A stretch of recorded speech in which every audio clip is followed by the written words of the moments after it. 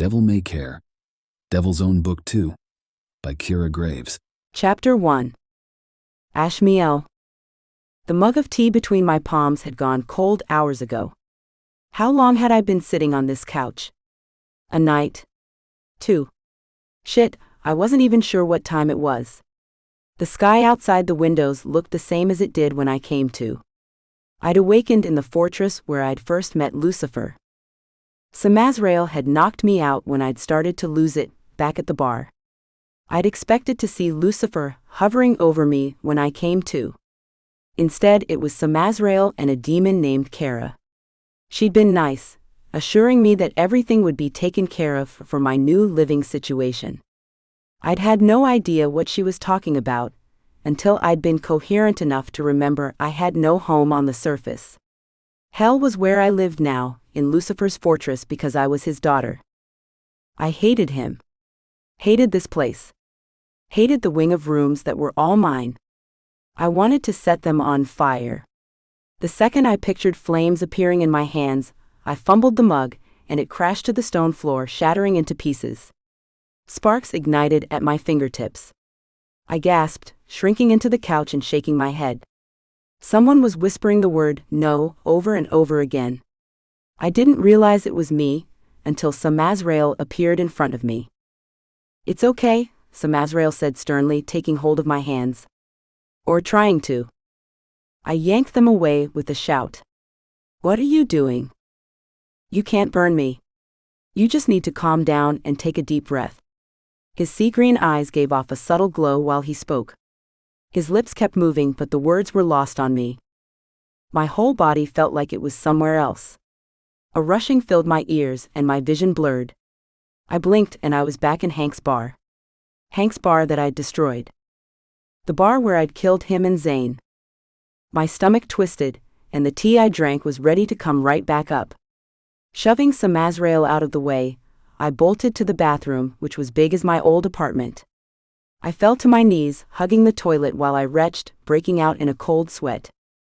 Steps sounded behind me, and I shook my head, trying to tell Samazrael to get away. The damn demon never listened to me.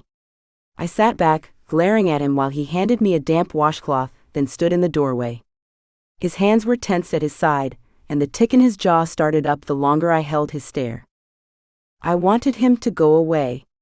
I wanted all of this to just go away, but it never would. Fury clawed its way through my abdomen, and I kicked the door shut in Samazrael's face. The anger gave way to a numbing cold that left me shivering. Tears seeped down my cheeks, and I pulled my knees to my chest. What little I'd had in my life was gone. And it was all Lucifer's fault.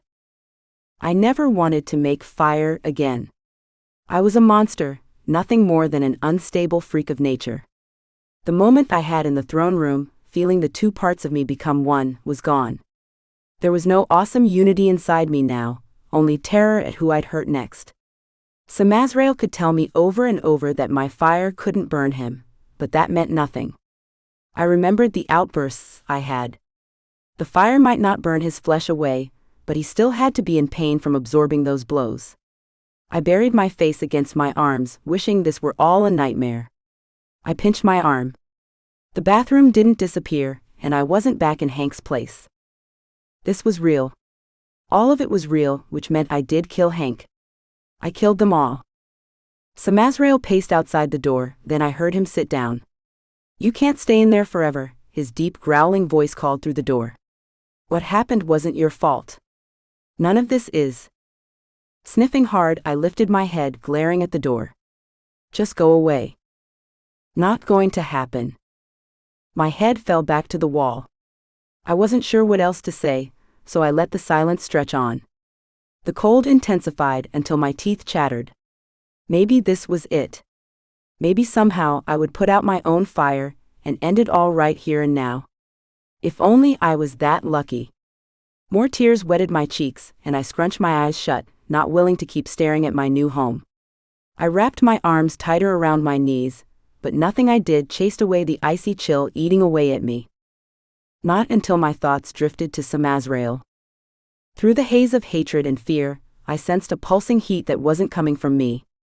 I focused on it, and bit by bit the cold left my body.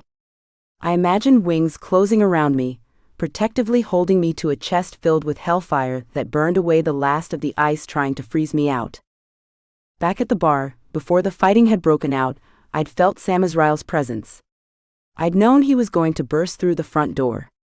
Just like then, I felt him through the door that separated us as if it weren't there at all. Without knowing why I did it, I raised my hand and pressed it to the black wooden surface. Shuffling came from the hallway, and warmth flooded my body a few seconds later. He'd placed his hand exactly where mine was. I shifted closer to the thin barrier, keeping my back to the wall and ensuring my hand stayed right where it was.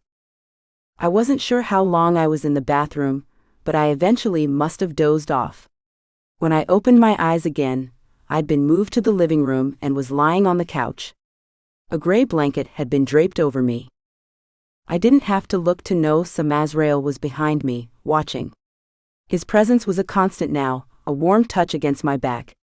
I shut my eyes and drifted, thankful he hadn't lain me on the bed in that damn bedroom. The first time I tried to sleep in there, the walls felt like they were closing in on me. I'd awakened screaming, thinking I was being crushed under the weight of my apartment building collapsing atop me. Now I slept on the couch. The living area was nice and open because of its massive windows. And out here, Samazrael was comfortable staying in the same room as me. I hadn't said it, and he didn't ask, but he knew I didn't want to be alone. Trying not to think of anything at all, I let myself fall back to sleep. Kara set a tray of food on the coffee table. She gave me an encouraging smile, but her brown eyes overflowed with sympathy and worry. She had on a cream sweater and black pants with knee-high black boots. Tattoos covered the backs of her hands, and she had a small flame beneath each of her eyes. Subconsciously, I pressed my fingers to the birthmark at my temple.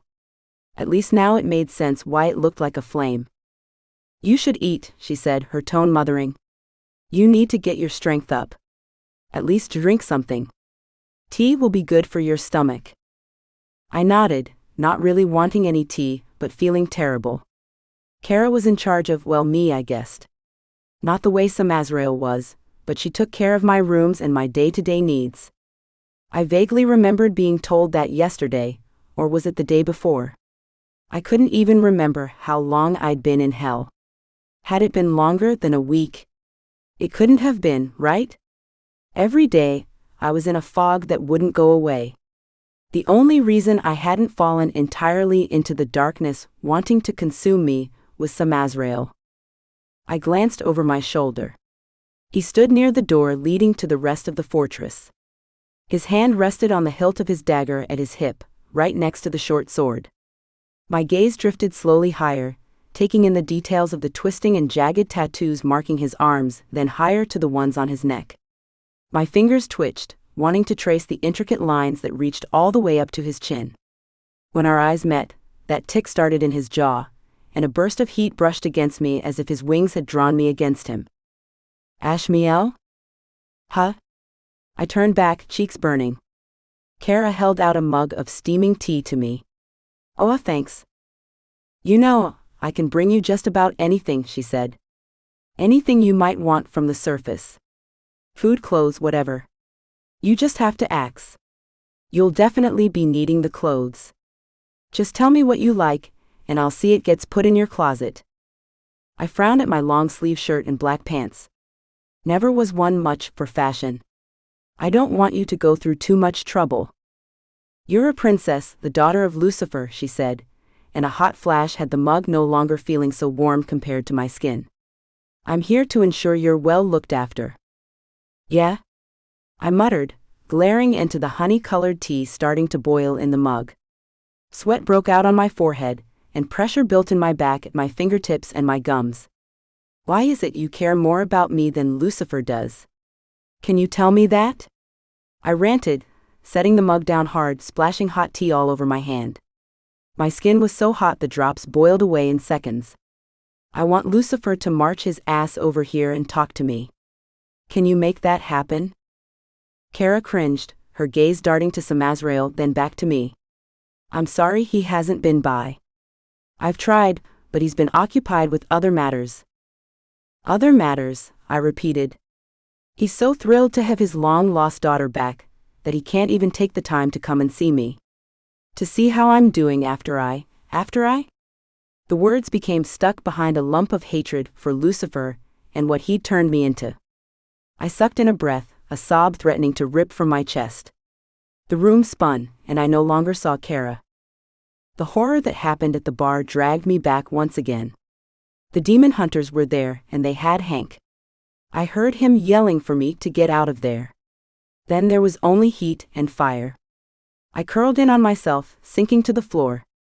Sparks flickered at my fingertips, and I cursed, closing my hands into tight fists to snuff them out.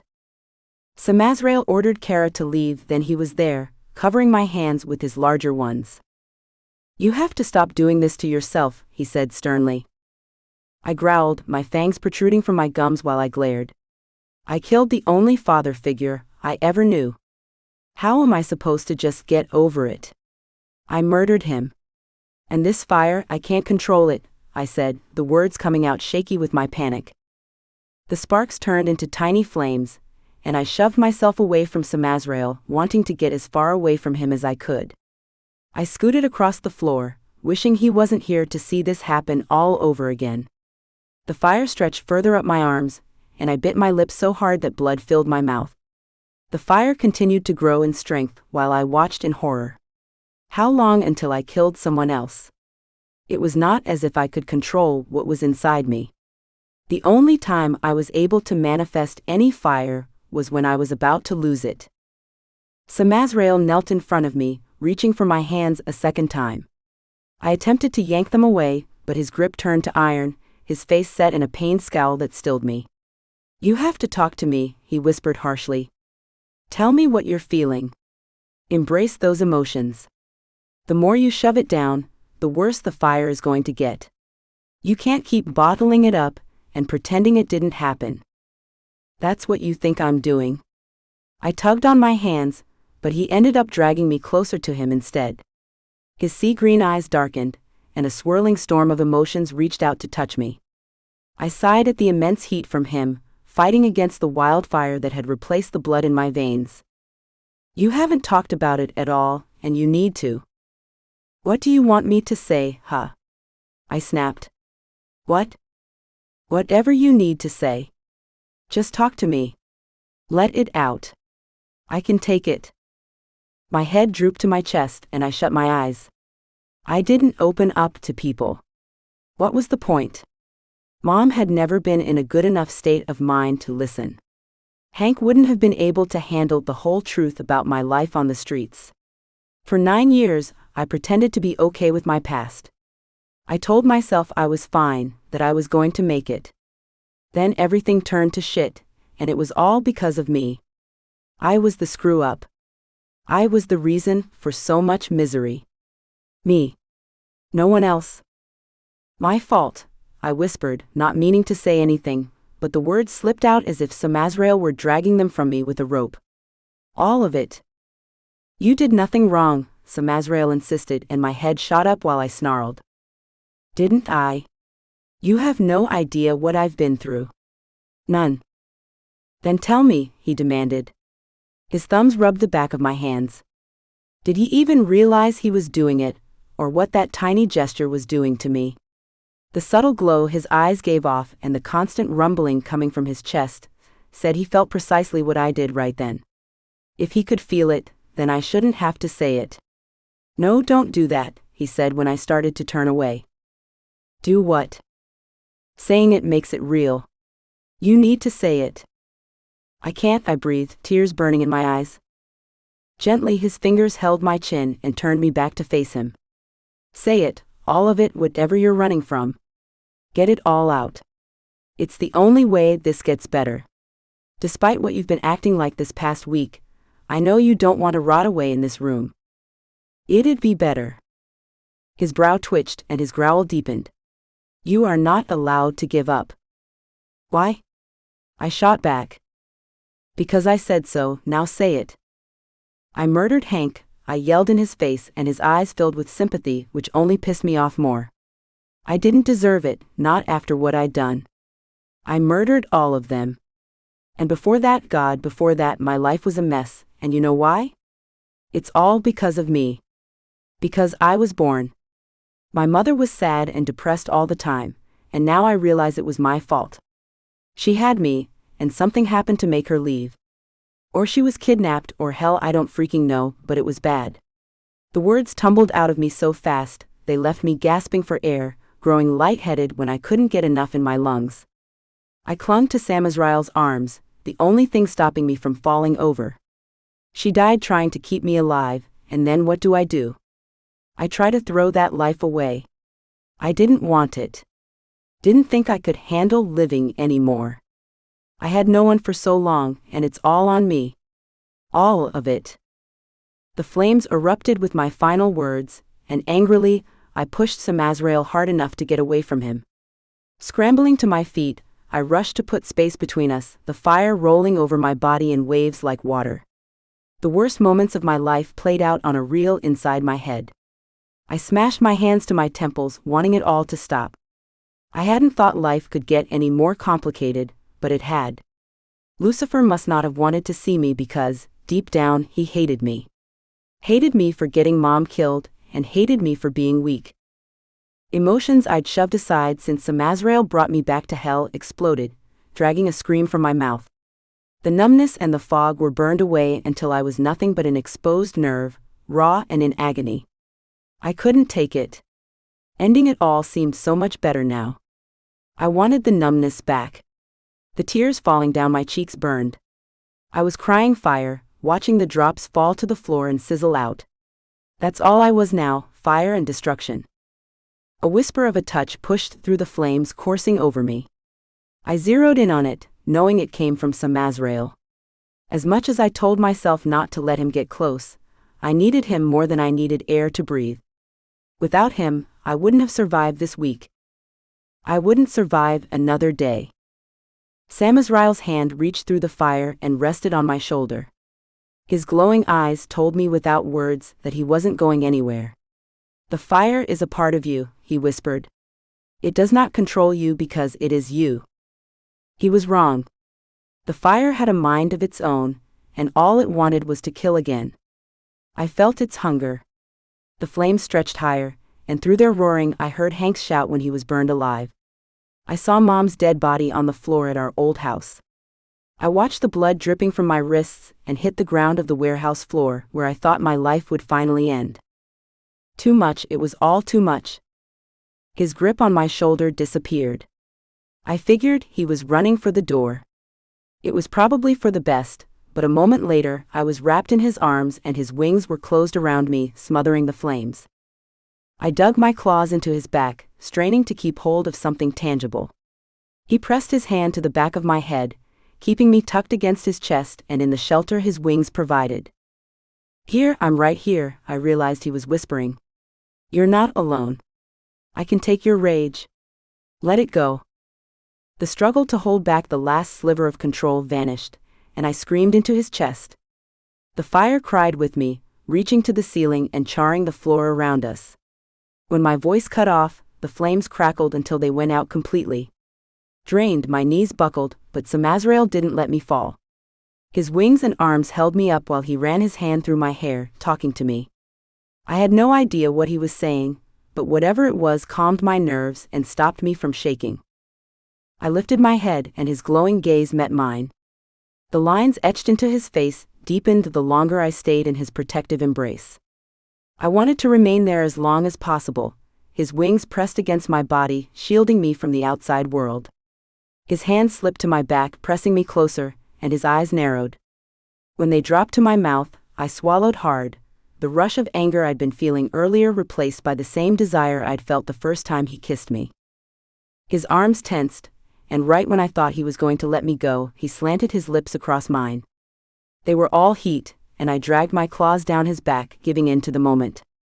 I nipped his lip and he growled, crushing me to him and lifting me off my feet, his lips moving passionately over mine. As fast as it had started, he released me and stormed away. Samazrael. I'm sorry, he growled, keeping his back to me. His wings retreated and he reached for the door. I'll see Kara returns with something else for you to eat in a while. You should rest until then. Something's obviously wrong and it's my fault. Can we just talk about it? You should be worried about yourself right now. He hesitated and, glancing over his shoulder, added, "This has nothing to do with you. It feels like it does since it always happens around me. I might have been out of it the last few days, but I'm not blind." I rushed toward him. "Does this have anything to do with why Lucifer mentioned a cell?" He whipped around and grabbed my arms, baring his fangs at me with a furious growl. "Don't," he grunted. "Don't ever ask me about that, understand? Never." His face morphed, showing me a hint of his rage, and his lip lifted in a snarl while he held me. "I'm sorry," I said, and he flinched, letting me go and backing to the door. "No, I am." He cursed and yanked the door open. "Wait," I said, but the door slammed shut behind him. Damn it, seriously? After our return to hell, Samazrael had spent every day watching over me. This wasn't the first time I'd seen him struggling against his demon rage. It was the first time it had been so bad he'd taken off. The night Lucifer found out I was his daughter, he'd yelled something to Samazrael about letting him out of his cell. I'd been so wrapped up in myself, I hadn't remembered until today. Obviously, I wasn't the only one suffering here, or feeling as if there was far more to this relationship than just bodyguard and princess. Lips tingling, I pressed my fingers to them and wished he'd stayed a few minutes longer. That was twice he'd kissed me, and twice he acted like he was crossing a line that neither of us had drawn as far as I knew. Was it because of Lucifer? A spike of anger pricked my chest, but I shut my eyes, breathed in deeply, and thought of Samazrael and those leather wings of his holding me. The anger faded, and my heart stopped pounding away in my chest. Whatever Samazrael's issues were with getting close to me, he'd have to get over them. He clearly wanted me as much as I wanted him. Hell if I knew why, but I wasn't about to simply let him pretend he hadn't kissed me like that. I'd been around plenty of guys over the years, and none of them left me feeling anxious when they weren't around or able to take my anger. But Samazrael did. Or maybe you're simply getting caught up in the moment, I muttered to myself. Puffing out my cheeks and wondering what I should do next, I glanced around the room. With the numbing fog lifted from my mind, I no longer felt adrift. Bottling everything up might have saved me some pain, but Samazrael was right. This was my life now. If I was going to navigate it, I had to be clear-headed. Well, Hank, I hope wherever you are you won't see whatever shit I'm about to get myself dragged into now. Grief brought tears to my eyes and I let them fall. I'd let myself have one more day to mourn, then I'd have to find a way to face what was outside that door. And what was outside that door was the king of hell, whom I'd have to see again. Sooner or later. Chapter 2. Samazrael. After snagging another demon to guard Ashmielle's door and sending word for Kara, I quickly walked out of the east wing of the fortress. I barely made it down the corridor to my set of chambers when the storm of anger and desire ripped through me like a storm, leaving me gasping for air. Vision blurry, I staggered a few more steps forward, then crashed to my knees, digging my claws into the stone floor. Snarling, I gnashed my teeth, my face morphing while my muscles bulged beneath my skin. I'd taken Ashmielle's fury, and in turn my own rage burst free, ready to tear apart the next living thing to cross my path. Each breath I sucked in was shaky, and I fought to sort out what was me and what was Ashmielle. This past week had been a torture of a different kind. In her unstable state of mind, there'd been no mental shields in place to block me from what she felt. Whatever she went through, I was right there with her, experiencing the exact same emotions. Her grief and guilt had merged with the weight of my own, until I'd barely been able to stand upright. And her rage called to mind like a siren song. It took everything I had not to show that side of myself in front of her. I hadn't left her side, not for a second.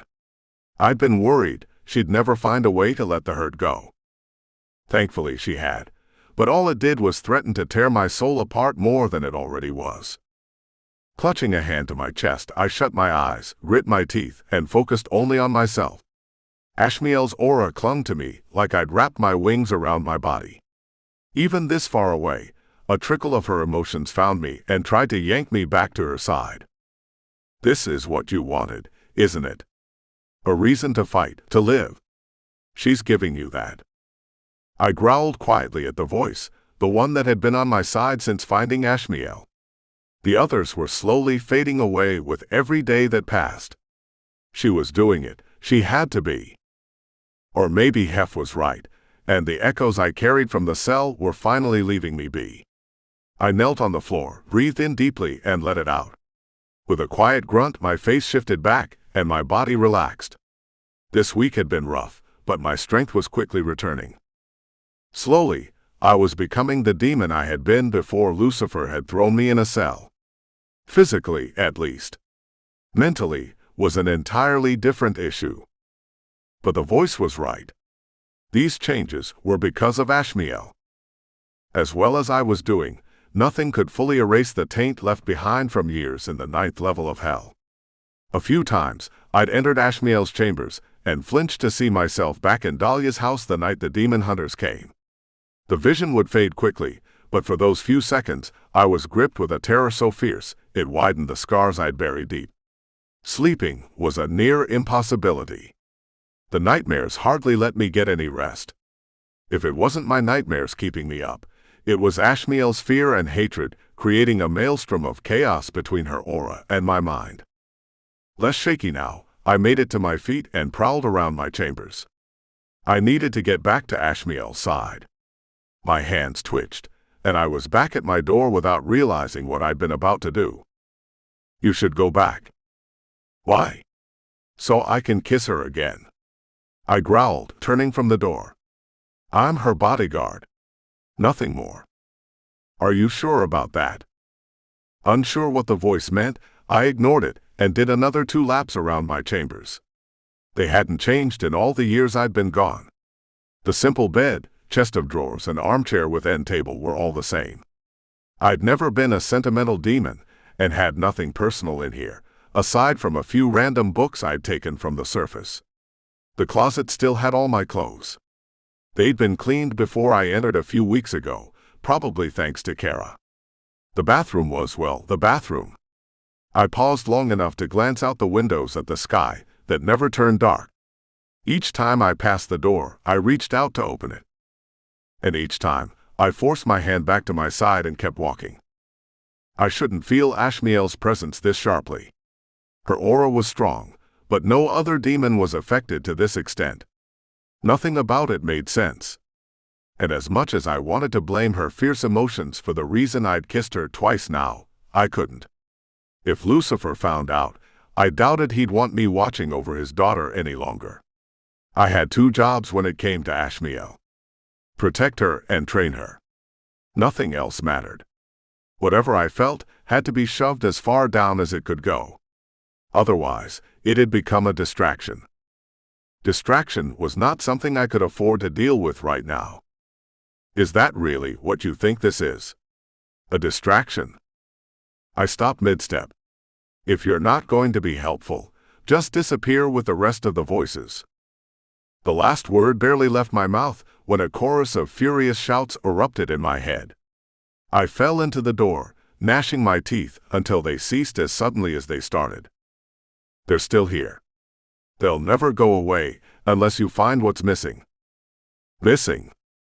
I gasped, my head throbbing now. What are you talking about? We're missing something. You feel it. I know you do. What is it? What are we not seeing? I wanted to argue, but after returning to hell with Ashmielle and then being around her constantly, I couldn't stop the nagging in my gut that whatever Lucifer and Hef weren't telling me was damned important. If it had to do with keeping Ashmielle safe, why wouldn't they let me know? I thought about asking Hef again, but the demon was a pain in the ass. If he wanted me to know, he would have told me by now. And as for Lucifer, I wasn't sure I was ready to see him face to face, not after hearing everything Ashmielle ranted to me today. He expected me to keep him apprised of the situation. I growled at his choice of words. He'd come to see Ashmielle one time. She hadn't been conscious, And when I told him what occurred at the bar, he said nothing, like it didn't matter. She had a mental breakdown over killing humans. If he wanted to know what she'd been through, he was going to have to ask her himself. What she said replayed through my mind once more. She blamed herself for so much, but that wasn't what had me itching to take my spike of fury out on the wall. She'd tried to throw her life away. The suspicions I had about the scars on her wrists and the others on her arms were right. Picturing a younger Ashmielle feeling so lost and overwhelmed with grief that she tried to take her own life ripped a new wound in me, and I let my fist fly, cracking the stone. The pain did little to ease the guilt of knowing if I'd been able to stop the demon hunters that night. If I had done my job, Ashmielle wouldn't have had to suffer so much. It took all the willpower I had not to bombard her with questions and make her swear she'd never try to harm herself again. That was a conversation for a day when she didn't just have another outburst. It's not only her past you need to worry about, the voice whispered so quietly I almost couldn't hear it. It's your own. There was more, but the voice became muffled as if I'd shoved cotton in my ears.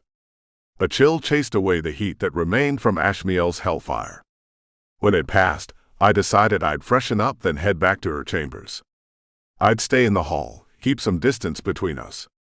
There was no reason for me to be in the room with her. Absolutely none. A hand closed around my arm, and I snarled, whirling around with my claws extended. Hef's brow rose, and he gave me a curious glance while I quickly lowered my hand, muttering an apology. "What's got you on edge?" he asked, glancing from me to Ashmielle's door behind me. "You're not still coming down from swallowing those souls, are you?" "No," I replied, nearly forgetting what I'd done that night. "It's nothing." "Doesn't exactly look like nothing. I thought Kara told me Ashmielle was doing better." "She is for the most part." A quiet growl rumbled through me as Ashmielle's aura seeped through the walls, calling to me. My eyes slipped shut, and I tilted my head, listening to her emotions. Much like the voices that had been taunting me, her aura spoke to me now. It was the strangest experience, and I'd told myself repeatedly it wasn't normal. And yet, I felt it was at the same time. That it was normal for me to feel her like this. I'd been spending as much time as I could in the hall, hoping space would help me figure out how to deal with what I felt whenever I was around her. Being out here didn't do a damn thing except prevent me from asking her all the questions that were always on the tip of my tongue, or her asking me what was wrong.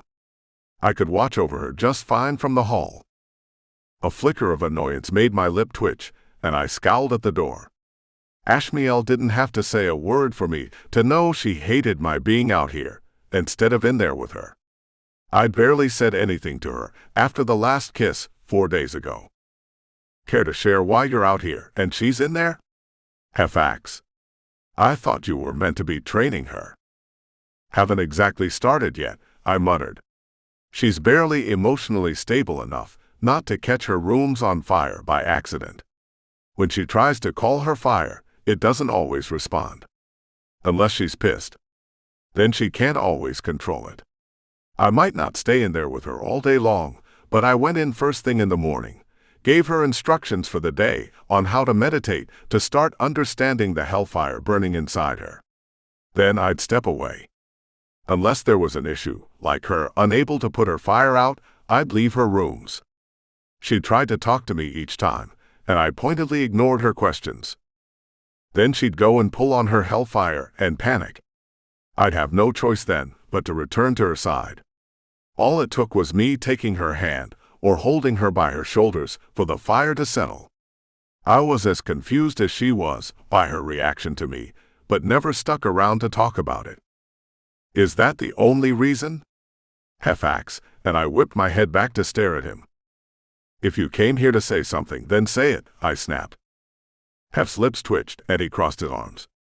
"Did something happen between you two that you're not telling me?"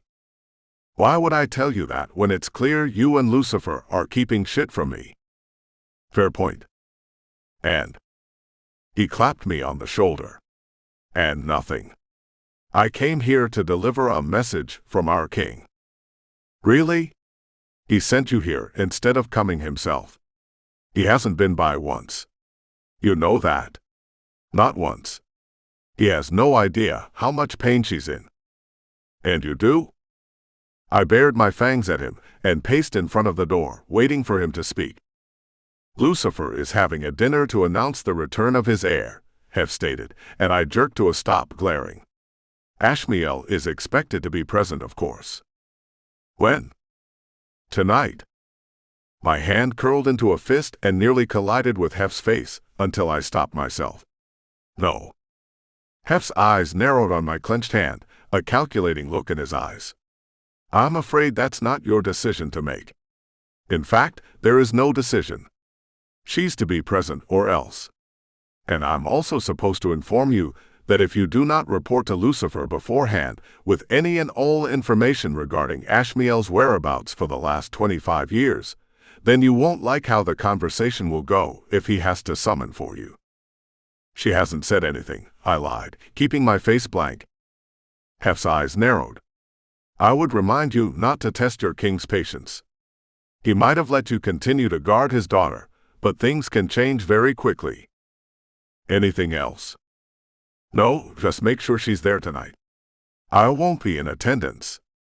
You know how those stuck-up assholes are about having me around. Just do us both a favor and behave. Both of you. Hef might be Lucifer's half-brother, but most treated him as merely another demon, even if he made the greatest weapons and armor hell had ever seen. He strode down the corridor, and I relaxed my stance once he was out of sight. Dinner with the demon elite? What was Lucifer thinking? Ashmielle was in no state to deal with a room full of demons, especially if Lucifer would be essentially showing her off. How could he not know this was a terrible idea? If Ashmielle didn't hate him already for ignoring her, she would after tonight.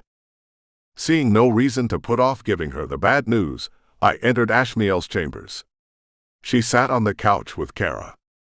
I'd known her for nearly all of my life. She'd been one of the few demons I considered a close friend, close enough to be family. When she first saw me after I returned to the fortress with Ashmielle, she hadn't been able to stop crying, hugging me, and smacking me for waiting to let her know I was finally out of the cell. Ashmielle and Kara were talking quietly, but as soon as I approached, they fell silent. The temperature in the room rose a few degrees with Ashmielle's pointed gaze. Kara's brows went up and down a few times while she tilted her head, first toward me, then toward Ashmielle. Great. So they'd been in here talking about me. That was fantastic. No wonder all I'd been feeling from Ashmielle was annoyance. Kara, I need to speak with Ashmielle alone, I told her. She can stay, Ashmielle argued. Kara was already standing. No, it's fine. I don't mind leaving. Ashmielle gave her a pleading look. Kara bent over and whispered something in her ear. Whatever it was, had Ashmielle rolling her eyes and muttering under her breath. Kara laughed, patted her on the shoulder, and walked toward the door. Her friendly smile fell when she drew next to me, and she pointed her finger in my face. You better figure it out, she whispered. And do it fast, you hear me? What are you even talking about? I demanded. Kara's thin brow arched. What do you think, genius? Then she stomped past me and slammed the door shut on her way out. So, are you actually going to talk to me today? Ashmielle muttered, picking at the edge of the couch's cushion. I was giving you space. That's what you want to go with. Really, she scoffed, rising to her feet. Do you want me hovering over your shoulder every minute of the day? I shot back louder than I meant to, but her aggravation was pricking at me, as if she dragged her nails down my back again. It was too damn easy to picture myself storming across the room and wrapping my arms around her while I kissed her. I licked my lips, cursing under my breath, and turned my gaze from her flushed cheeks.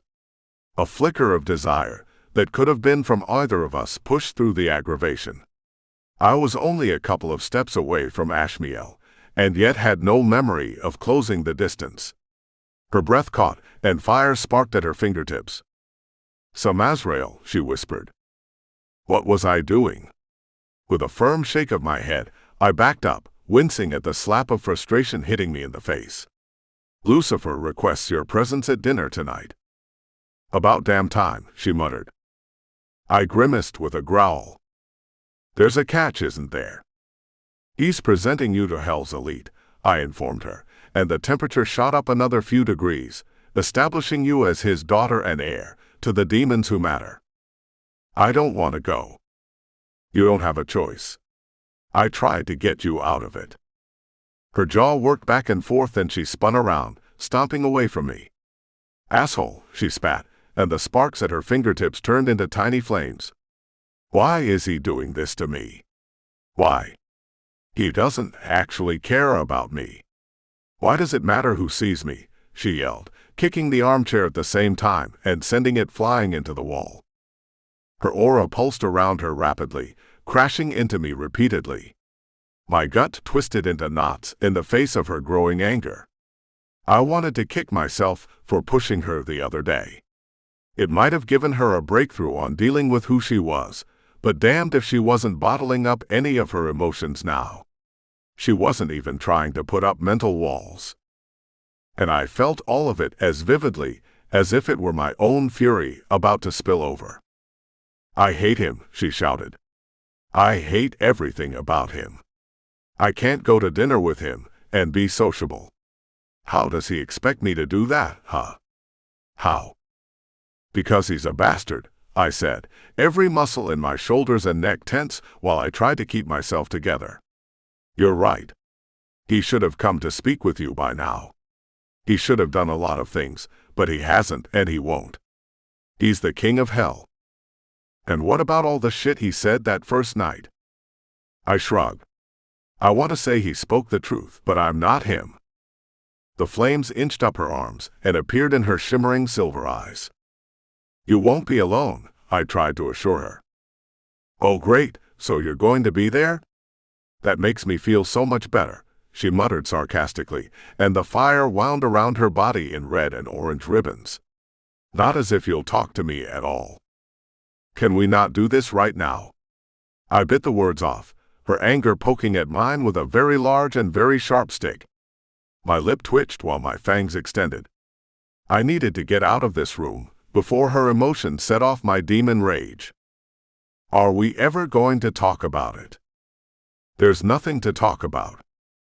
Flames roared, shooting to the ceiling and burning the floor around her feet. Despite what she was doing to my already scarred and mutilated soul, it was impossible for me not to admire how beautifully dangerous she was at that moment. She was going to be damned formidable if I ever had a chance to train her to control her hellfire. "You really want to lie to me right now? You want to be like him?" I snarled, red blurring my vision, and charged across the room. I backed her into the wall, my face twitching with how much it wanted to morph and let the demon rage out. "I am nothing like him," I seethed. Hellfire continued to pour out of her hands, but it didn't throw me away. The ribbons of fire reached out as if to pull me in closer. Heat pooled in my hands, but my own fire didn't show itself. I hadn't seen it since coming back here. Ashmielle's fire licked my palms, and a deep growl rumbled through my chest. There was hardly any space between as it was. Still, I leaned in, staring down into those eyes overflowing with defiance. Her gaze turned, searching. Slowly she stretched her hand up to cup my cheek, and I flinched, meaning to move away, but I didn't do so fast enough. Her skin met mine, and I froze, her other hand joining the first. She held my face. "No," she whispered, "you're nothing like him." Swallowing hard, I waited for her to release me.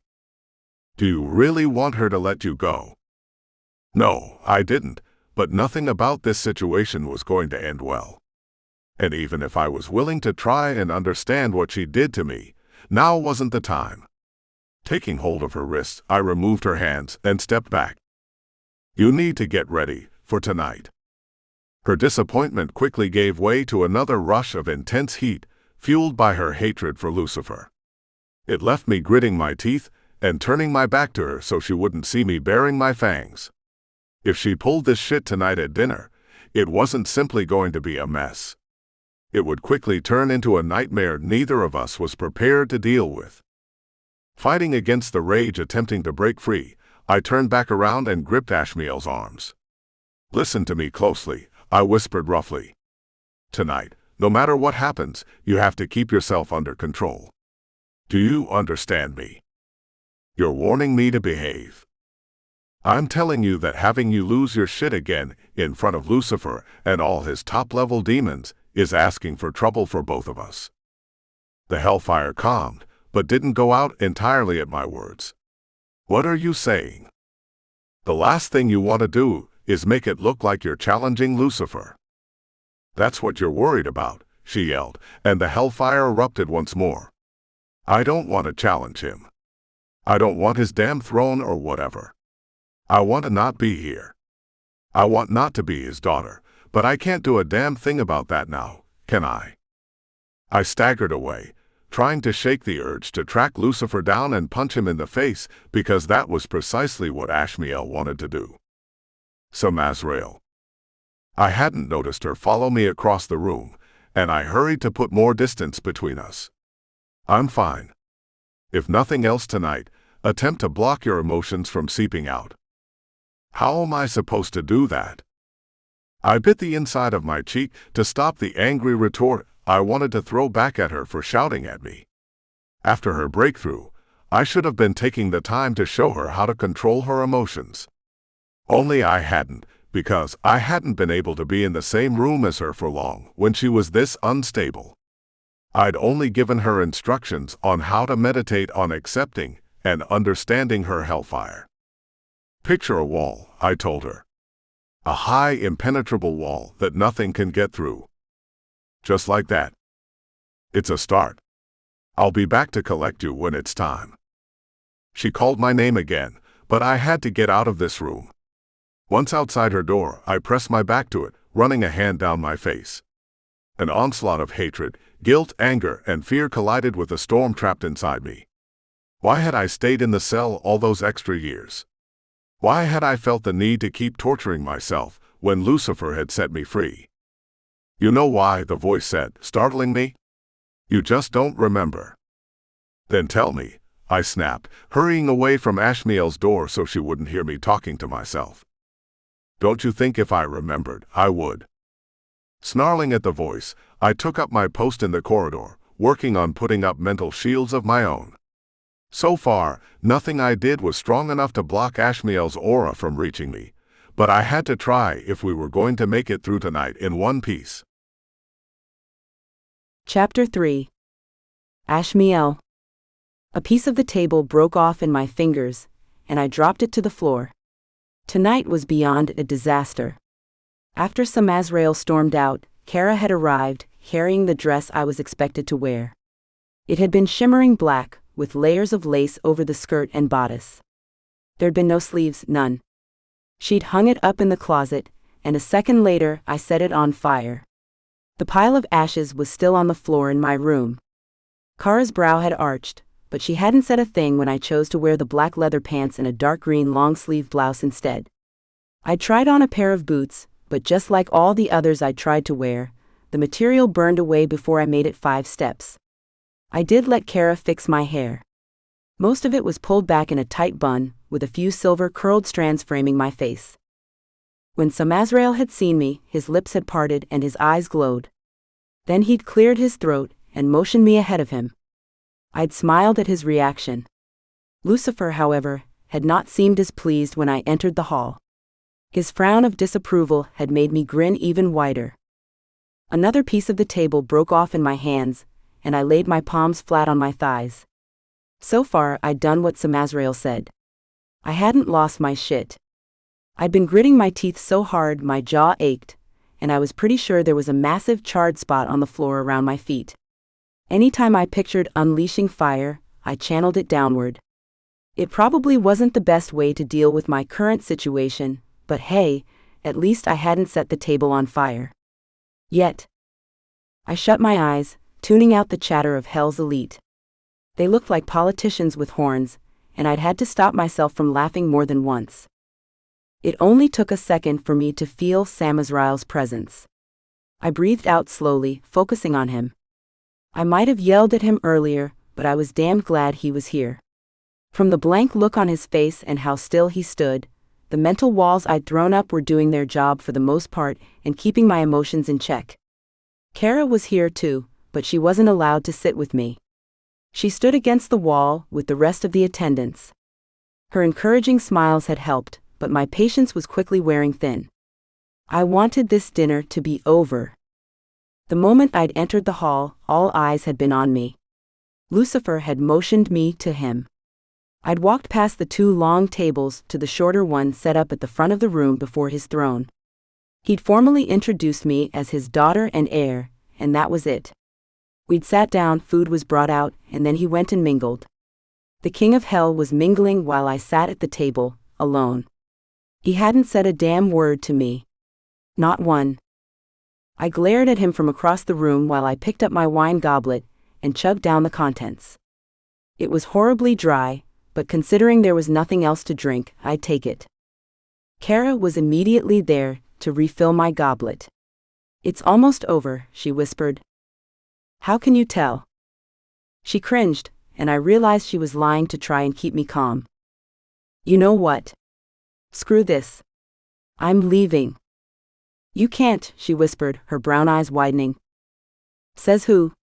Him? You think I give two shits what he thinks?" I pushed back my chair, the loud scraping of the legs across the stone cutting through the voices that filled the hall. They fell silent all at once. I froze. 40 sets of eyes stared right at me, but it was the last set that shimmered beneath the candlelight. Lucifer's hand tensed around his silver goblet. The red silk shirt he sported tonight glistened like it was crafted from blood. The tattoos on his arm seemed to writhe beneath his skin the longer he held my gaze. "Ashmielle," he said. "Is there something you wish to say, daughter?" I bristled at the warning in his tone. A tiny part of me said to sit my ass back down. And a much louder part screamed he had no right to order me around. He might be my father by blood, but he'd done nothing to act as a loving parent. I tossed my fancy cloth napkin on the table and backed away. When I started to walk toward the door, Lucifer repeated my name, his aura pushing against mine. "I'm tired," I said. "I'm going to bed." "Not like you need me here for anything anyway. This dinner is for you." I pushed my tongue into my cheek, Samazrael's warning ringing in my head. Being here nearly 2 weeks and not having seen Lucifer at all, then having him summon me to dinner to show me off overrode all rational thought. "Is it?" I snapped, and thought I heard Samazrael curse quietly behind me. Lucifer set his goblet down on the nearest table. "Why would it not be?" "I don't know, Dad," I uttered, a growl underlying my words. "Thought this shit show was for you. Gotta let everyone know your kid's back. Doesn't matter that we haven't had a real conversation yet. Doesn't matter that you clearly don't give a shit about me, just what I'm here to do for you. You know nothing about me, but who cares, right? It's all about Lucifer." The second the words came out of my mouth, Lucifer squared his shoulders and a fire flickered in his eyes. I should have stopped talking, but when his aura continued to push against mine, the walls I'd put up in hopes of keeping myself in check snapped. My aura crackled around me. Fire sprouted at my fingertips and around my feet. Across the room, Lucifer stared me down, his jaw set in a firm scowl. "If you'll excuse us," Lucifer said, not glancing away from me. "It would appear my daughter, and I need to have a word." "You don't get to call me your daughter," I said, and several demons whispered until Lucifer bellowed for them to leave. They filed out quickly after that, leaving only Samazrael and 2 guards. "Now you want to talk because it's convenient for you, is that it?" "Ashmielle," Lucifer said. I slashed my hand through the air, cutting him off. "No, I've been here for weeks, and I thought tonight was going to be about us talking, really talking. But you bring me to a room full of other demons. All they did was stare at me like I'm some freak starring in your show. What is wrong with you? Do you have any idea the shit I've been dealing with? Do you?" To my right, I spotted Samazrael shifting uneasily on his feet. His hands were at his sides, and his shoulders tensed as if he was ready to pounce. Whether he was going to try and tackle Lucifer or me, I wasn't quite sure yet. Most likely me. Control yourself, Lucifer scolded, and my gaze flicked back to him. Those silver eyes shone when I focused on him. His bare feet were planted shoulder-width apart, and his hands rested on his hips like he was preparing to scold me as if I were still a child. I'd wondered about him walking around barefoot, until I spent the last week melting any pair of boots Kara had brought me. My feet burned with the heat continually rolling over my skin. The stones beneath me were blackened each time I resituated my stance. I couldn't merely be a half-demon. No, being the daughter of Lucifer meant the hellfire coursing through my body and soul was 10 times more potent. Then there was the fact that my demon half had been suppressed for 25 years. I was no longer holding anything back. All that did was make me jittery. I had a lot of pent-up, furious energy needing an outlet. Setting that ridiculous throne ablaze sounded like a great idea. I said, "Control yourself," Lucifer repeated, growling. "You've learned nothing about the abilities you possess. Your emotions are spilling out of you like a river. I can feel everything you feel, which means so can the demons around you." I glanced around, noting how his guards cringed, but it was Samazrael who seemed to be suffering the worst. His hands were curled into trembling fists at his sides, and he rolled his head on his shoulders as if trying to stop himself from falling into a demon rage. It wasn't the first time I'd seen him act like that around me. I'd apologized to Samazrael later, but right then I wanted Lucifer to know how much he pissed me off. "You can feel everything, huh?" I muttered, facing Lucifer once more. Lucifer's lip twitched when I made sure to send a wave of irritation and hatred straight for him. He rolled his shoulders, a quiet growl slipping past his lips. "This dinner was so you could introduce yourself to your subjects. You are the one who insisted on sitting there all night like a statue. This rage is unwarranted." "You're joking, right?" Another wave of anger flowed out of me, and sparks ignited the air between us. It wasn't like I wanted to be consumed by fire. Not like I enjoyed watching the world burn around me, because I couldn't figure out how to keep the hellfire in check. Most days the white-hot fury was all I felt. It made it hard to see straight, to think clearly. Then again, losing control right then and singeing his perfect eyebrows would be entertaining. What to do first? Throne or eyebrows? I smirked and raised my hand, ready to do both at the same time. Ashmielle. It wasn't Lucifer who said my name. No, only Samazrael could say it, and have it break through the angry haze clouding my mind. A burst of annoyance that wasn't mine struck me, and I caught Lucifer's narrowed eyes dart to Samazrael.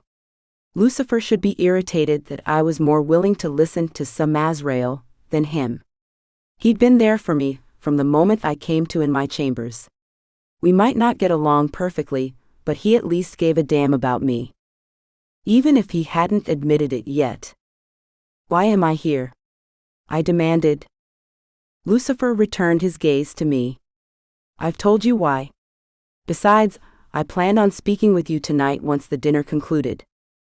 "Looks like dinner's over." "You're welcome." "You do realize who I am, yes?" he replied as if that explained everything. "Oh, I'm sorry, should I have just stayed gone? Better yet, let the demon hunters have me? Would that be easier for you?" "Why do you think I don't want you here?" he snapped, striding forward. "You are my daughter. Something you clearly enjoy telling everyone, but your follow-through is shit. You act as though I don't care about you when I do, more than you know." Silence fell over the room for a solid 10 seconds, until I burst out laughing, unable to hold the bitter sound back.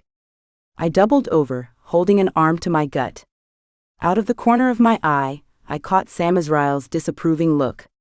Writing and fighting to stop the maddening laughter, I sighed. "You expect me to believe you?" I muttered. "Why wouldn't you?" "Gee, I don't know, Dad," I snapped sarcastically, and fire sprouted at my fingertips. "Maybe because this is the first time you've bothered to try and talk to me since I've been here. I was giving you time to settle into your new home. I understand this may be overwhelming, and I wasn't going to burden you with what will be expected of you yet." "Expected of me?" I blurted. "You are my heir, as was announced tonight, so yes, you will have duties to perform. You're a piece of work, I whispered, hanging my head and digging my bare toes into the stones. Speak up, he ordered. I flipped him off instead, and his jaw clenched so tight I waited to hear his teeth crack. The rest of you out, he breathed, then yelled it, making my ears ring.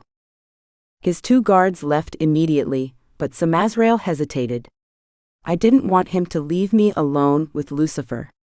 Silently, I begged for him to stay, but he bowed and exited the throne room. The doors closed, and the silence became charged with all the emotions Lucifer must have been holding back this whole time. I staggered from the weight of it all crashing into me, leaving me dizzy. Why are you doing this to me? He demanded. Shaking my head, attempting to traverse the surge of anger and worry that were a tangled mess coming from Lucifer, I grated, doing what?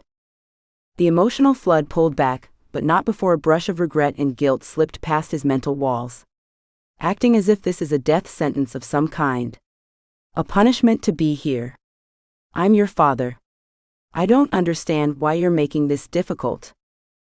You're not acting like one, I muttered. I needed a father, and instead I get the king of hell. That's who I am. Not to me, I shouted, and sparks exploded around me, fueled by the guilt and horror I'd been fighting for days. A shockwave of fire shot from me, slamming into the tables, and sent them careening into the walls with a loud crash. Dishes hit the floor, shattering on impact, and the tablecloths and napkins caught fire. You say you understand, but you don't. You don't get it. You have no idea what's happening to me, because you don't care enough to ask. You simply expect me to be okay with all of this. I spun in a circle, taking in the throne room. Well, I'm not. I can't be, not when. I cut myself off with a harsh curse, my shoulders sagging. When what? He asked quietly. I sensed the change come over me, my body growing hot like I was in an oven. My fangs and claws extended and pressure built in my back. Gnashing my jaws, I turned away from Lucifer, smashing my hands to the sides of my head to force the demon half of me back down. Control it, he said sternly. These outbursts of yours will only get worse if you don't. Stop telling me what to do, I whispered, gasping when my wings erupted from my back, spreading wide, ready to take flight. Vision blurring, I sank to my knees while my gut twisted in vicious knots that left me sick. I would not puke in front of Lucifer. I wouldn't. I strained to find that moment of balance I had the first night I was here, but it never came. The one demon who could help me had left the room. Lucifer's aura pulsed closer, and I threw out a hand, feeling him hovering behind me. I can help you. Can you? I snapped, whipping around with a glare while a growl rumbled in my chest. If you wanted to help me, you would have done it sooner. He walked around until he was in front of me and crouched. His face was unreadable, but his aura pulsed with genuine concern. That only pissed me off more, and I growled louder. This is as new to me as it is to you, he murmured. You're right. I should have seen that you were struggling. Struggling? That's what you want to call this. I flattened my hands to the stones. In my mind, the floor gave way to Hank's charred bar. The bar I'd destroyed with everyone in it. I killed people, I said, the words barely a whisper. I destroyed them. How am I supposed to be okay with that? Lucifer shrugged. They were mortals. Demon hunters. Their deaths mean nothing. They weren't all demon hunters. 2 of those humans meant something to me. They were my family, and I burned them to death. My wings fluttered, and I clapped a hand to my mouth, scrunching my eyes shut as if that would erase what I'd seen in those last few moments when Hank was alive. I'm your family, Lucifer said, reaching for my hand. I'm your father, your flesh and blood. Those humans were not worthy of your presence. You don't need to tear yourself apart over their deaths. One of those humans saved my life. I yanked my hand away, rose to my feet, and stomped away. He was the only father I ever knew, until I was brought to hell. His eyes narrowed, and I backed away at the fiery storm brewing in his silver eyes, little more than slits. You're wrong to think I don't want to know about what you went through, he said, the words underscored with a growl.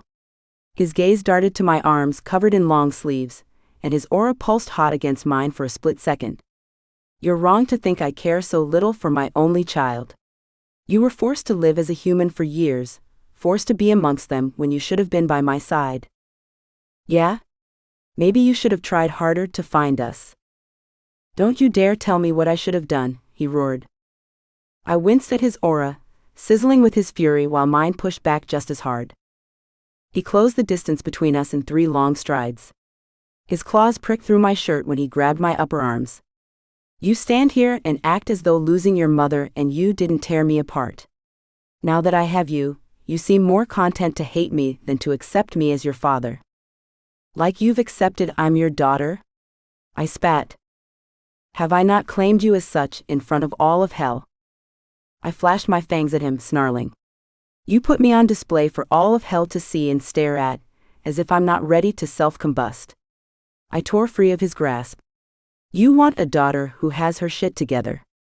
Instead, you're stuck with me, and I can't simply be okay with my life being turned upside down again. You don't have a choice. Don't I? I know how to make a damn portal. I'll leave hell and never come back. I lost you once. Do you honestly believe I'd let you disappear again? He whispered. For the first time since the night I told him I was his daughter, a hint of the love he had for me slipped from his aura to mine. This is your life. It's time you accept it. My lip twitched, and I left a fire in my wake while I paced around the throne room. No matter what I did, I couldn't pull it back into me and let out a frustrated yell. I killed people because of what I am. I'm unstable and dangerous, and it terrifies me. Don't you see that? I'm terrified of what's happening to me, and all that seems to do is make it worse, so no, I can't accept it and move on with my life. I mean shit, what is my life now anyway? Once you learn to control the power inside you, you'll help me rule hell. And if I don't want to do that? You can't tell me you want to go back to tending bar. I crossed my arms and shrugged. What if I do? I was good at it, and at least I didn't kill people in the process. You have to let that go. They were? Yeah, human, I cut him off. I get that you don't care about them, but I do. Why? I told you. One of them saved me. He took a step closer, but I took one back and he stilled, his hand jerking as though he were fighting the urge to grab hold of me again. How? You don't really want to know. Yes, I do, he argued. I want to know everything. I wanted to believe him, but it was so hard to. A huge part of me was damn sure he wanted to use me somehow. No matter what transpired the night Lucifer believed Mom and I had been kidnapped or killed, Mom had managed to escape our captors. She hadn't gone back to Lucifer, and there had to be a reason. Until I knew why, trusting him wasn't going to be easy. You and I have to talk, he went on. And you will tell me everything. Screwing my lips to the side, I nodded. How about you start by not ordering me around? By talking to me like I'm your daughter and not a damn prisoner, I suggested. With a roll of my shoulders, my wings retreated into my back. My fangs shortened as did my claws. You will not leave hell, he said when I reached the doors. The thought of trying to escape crossed my mind, but Samazrael would bring me right back. I glanced over my shoulder, focusing on the throne, and arched my brow. A fire erupted on the seat, and I stormed out. Right when the doors closed behind me, I caught the slightest hint of pride come from Lucifer, then his mental wall slammed down, and I was left swimming in a dark ocean of my own tangled soul. That went well. I flinched at Samazrael's voice. He stood to my right, looking at the doors behind me. Could have been worse. You sure about that? No one speaks to Lucifer like that, and gets away with it. I'm his daughter. Guess that gives me a bit of leeway, I muttered, marching down the corridor with Samazrael at my side. He touched my arm and we came to a stop. That's not what I mean. I know you warned me about not challenging him, but that's not what I did. I just called him out for being a shitty-ass parent.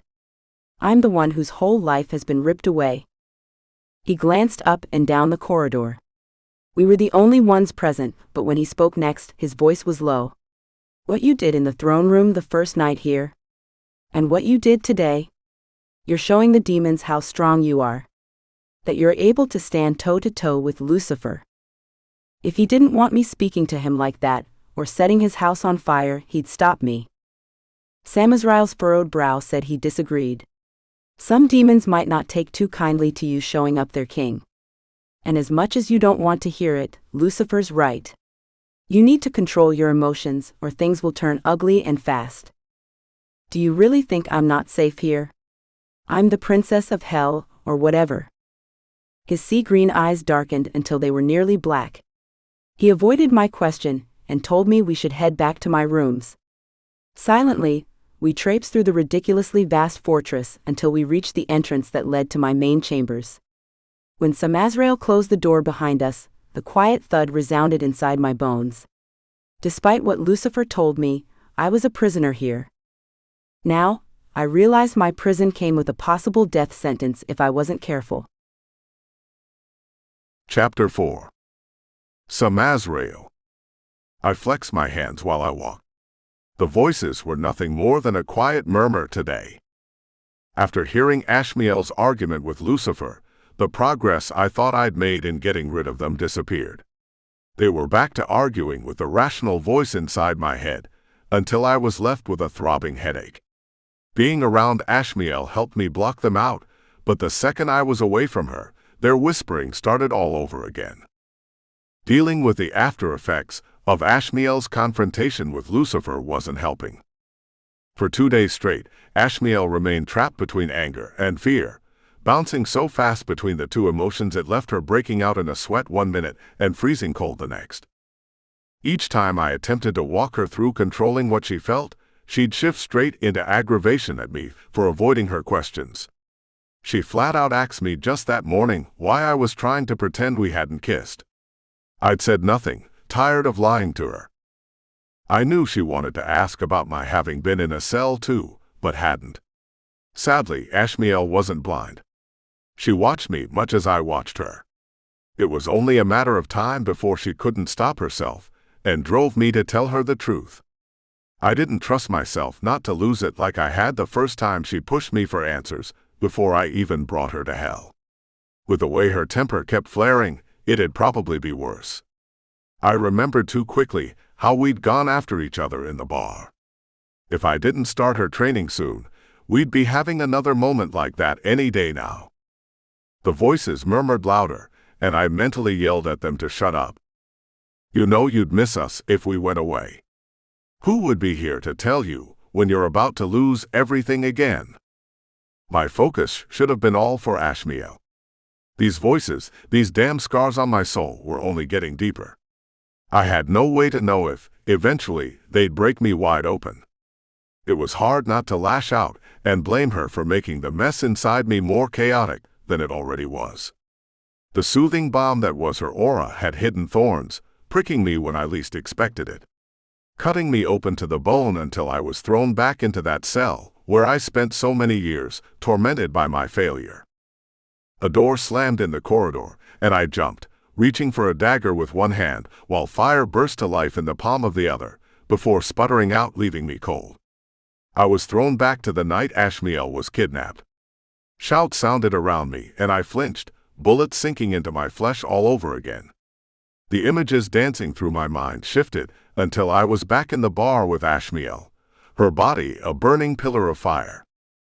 She's dangerous, too dangerous. Look what she did to those humans. She can handle it, I uttered harshly. Can she? You've seen how out of control she is already. Who says she won't turn that power against you? Or all of hell? She'll be your downfall. Look what she's doing to you now, breaking you into tiny little pieces. Yelling, I turned and stabbed my dagger into the stone wall all the way to the hilt.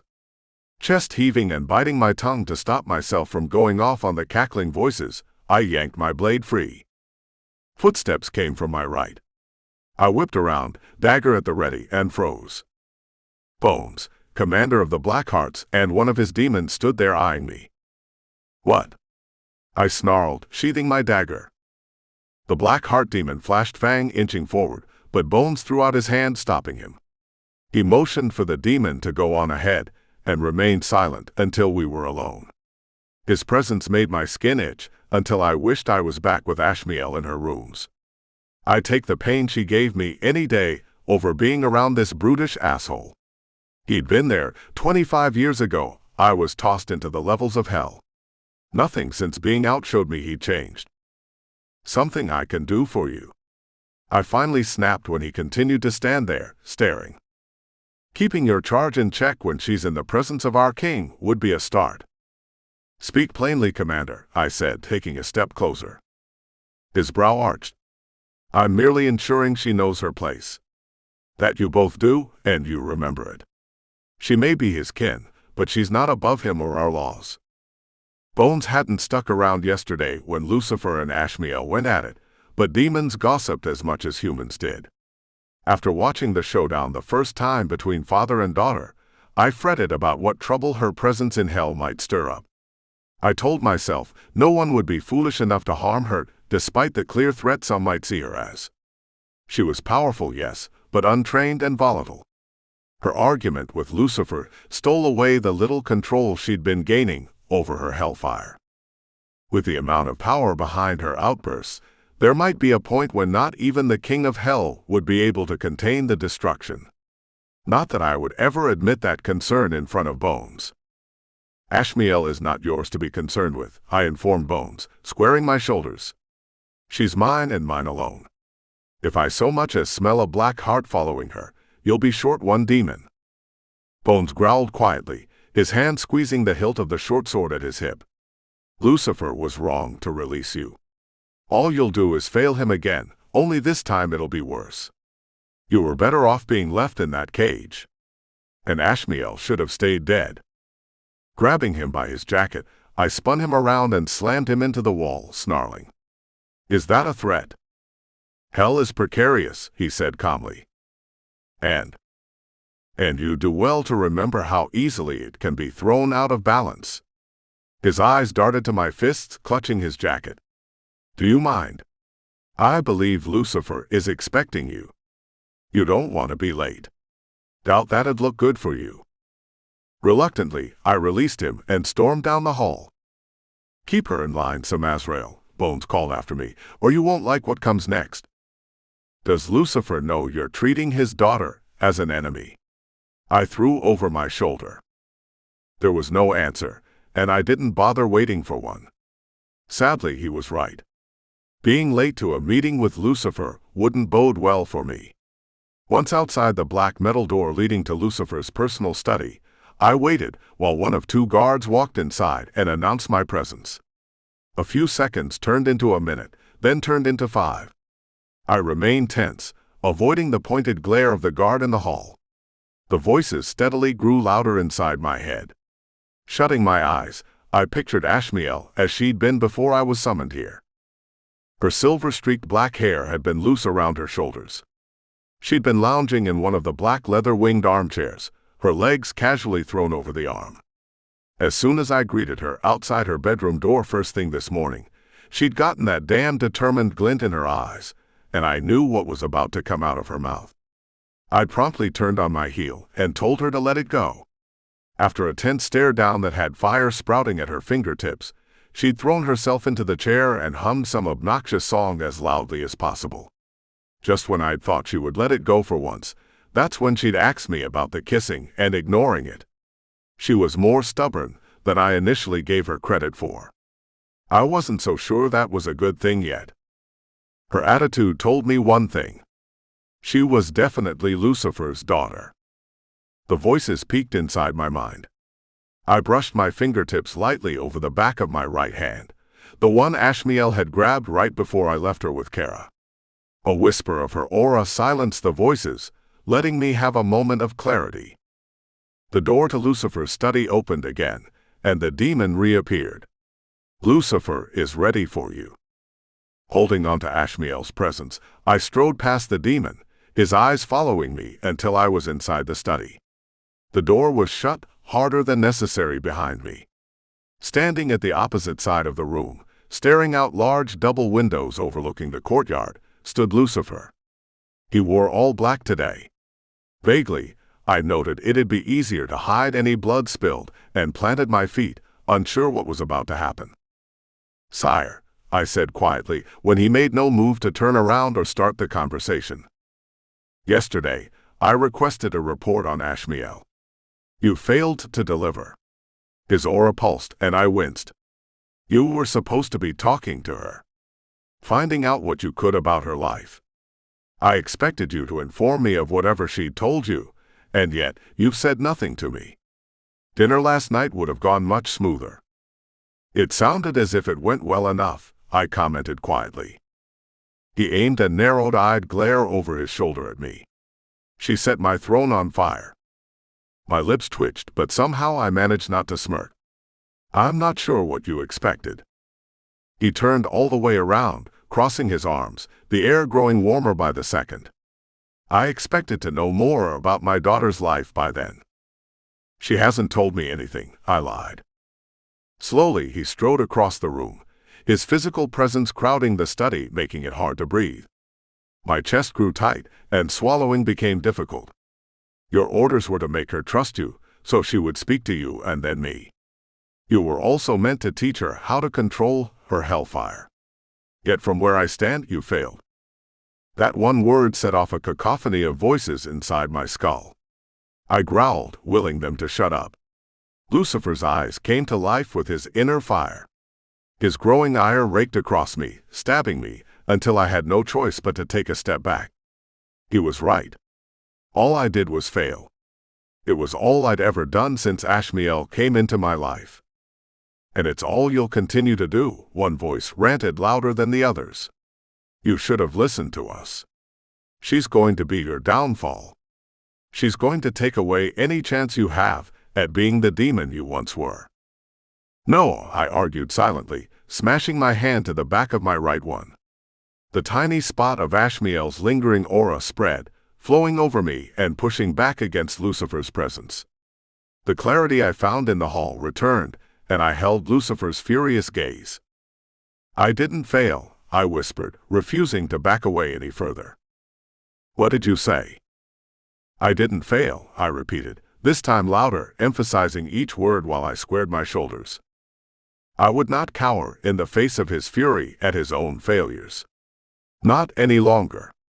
If I was to protect Ashmielle from all threats, including her father, I had to find the strength I once had. The voices shouted, threatening me, but I shut my eyes long enough to center my mind on the calm in the storm Ashmielle created for me, without even knowing it. "She's your daughter," I told Lucifer when he made to come toward me again. "You're the one that needs to earn her trust by speaking to her yourself. You want to know about her life and what she's been through. You ask her." I turned around and reached for the door. "We're not finished," Lucifer stated. I didn't stop, and had the door almost completely open when his claws dug into my shoulder. He whipped me around, and his other hand wrapped around my neck. His aura surrounded me, tearing away the thin defense Ashmielle had gifted me with. Blood oozed from the small puncture wounds at my neck and shoulder, while Lucifer bashed me into the wall. He lifted me off my feet, glaring at me with eyes overflowing with crimson flames. The voices raged inside my head, and I snarled at them and Lucifer, needing to get away from them both before I was torn in two. "You will do as you're told. You will teach her and train her to control her hellfire, to fight, or you will pay for it with your soul," Lucifer warned. "I need to know who stole her from me, and you're going to get that information from her, one way or the other. She won't talk to me." "Make her," he ordered. "She has much to explain." "Why?" I rasped. "You can't punish Ashmielle for leaving you. She was a child." His grip tightened around my throat. The rest of his mental walls shattered, and I drowned in a sea of betrayal, anger, and regret. His claws dug in deeper at my throat until he let me drop to the floor. I coughed, gingerly rubbing at my sore throat and the fresh wounds there. Slowly he backed off, his emotions cutting off sharply and leaving me in a void of nothingness. "You regret having her. Is that truly what you feel?" I asked, the words accompanied by a hot spike of anger that drowned out the voices chattering away in my skull. Lucifer raised his hand, hellfire sparking in his palm. I braced for the attack, but his gaze softened, and he closed his fingers around the flames, snuffing them out. I blinked, not letting my guard down even when he turned his back to me and hung his head. What was happening? There is much you don't understand. Leave me, he murmured. Not sure what made me do it, I repeated my question, not wanting to leave without an answer. That, and a massive part of me, was frozen in place from his strange reaction. When he continued to remain silent, I took a step forward. He spun around, his arm flying out, sending a wave of fire with it. I crashed into the wall, wincing when my head bashed the stones. I said, "Leave," Lucifer ordered. I hesitated at the threshold. What wasn't he telling me? All those years ago, he didn't kill me on sight for failing to keep Ashmielle safe, though he should have. Releasing me early from my cell wasn't like him either. Hef might say it was because he forgave me, but Lucifer wasn't merciful. He didn't give anyone a second chance. Why was he going easy on me? No demon would have been able to talk to him as I had, and walked away with only a few minor wounds to show for it. Mind racing, the voices silenced apparently in shock themselves, I exited the study. I should have gone back to Ashmielle, but I ended up taking a path that led me outside. Everything about that interaction was odd. Yet a nagging voice in the back of my mind said this wasn't the first time Lucifer had treated me like I was closer to his equal than merely another demon. My steps slowed, and I reached back, weeding through my days trapped in that cell, to before the night Ashmielle and Dahlia disappeared. Most of those moments were lost in the chaotic mess that had become my mind. Recalling specific memories caused pain to spike across my forehead. Flinching, I pushed through it, wanting to remember. There was a particular moment, just one. It was damned important, I knew that much. Why couldn't I see it? A burst of comforting warmth started at my chest, and Ashmielle's face flashed in my mind. I flattened my hand to my sternum, sucking in a rasping breath when the sensation exploded. A half-second later, a roar deafened me to everything else, and I fell to my knees in the courtyard. Shaking my head, I snarled at the few demons nearby who stopped to stare. Hef. I needed to talk to Hef. Staggering forward, I hurried out of the courtyard and reached the forges with an ache in my chest and a cold sweat breaking out on my brow. The heat from the forges did nothing to chase away the coldness that spread through my limbs like poison. When I neared the rear of the cave where Hef had been working on his new project for the wing joints, I heard Alron's voice. Slowing, I tilted my head, straining to listen to their conversation over the pounding hammers behind me. I only caught a few words here and there, but nothing that told me why both demons seemed agitated. Hef stopped talking mid-sentence and glanced my way. He waved me forward, saying something to Alron too quietly for me to hear. Samazrael. His brow furrowed as I approached. You look like shit. Thanks, I muttered and nodded to Alron. Everything all right? Yeah, it's great, Alron replied stiffly. I'll be back later for those new blades, he told Hef and rushed past me. What was that about? I asked. Hef shrugged and guided me deeper into the forges. He's having trouble with a few humans and the deals they made. Nothing for you to worry about. What brings you here? Anything to do with how the dinner did not go as planned. I heard she put on quite a show. She certainly has Lucifer's temper. The chill that sunk deeper into my skin left me fidgety. If Hef noticed, he didn't say anything. I told him how Ashmielle had a breakthrough only to be thrown back into a state of instability, thanks to Lucifer bumbling in his attempt to speak to his daughter. She didn't want to learn to do anything, and wasn't willing to listen to me, though I failed to mention why. I sensed if I admitted to kissing her, she'd be more inclined to learn, but that wasn't going to happen. I kept talking, venting about Lucifer, until I reached the conversation I had with the King of Hell today. Hef's face had remained blank, but when I told him how Lucifer had acted strangely, his lips parted, and he looked like he was going to say something. Whatever it was, he seemed to think it was better not to be spoken, and shook his head. What? I demanded. I can't help you when it comes to my brother, he said, holding up his hand, but I might be able to assist you concerning Ashmielle. He told me to stay put, and disappeared into the massive vault he kept in the forges. Absently, I rubbed at my chest, the coldness slowly fading until I was back to normal temperature. Stranger still was when the voices remained silent. As vulnerable as I was, now would be the time for them to continue their assault. Every second that passed with nothing but my own thoughts racing through my mind left me uneasy instead of relieved. There wasn't much time to keep thinking on it, because Hef returned, a cloth-wrapped bundle in his hands. It's time these were put to good use, Hef told me, and set the bundle on the table. He pulled back the cloth, and my eyes widened. Dahlia's weapons, I whispered, lightly running my fingers over the silver and obsidian warhammer and mace the fallen angel had fought with for centuries. Why do you have these? They were left behind that night. Lucifer discovered them and brought them here. He'd ordered me to destroy them. He was unable to look at them, but I couldn't bear to obliterate them. He gripped my shoulder until I lifted my eyes to gaze at him. Remind Ashmielle who she comes from. Not just Lucifer, but Dahlia too. She was a great warrior amongst her kind. Ashmielle needs to understand her potential and just how powerful she can become. The longer she runs around not knowing how to control the power inside her, the more dangerous she is to everyone, including herself. I glanced over the weapons again, unsure if giving Ashmielle these was a good idea. But Hef was right. Ashmielle was so focused on who her father was, and the fire and anger flooding her from her demon half being unleashed, that she forgot there was another side to her. Dahlia had been a fierce fighter, as well as a woman of balance and control.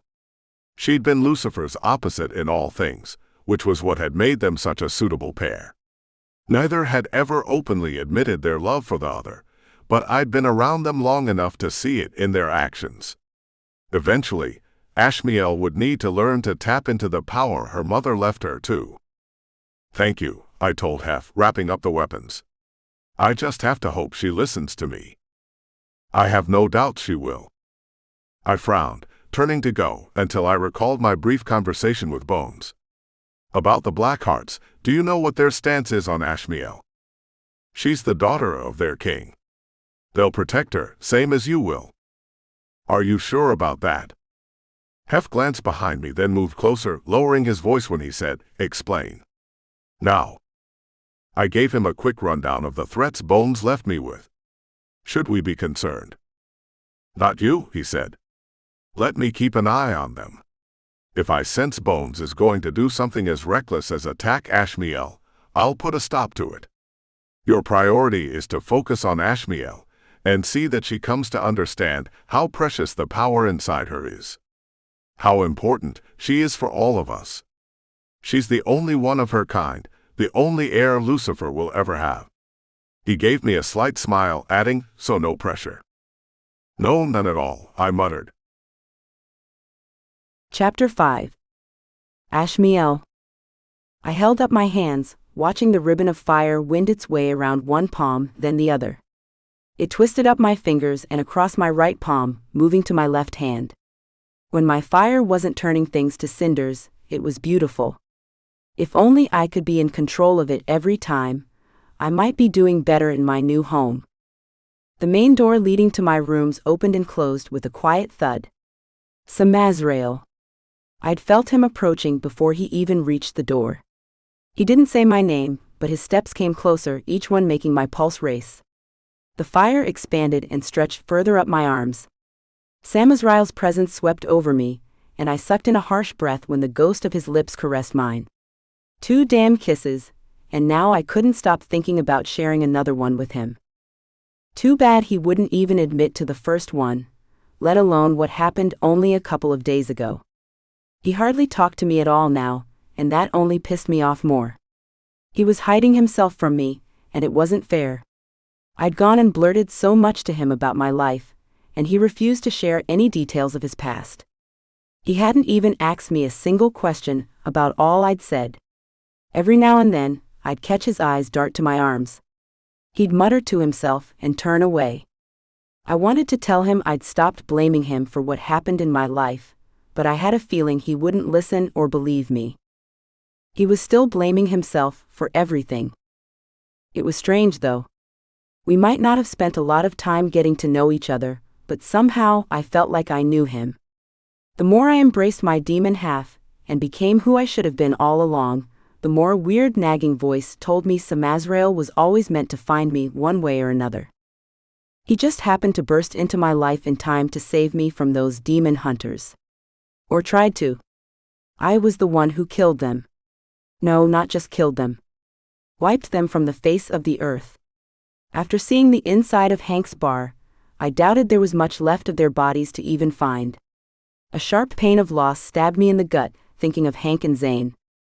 My hellfire shot up to my shoulders, the heat coating my body like a second layer of skin, as if it could burn away the guilt and shame and grief that continued to crop up out of nowhere. Each time I thought I might be able to put it behind me, the realization of what I'd done came rushing back to sucker punch me. How callously Lucifer treated their deaths only rankled me more. He couldn't have cared less that I was grappling with the fact that I was a killer now. Humans might not mean anything to him, but for 25 years I was one. I was as vulnerable and weak as one too. Anger that had been a voice inside my head for so long manifested in the growing flames swallowing me whole. If I'd known who I was, what I was, I never would have had to endure so much. The scars on my arms tingled and the flames rose higher. Lucifer said he understood, but he didn't. How could he? He'd never been human. Never been made to feel like life wasn't worth living. He sure as hell wasn't around to see Mom near the end. Hatred for the man who called himself my father fueled my anger, until that's all I was. So much for getting a grip on my emotions. Ashmielle. Samazrael stood only a few feet away from the hellfire, forming a cocoon around my body. All he had to do was say my name, and the landslide of blame and memories I'd wanted to forget came to a screeching halt. How did I let myself get this out of control so fast? Don't let it control you, Samazrael said sternly. The hellfire is a part of you, but you control it. He repeated those words to me daily. One of these times they might stick. You sure about that? I muttered, a growl rumbling through me. The vibrant glow to his eyes said he was far more confident in me than I was. I'd love to know what gave him that impression. Nothing I'd done since meeting him proved otherwise. My anxiety brought the flames higher once again. The anger twisted and morphed in my gut, turning to bitterness and fear of what I was becoming. Samazrael's hand reached through the wall of fire and closed around mine hard enough to hurt. The bite of pain got my attention, and my gaze latched onto his. Find your center. Focus. Control it. I squeezed his hand, zeroing in on his eyes and growing lost in their comforting glow. Steadily, the flames shrank, collapsing while I dragged them into myself. When they only coated my arms and hands, I let out a shaky breath. I could do this. I shut my eyes, breathing in deeply then letting it out, feeling the fire condense even further. Or I did, until my thoughts drifted to the last memory I had of Hank. I tried to shove Samazrael away, the flames roaring in their intensity. The damn demon stayed right where he was. The building pressure became too much, and I threw my head back, waiting for the fire to destroy the living room and shatter the windows. Only there was no sound of glass breaking. Arms wrapped securely around me, crushing me to a hard, heated chest. Familiar wings cocooned me, containing the destructive force that erupted from me. Samazrael grunted, sliding across the floor until his back crashed into a wall, not letting up his hold on me for a second. The remaining hellfire was sucked back into my hands. I shoved at Samazrael's chest. Why do you keep doing that? I shouted. Are you insane? Hellfire can't burn demons, he replied, his wings seeming reluctant to let me free. A blast of cold struck my back when they finally did, and I nearly put myself right back in his arms. His eyes glowed brighter, and he leaned toward me until he gave his head a little shake and his wings retreated into his back. I don't care if it doesn't hurt you. It could. I never said it didn't hurt, he corrected quietly. Only said it doesn't burn me. He walked away, and I was left to stare open-mouthed at his back. If you'd work on the techniques I've been trying to show you, these outbursts might not be so terrible. How bad does it hurt? I brought you something, he said, avoiding my question, same as he did with all my questions. Samazrael, how bad does it hurt? I repeated, stomping toward him and grabbing his arm. I meant to turn him to face me, but he didn't budge. I would rather take that pain than watch you blame yourself if you hurt someone else by accident, he said quietly. You carry enough guilt on your shoulders. I don't think we need to add to that. I let go of his arm, unsure of what to do with that answer. He cared more for me than Lucifer appeared to, but why? As far as I could tell, I'd done nothing but make his life wretched since the day he walked into the bar. For the past 2 days, he attempted to teach me how to deal with my emotions and how they influence the hellfire burning in my soul. Frustrations at myself not being able to do as he said had me turning my aggravation on him. I'd asked him again about the cell, and why he pretended we hadn't shared 2 scorching and crazy moments. Each time he acted as if I hadn't said a damn word. But that wasn't the worst of it. I saw how he reacted when my anger became too much. I affected him far more than I did any other demon, though I was curious as to why. I was probably driving him mad, and here he was, taking the brunt of my outbursts if only to save me from any more emotional scarring. You don't have to do that, I murmured. It's the least I can do, he replied, holding my gaze. We stood a good foot apart, but it was like his wings held me all over again with that one glance. Part of me wanted to move closer, while another said I should put more space between us. I ended up staying right where I was, unable to do anything but admire those sea-green eyes and the firm set to his jaw. My fingers itched to run along. A quiet growl slipped from his mouth and his eyes narrowed. His gaze darted to my mouth, and belatedly, I remembered I should be trying to block off my emotions. Too bad I really sucked at that part. Why did I have to inherit Lucifer's ungodly powerful aura, along with his much more potent hellfire? Dealing with one was terrible enough. Clearing my throat, I forced myself to back away. You said you brought me something. He took one step toward me, stopped, and focused on the table. Thought you might want to see these, and it's time they found a new bearer. He moved aside to show me the cloth laid out on the table. Resting on it were 2 weapons, a mace and what I believed was a warhammer. You want me to have those? Why? I asked, moving closer when a shimmering blue light flickered across them and disappeared. What was that? They sense your presence. Mine? Oh wait, I get it. These were Lucifer's or something when he was younger, right? Samazrael breathed out heavily through his nose and whispered, They were your mother's. What? They were recovered the night you both disappeared, he explained. Hef's had them locked in the forge vault all this time. They belong to you now.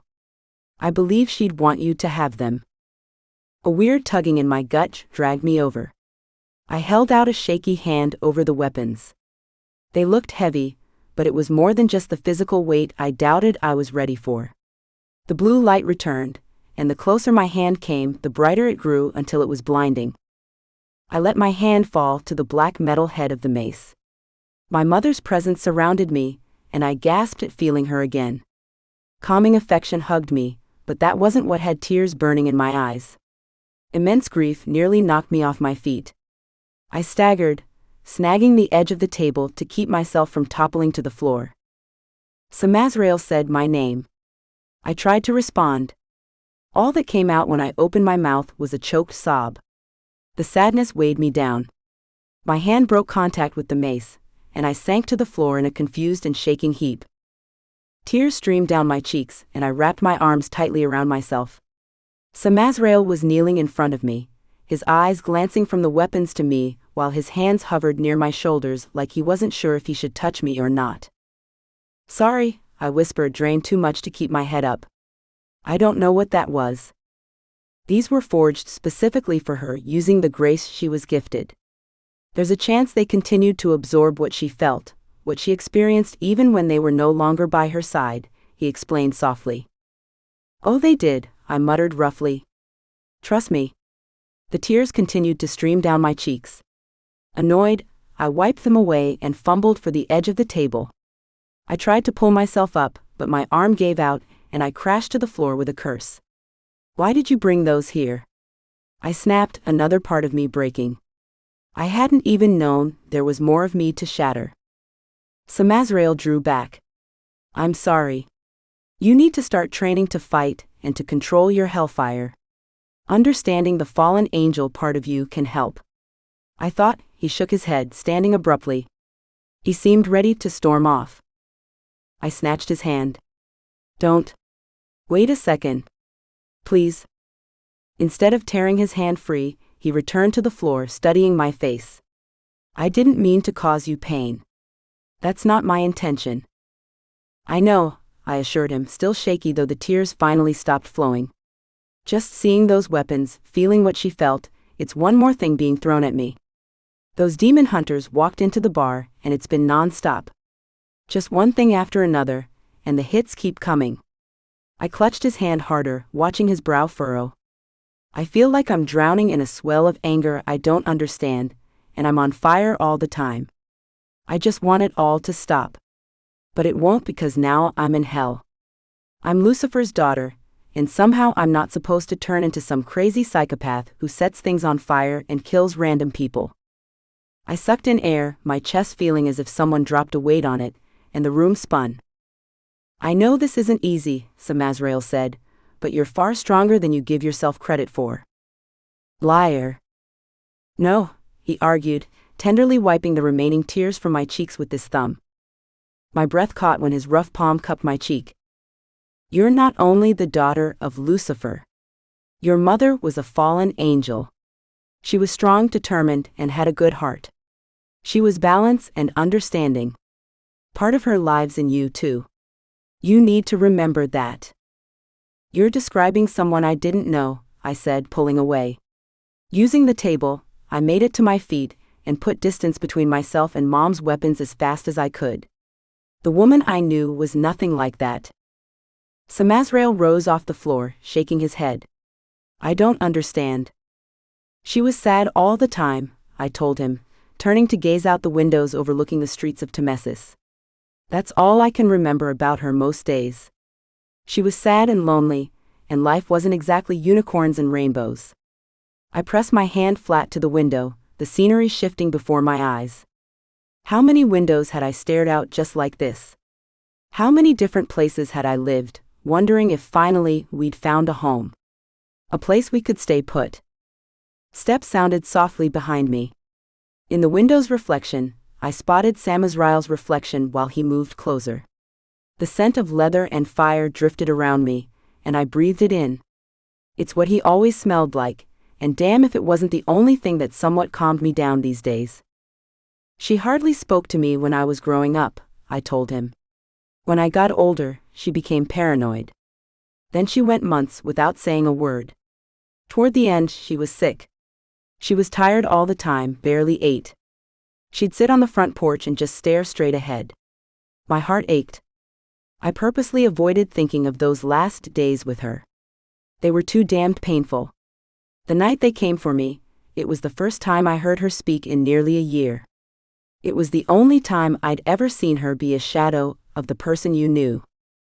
A single tear slipped down my cheek, and I hastily wiped it away. I rubbed at my arms, unable to shake the weird chill that settled around me, thinking back to the night Mom was murdered and the horrible shit that occurred afterward.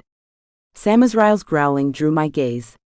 His eyes were fixed on my arms, and I stilled. I saw the question in his eyes, but he didn't ask it. One day, I whispered, slowly turning around to face him. One day, I might get up the courage to tell you everything, but I can't. Not now. Not with all this other shit piling on.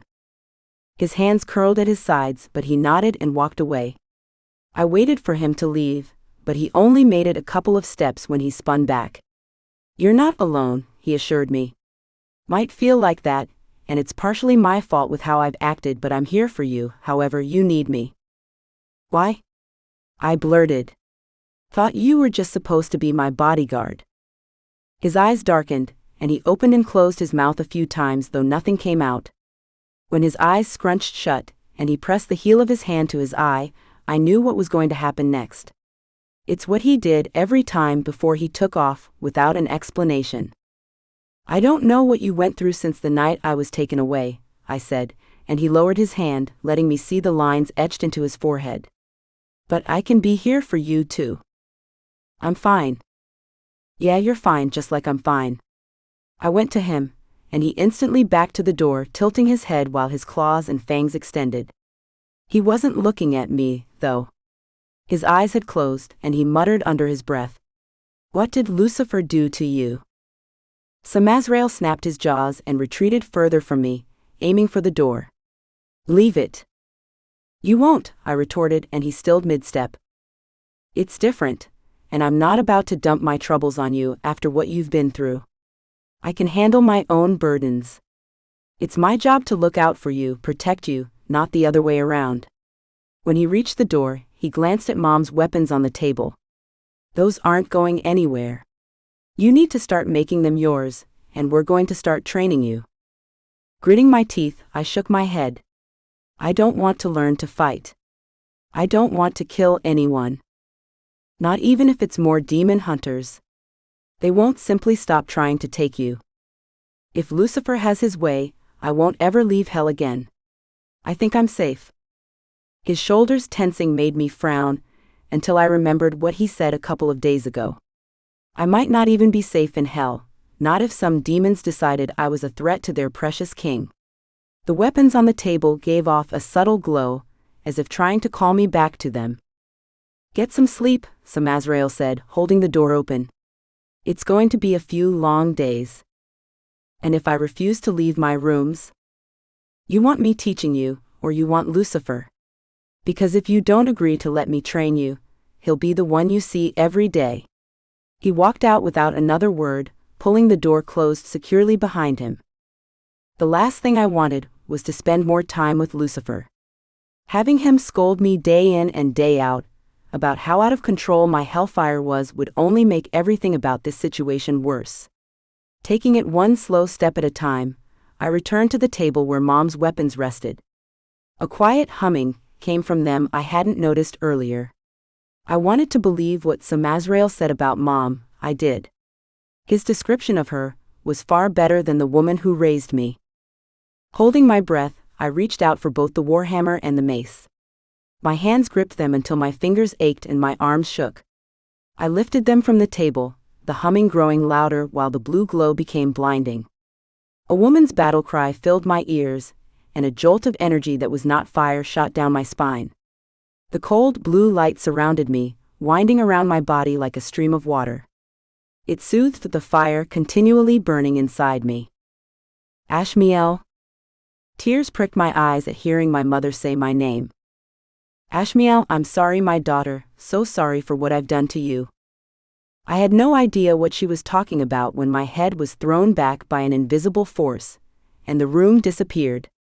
Flashes of images raced through my mind, chasing each other in a stream that seemed never-ending. At first I thought it was Mom I watched fight. Then the figure turned, and I cursed. Me. That was me standing there with my black leather wings spread wide, the mace and warhammer clutched in my hands, both covered in blood. Fire and the same blue flowing light wove in and around each other, trailing up my arms from the weapons. An explosion sounded somewhere I couldn't see, and the me in the vision spun around. A figure lunged forward at my exposed back when a demon flew into him, knocking him aside and killing him with one blow. He straightened, and I was taken aback by the demon, his wings spread to their full glory and two short swords in his hands. His eyes were solid black, and every inch of him was tense. A rush of intense longing washed over me. As if he sensed me here, he glanced my way and stilled.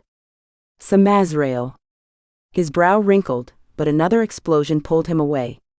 He reached the me in the vision. Sheathing one of his blades, he wrapped his free hand around her waist and crushed her to him in a fierce and passionate embrace that left my knees weak. "I told you to watch your back," he snapped when he broke the kiss. The other me rolled her eyes. She opened her mouth, but whatever she said was lost when the vision grew foggy and disappeared. Mom's weapons crashed to the table, and I staggered into it, panting for air. A cold sweat broke out on my forehead, and fire sparked at my fingertips. I curled my hands into fists, willing the fires to go out. Staring wide-eyed at the weapons, I swallowed back a mad laugh. What the hell just happened? Chapter 6. Samazrael. I sidestepped Ashmielle's wild punch and easily jabbed her in the side with my fist. We were in one of the many training circles outside on the fortress grounds at the end of our second week of training. She grunted with a curse and staggered. When she hesitated, I raised my brow, motioning her forward again. Wiping the sweat from her brow, she balled her hands into fists and came at me.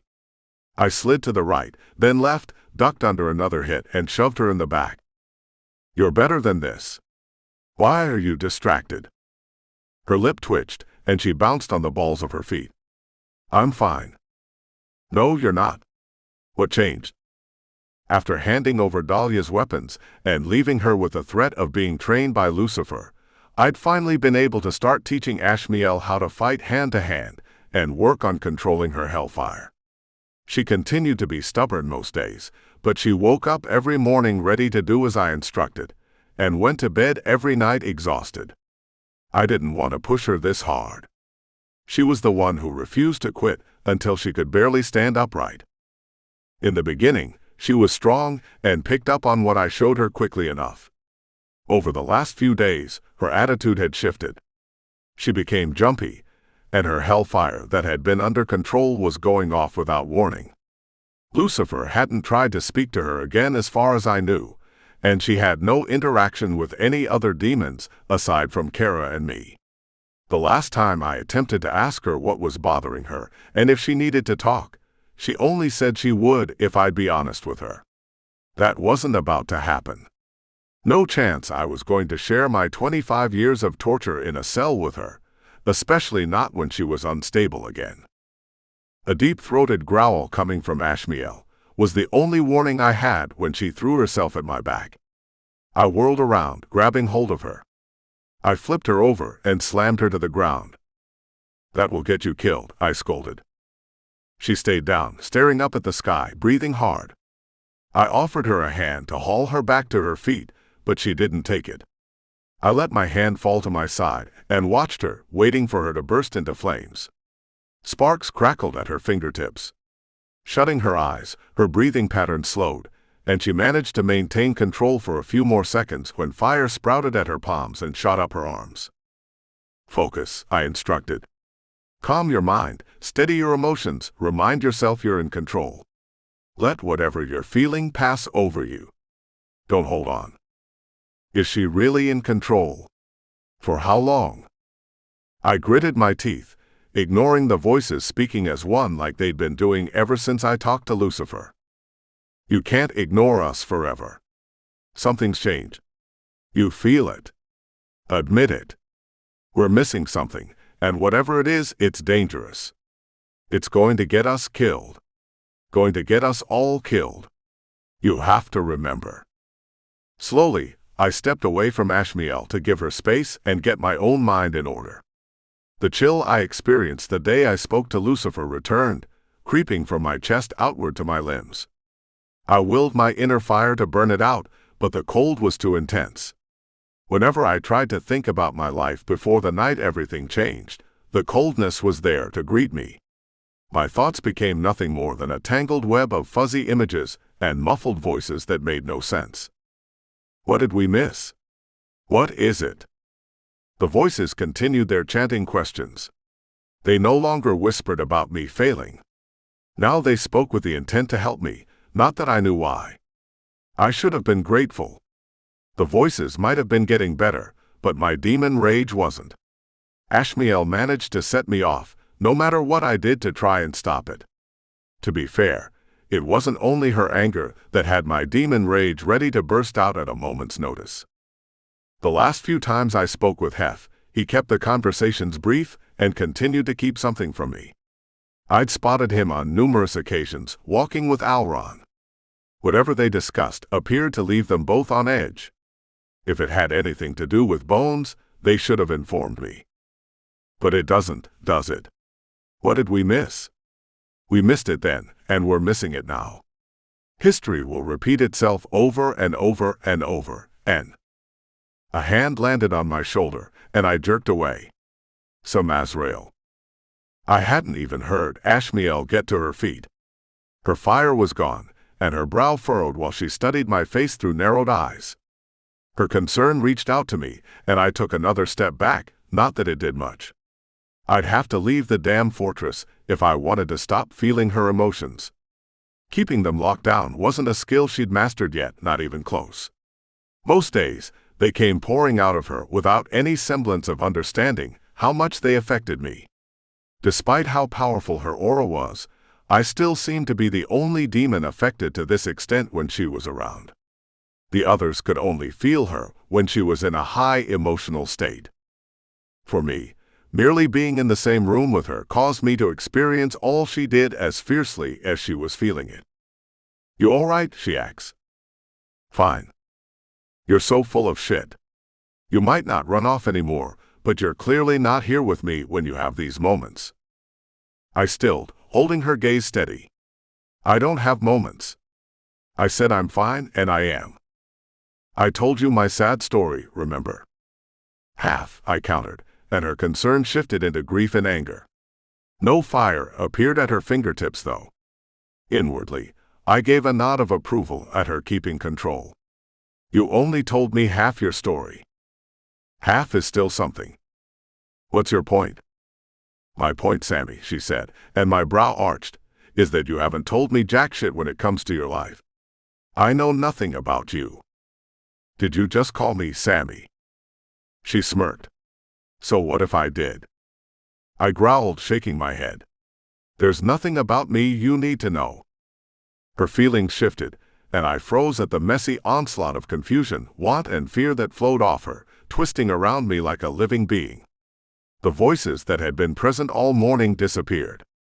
I was left with Ashmielle's emotions and the reality of what I'd been feeling for her since the first time I saw her. The nagging in my gut competed with the desire to take her hand and drag her to me to keep her safe in my wings. She looked like she was fighting an urge of her own, but I couldn't figure out what that might be. She took a step toward me, whispered something under her breath, and stopped. She coughed, her cheeks turning bright red while I grappled with the wave of desire that struck me like a kick to the gut. I turned my back to her, willing my feet to stay put and not close the distance between us. "You're getting better," I said after a long, drawn-out minute of tense silence. "Controlling your fire, I mean." "Yay for me," she muttered. I glanced at the wooden table set up at the edge of the stone circle, frowning. "I told you to bring Dahlia's weapons today. You need to begin working with them, imbue them with your essence," I told her, turning around. She wrung her hands, cringing. "Can we not use those today?" "Ever," she said sharply. "Ever would be great." Her desire was quickly replaced with uncertainty, and her fear ratcheted up another few notches until my hands shook from it. The voices came back, whispering ceaselessly in my ear that she was keeping something from me. I shook my head, trying to quiet them, and focused on Ashmielle. "Why?" I questioned. "They're yours." "I don't care, all right," she snapped. "I don't want to use them." "And I asked you why." She worked her jaw back and forth, then lowered her head and charged for the edge of the circle. I snagged her arm and hauled her right back. "We're not finished." "Yeah, we are." She tried to get around me again, but I stopped her. I said, "I'm done, Sammy." When she moved to walk around me a third time, I grabbed her, spun her around, and flipped her over onto her back. She cursed, glowering. "And I said we're not finished," I growled, keeping her pinned with one arm. "What's scaring you?" Her body pulsed with heat, and she bared her fangs at me. "I'm not scared." "Bullshit. What changed?" "Come on, Millie," I snapped, and she snarled, "You're avoiding the situation. You'll never be in full control unless you face your fears." She shouted, and a burst of fire exploded from her center, sending me sliding across the rough ground. By the time I got back to my feet, a fire burned in her silver eyes, matching the flames flowing around her hands. Her claws had sprouted, and from the way she kept rolling her shoulders, her wings weren't far behind. "I can't," she snapped. "Just drop it." Her rage was underlaid with guilt and pain so sharp, I gasped, clutching at my stomach like I'd been stabbed. I should have backed down, walked away. Instead, instinct said leaving her now would only make it worse for us both. "Not happening. Tell me." "Back off," she yelled. "You know what happens if I can't prove that you're in control? Lucifer will take over. Is that what you want? Is it?" She shook her head, sending her hair flying around her face. "Then you have to talk to me. Tell me what you're afraid of, or I can't help you anymore." I held my breath, waiting. She opened her mouth, and I thought she was going to say it, until she bolted, trying to get past me. I snagged her around the waist and threw her to the ground. She cursed and screamed, fighting to get away from me. I hadn't seen her this out of control since the night at the bar. I released her, and she set her feet. She bared her fangs at me like a wild beast. I growled as her emotions collided and mixed with mine, until there was a storm surging inside me that needed to get out. I meant to walk away, but instead I waved Ashmielle forward. I told her once that I could take her anger, and I'd meant it. Now I wondered if she'd be able to take mine. There was no time to second-guess what I was doing when her lip twitched. Then she rushed me. This was not the woman I'd spent the last 2 weeks sparring against. This was a crazed demon hell-bent on seeing my blood spill. Hellfire coated her body like a second skin. She snarled, slashing at my face with her claws. Whatever sense of control she had was gone, shredded by me. I told myself to stop this before it went too far, but I'd spent too much time bottling up my own shattered emotions. They erupted now without care or thought of the damage they caused. Even the voices disappeared beneath the onslaught of rage, flowing from Ashmielle, and right into me, like we were one being sharing a single torn and tattered soul. She nailed me in the face with a punch that was hard enough to send my head flying back. I snapped my jaws and lunged forward, blocked her wild fist, shoving her back. I followed it up with a kick to her side. She thwarted it and was right back on me, slashing at whatever parts of me she could reach. I lost sense of what we were doing, or why we were fighting to begin with. My palms grew hot, and hellfire broke free of my body. The bright red and orange flames clashed with Ashmielle's, sending us stumbling away from each other with a resounding crack. We stood at opposite ends of the mat, panting and glaring. Hellfire continued to pour from her palms, pooling like water.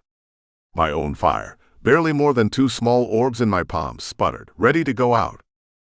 Ashmielle's fire snaked across the ground, coming straight for me. She tilted her head, her anger ebbing even when her fire continued to burn strong.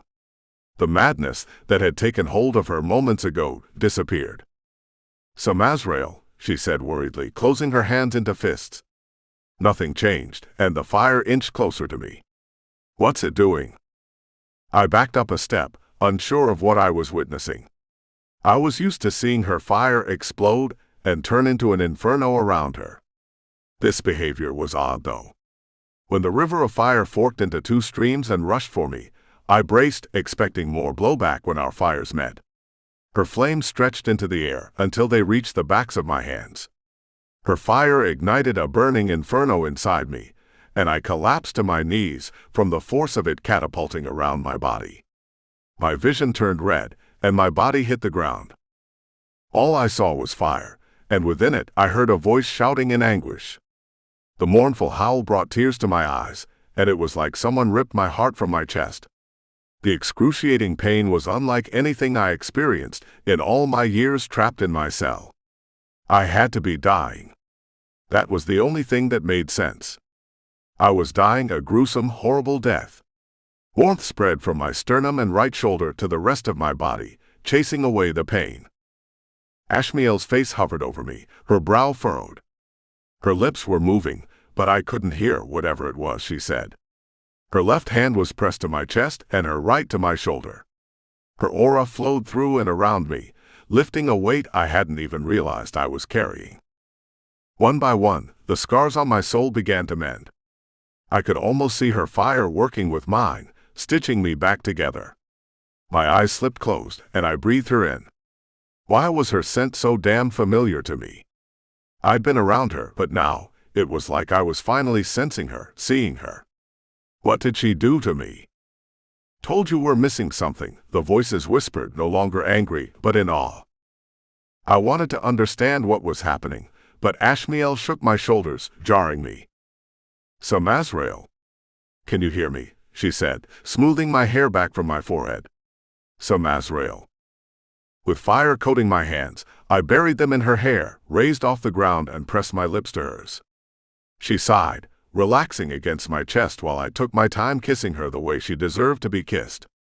I didn't have to open my eyes to know her fire courted with mine, tangling along our arms and bodies. She dug her tiny claws into my shoulders, and a deep growl rumbled through my chest.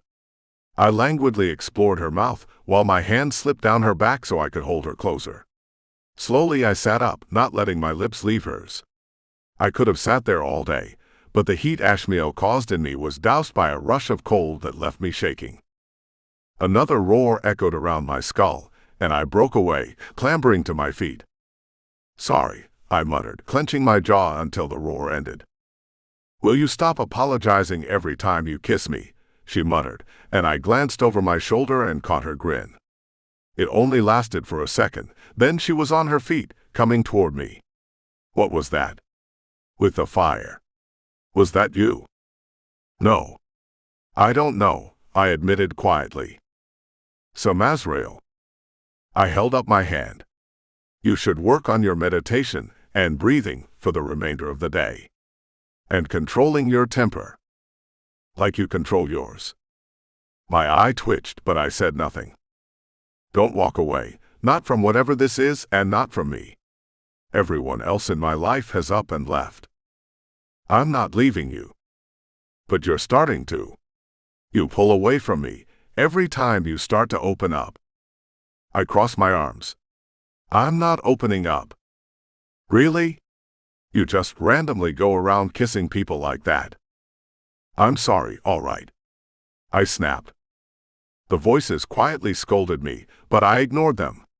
Whatever I felt for Ashmielle, it couldn't be right. I was never going to be in a position where I could be that kind of demon for her. As soon as she learned the truth, she'd see that. Today shouldn't have happened. I lost control. I couldn't afford to do that around her, not again. There was a reason I'd been walking away each time I thought I was going to lose it, or I couldn't handle the emotions pouring out of her. Do you really want to keep walking away from her? Look what she does for you. Yeah. And a few weeks ago, you wanted me to kill her, I thought harshly. What can we say? We were wrong. You're missing something, something huge. She's part of that, part of you, part of all of this.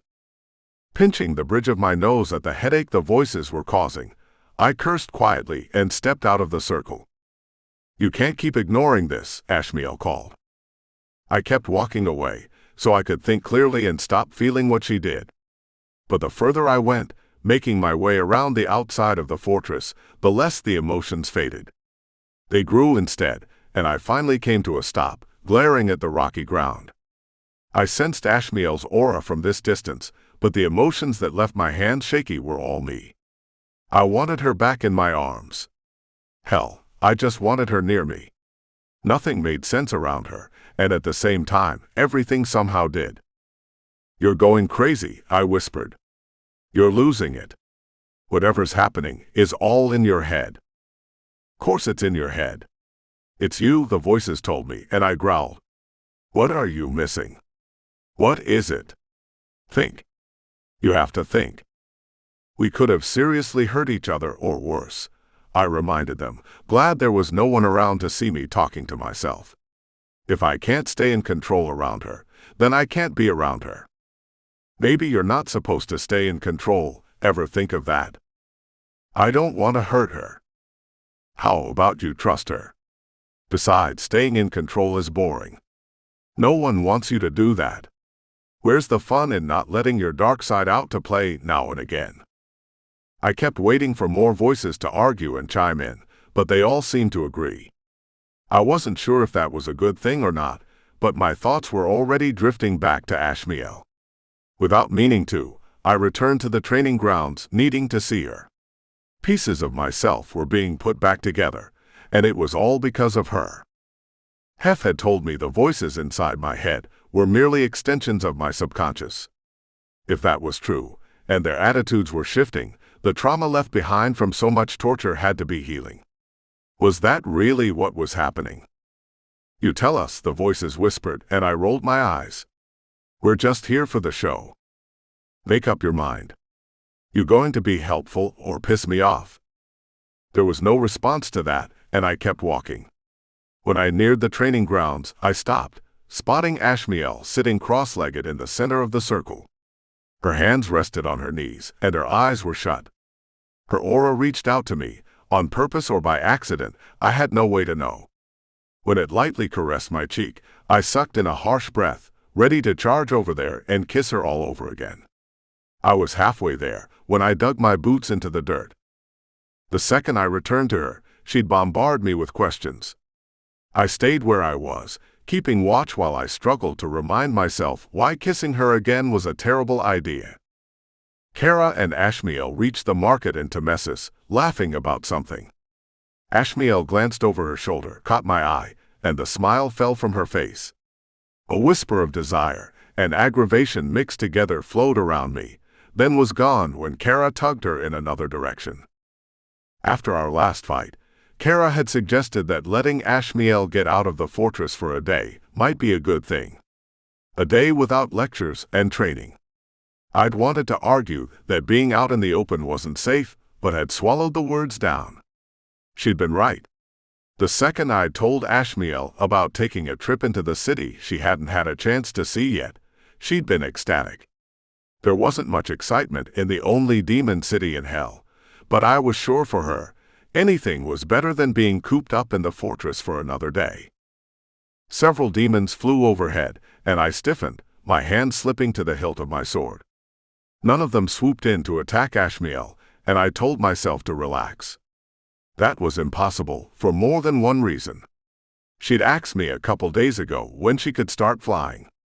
I told her she could fly whenever she wanted. The scowl she'd shot me was enough to remind me she probably had no idea how to use her wings. I promised I'd show her in time.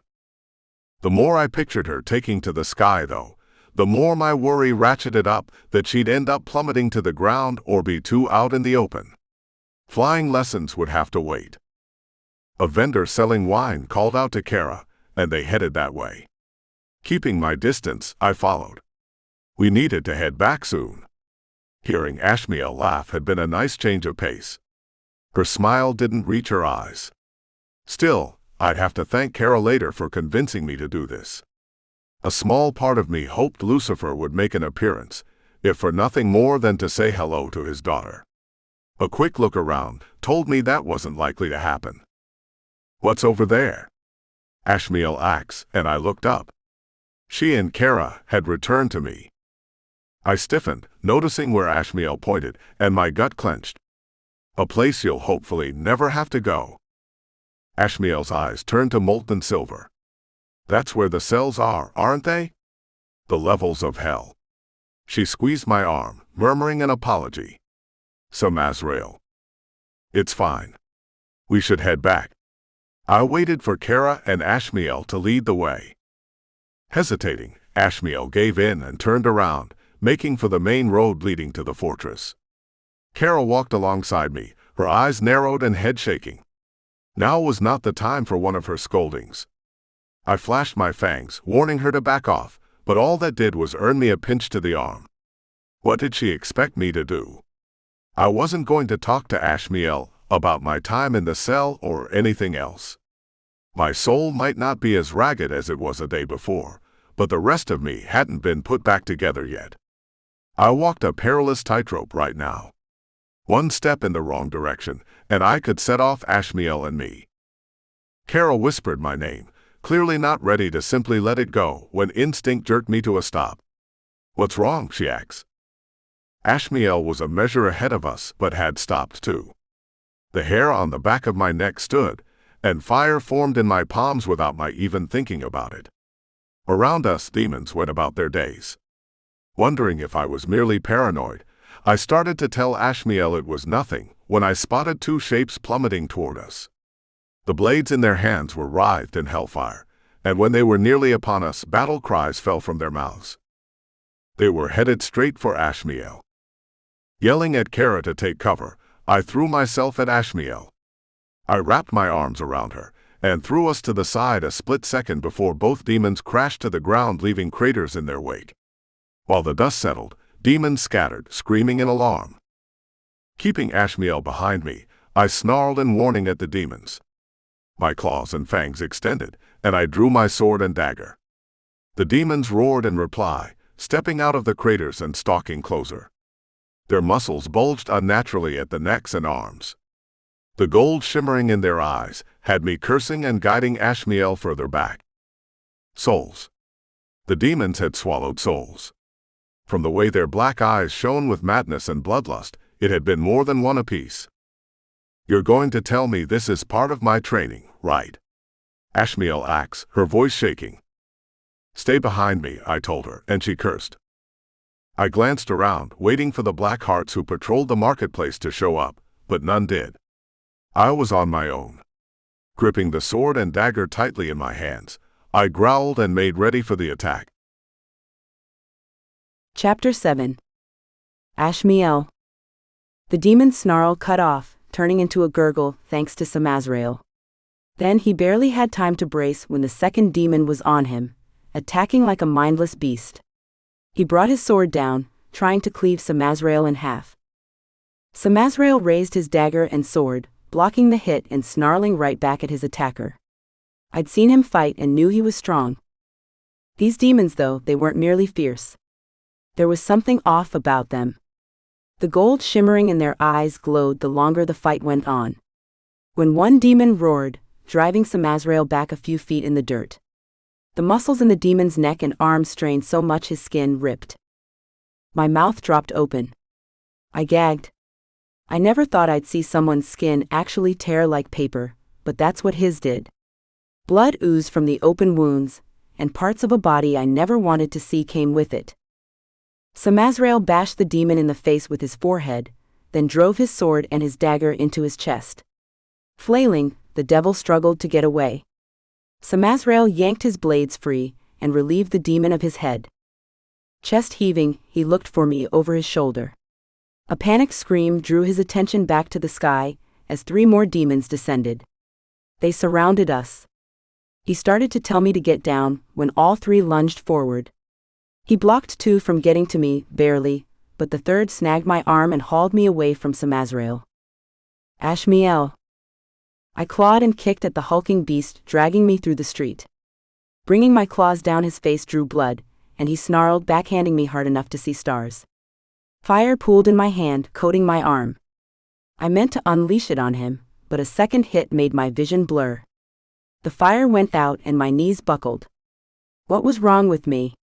All those times my fire raged out of control, and now I couldn't even get the tiniest of flames to stay alive. Samazrael bellowed my name again. I couldn't see him, but I felt him. The demon pulled me across the ground, his wings flapping like he was about to take off. I focused on Samazrael, reaching for the warmth that came from him, the strength he gave me without me asking for it. Sparks ignited my fingertips, and I thought of every moment I had with Samazrael since he entered my life.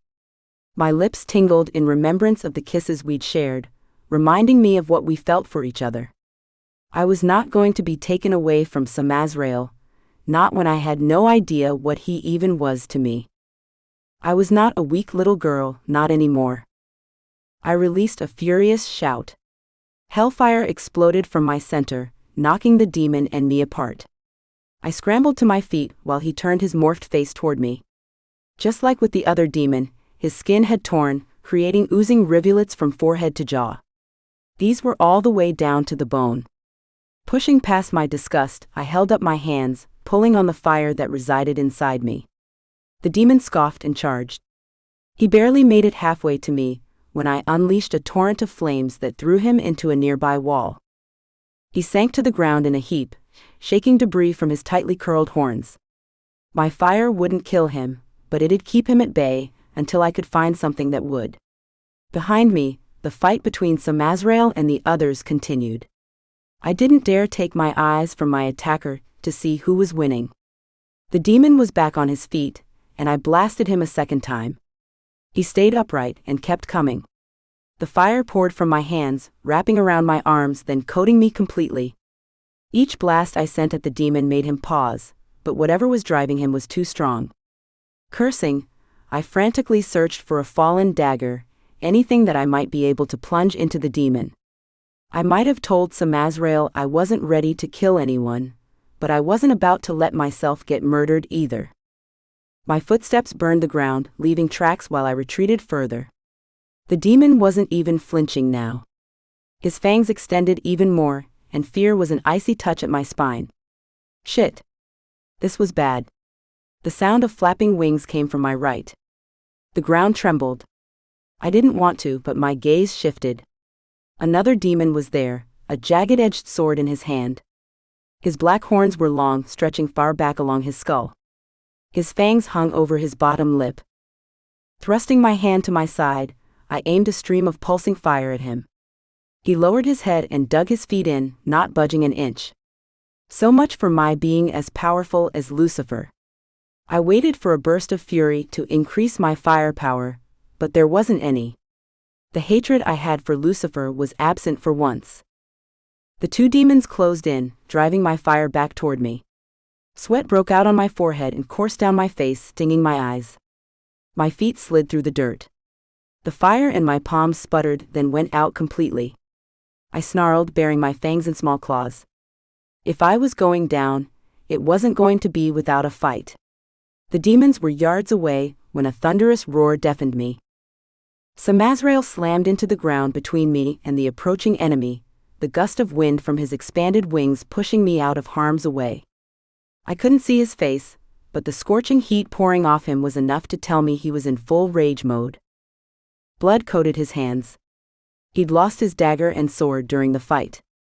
Though he looked more than ready to go another few rounds, the assholes attacking us didn't appear to be normal. Worried for him facing down two more demons without a weapon, I stepped forward to help him.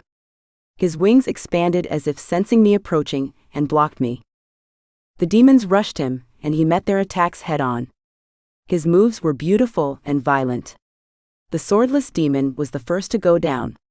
Samazrael grabbed his head and with a vicious twist, broke his neck. Bones jutted from his skin, and with another hard yank he ripped the head clean off the body.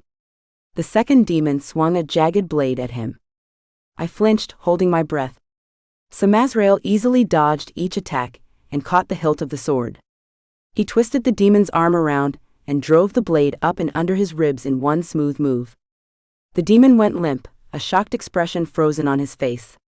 Samazrael tossed the body aside, his chest heaving with each ragged breath he sucked in. Blood covered his front.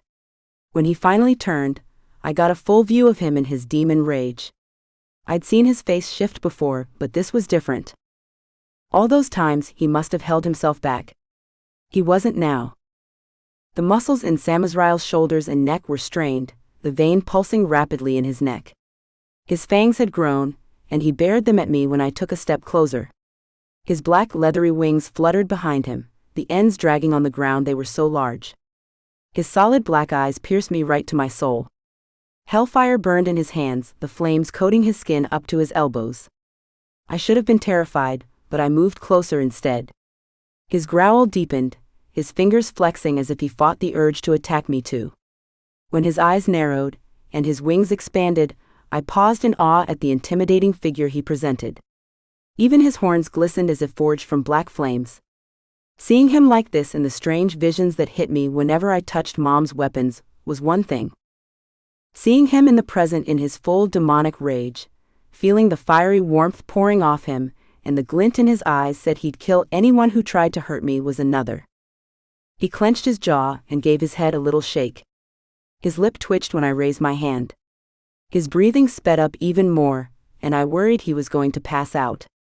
My hand was inches from his chest when his face contorted even more with his rage. Snatching me in his arms, he lifted me off my feet, roaring in my face. His fangs could easily tear my throat out. I waited for his claws to break skin, only they never did. His grip on my arms tightened while he breathed heavily out his nose. "Samazrael," I whispered, and his eyes narrowed. Raising my hand again slowly, I cupped his cheek. His growl grew softer.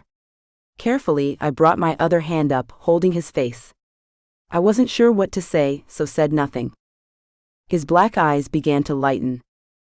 Suddenly he spun us around, then I was on the ground. Samazrael grunted, and I saw the demon who must have snuck up behind me. I pushed back to my feet, ready to jump in and help, but a shout from behind had me whirling around with a curse. Another demon had joined the fight. He flew right at me. I hit the dirt a second time, his blade swiping mere inches from my back. I rolled over, aiming my hands up to shoot him down with hellfire. Only nothing happened. Sparks crackled at my fingertips, and then just nothing. Figuring I was too drained from earlier, I gave up on trying to pull on fire and focused on staying alive. The demon who'd landed a few yards away swung his sword and lunged forward. With a panicked yelp, I scrambled to my feet and brought my hands up. Catching his fists clutching his sword, I stopped the blade from striking me. He wasn't as large as the previous attackers, but he was damn strong. I aimed a kick at his knee. He grunted but didn't go down. A second kick broke us apart, and I shook out my hands, praying for a burst of fire to rise up and attack. Leering, the demon raised his sword and let out an ear-splitting bellow. Trying to remember the defensive moves Samazrael taught me, I stayed away from that blade slashing through the air. I landed a kick to his side and a punch to his face, but all that did was piss him off more. Another demon had joined the fight against Samazrael. I was too busy fighting off my own to see if he had the upper hand. Turning back, I mistimed the demon's attack toward me. A sharp pain exploded in my shoulder. I yelped. A booming bellow sent sparks of hellfire flying into the air seconds before the demon was torn away from me and thrown to the ground. Samazrael was on top of him, punching the demon until he stopped moving. Blood soaked my shoulder, but I hardly felt the wound, too focused on Samazrael. He trembled, his wings retreating swiftly into his back. Slowly he spun around to face me, and his eyes narrowed on my wounded shoulder. I made to take a step to him when he threw his arm up, snarling. "Don't." His muscles still bulged, and his eyes continually shifted from black to sea green like he couldn't let go of his rage. I walked to him until he turned his back to me. "You need to go," he said hoarsely. Belatedly, I realized I was probably part of the reason he was in such a messed up state. Recalling what he taught me about blocking off my emotions, or at least tamping them down, I shut my eyes, breathing in deeply through my nose. I pictured a wall surrounding my feelings and blocking them off from everyone else. Once I had a solid visual of the wall that held steady, I opened my eyes and went to Samazrael. His hands jerked and he hadn't stopped growling. The heat pulsing off his skin was intense, but the second I rested my fingers on his shoulders, all I wanted was to be surrounded by that warmth. He tensed under my touch, until I wrapped my arms around his sides, pressing myself to his back in a protective embrace, holding him as he'd held me so many times. I seized onto the passion and longing I'd experienced in those weird visions of Samazrael and me, the ones I'd received from Mom's weapons. I wasn't even sure why I thought of that moment, but I needed to calm Samazrael down, bring him back to me.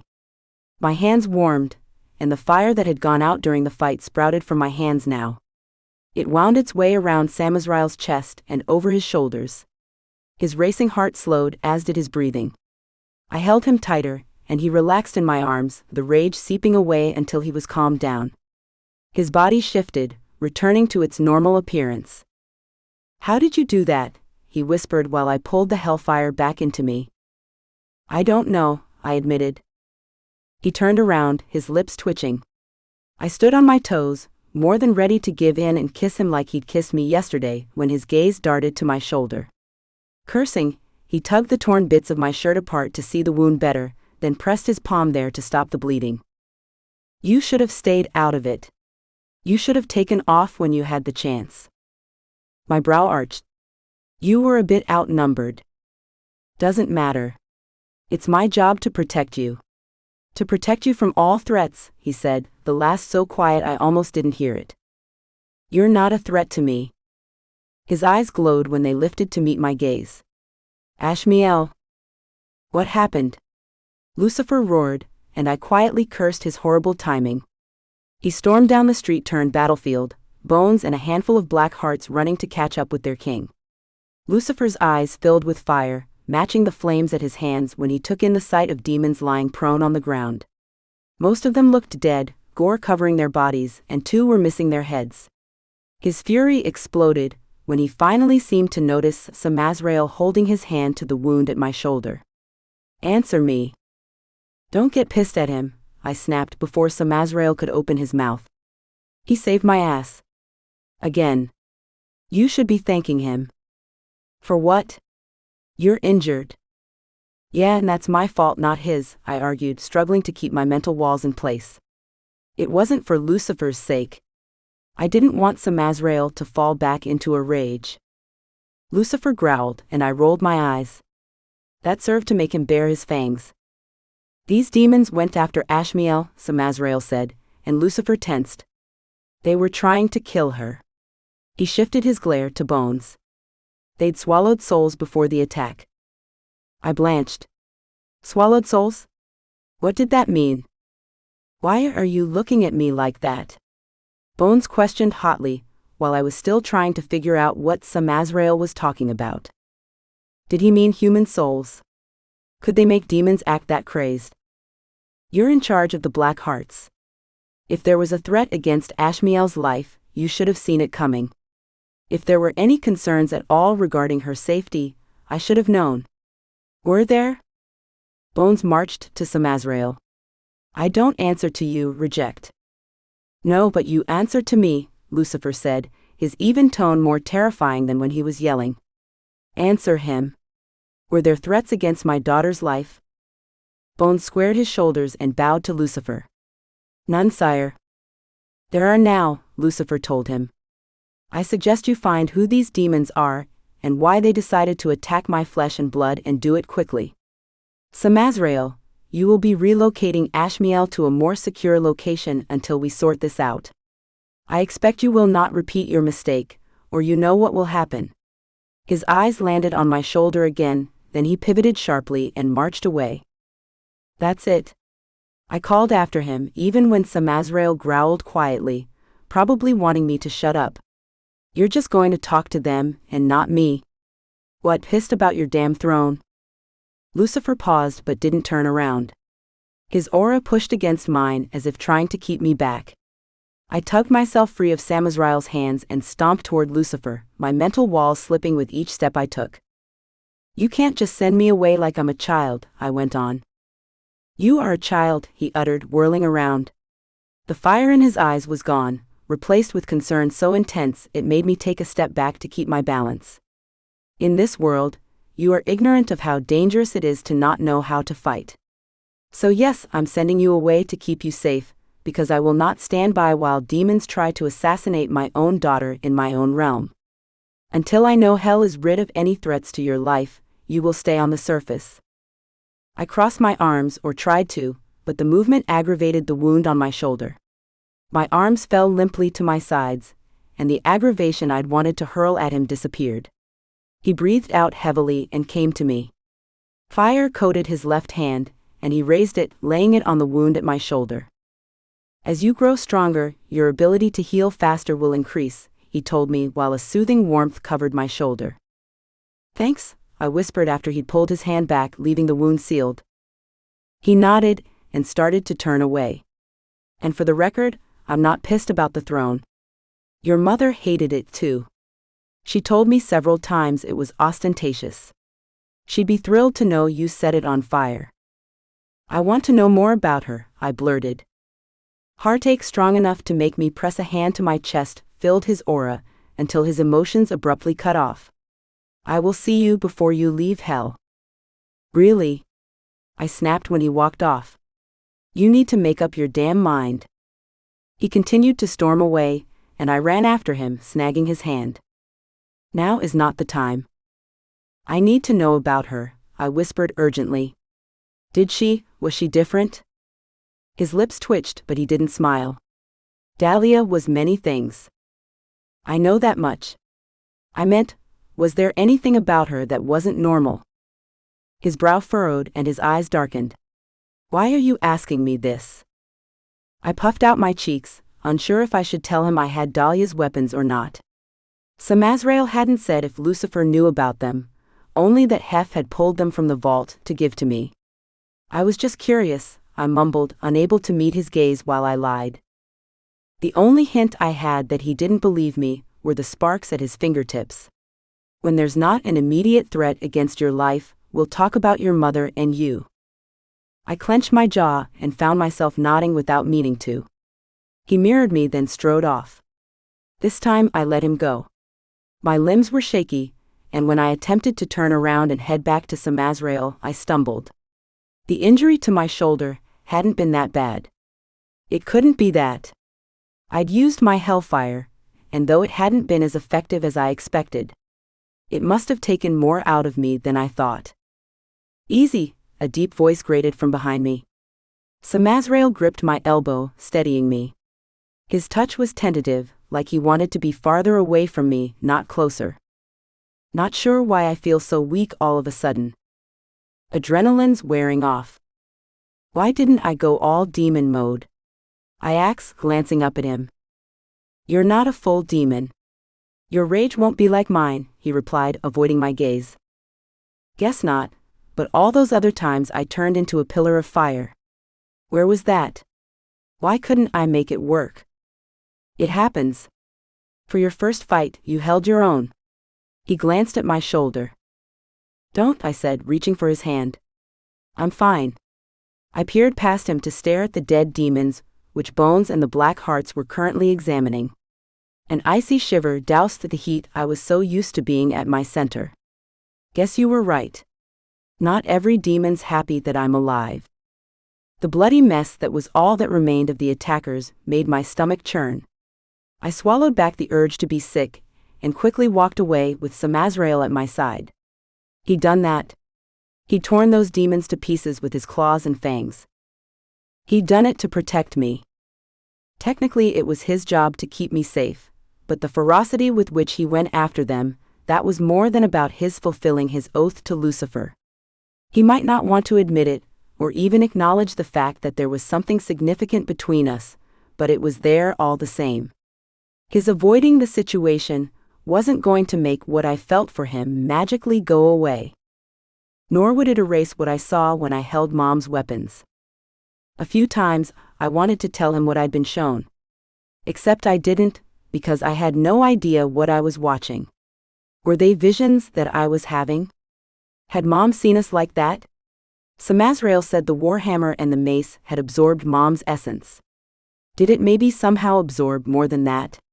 No one had mentioned that Dahlia, the great fallen angel warrior, had been a psychic, but damned if that's not what this made me think. And if Mom had seen Samazrael and me together in some far-off future, what else had she seen? What else was waiting to reveal itself to me when I touched those weapons again? Or I was reading way too much into all of this, and was simply losing my mind. Ashmielle? Huh? You all right? I blinked, unsure why Samazrael asked, when I noticed we were outside my door. Too lost in my thoughts, I hadn't paid any attention to where we'd been walking. Yeah, I'm good, I mumbled and opened the door. I stepped inside, but he made no move to follow. You're not joining me. His eye twitched and he bowed, taking a large step away. I have to prepare for our trip to the surface. We'll leave in a few hours. I suggest you get some rest while you can. Kara will come to help you pack.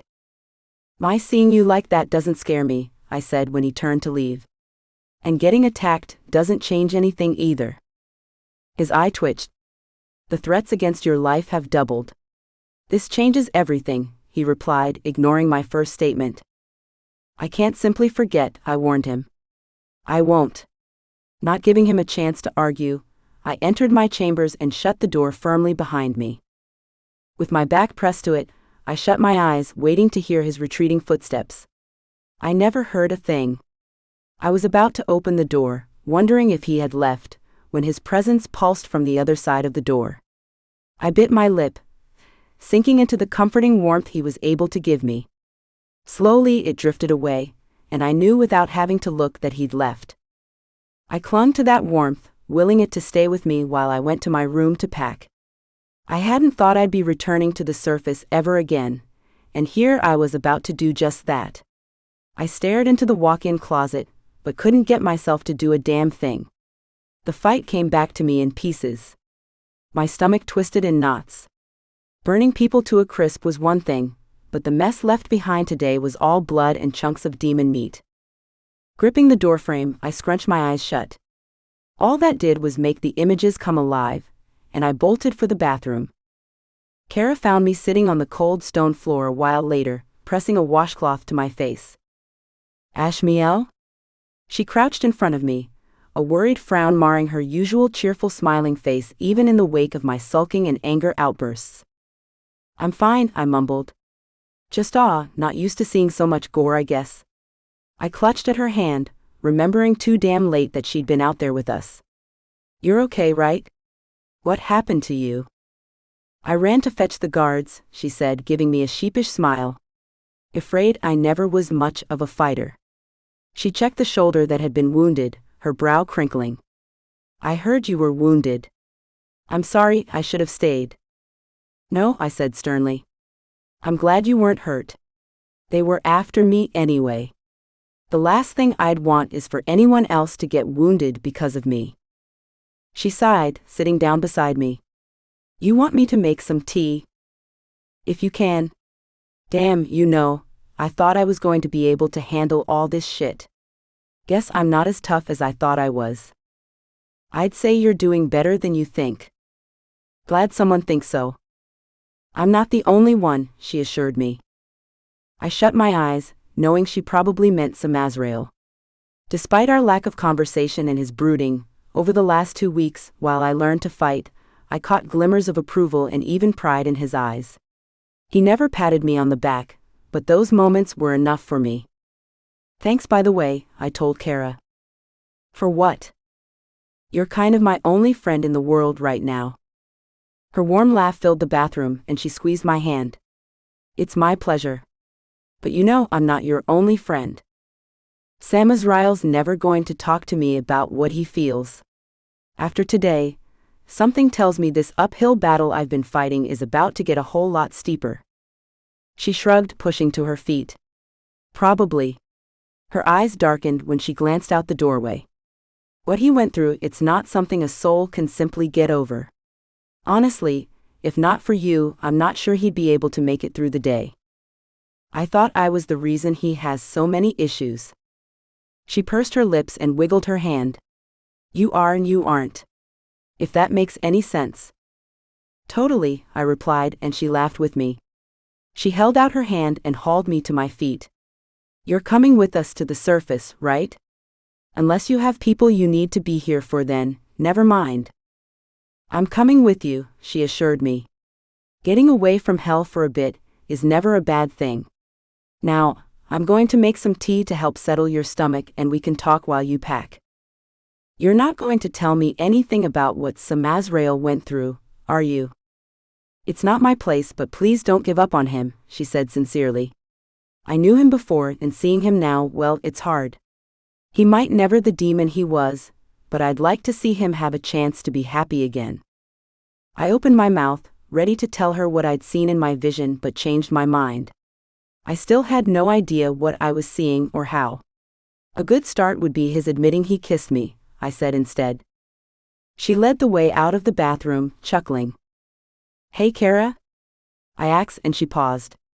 "Samazrael said something to Bones and Lucifer about the demons that attacked us. Do you guys swallow human souls?" Her face paled and her eyes widened. "It's not something that's talked about openly," she whispered. "Many demons partake, not that Lucifer strictly allows it." "But why?" "Think of it as steroids or getting a very intense high," she explained. "It takes a demon's rage and amplifies it by 100. The more souls someone swallows, the stronger the effects, but it can be addictive." The after effects aren't always pleasant either. The demons out there, their skin was ripping apart, I uttered, disgusted. I've heard of it happening. I've also heard of eyes exploding in their skulls, and demons being so consumed by bloodlust the only way to stop them is death. It's not pleasant. She licked her lips nervously. It's not a topic I would bring up to anyone else. I nodded, and after giving me a quick hug, she bustled to the kitchen. Slowly, I entered my bedroom. While I tossed clothes from the closet to the bed, my thoughts drifted to the demons who'd attacked. Their eyes. I'd seen those bright gold flecks before.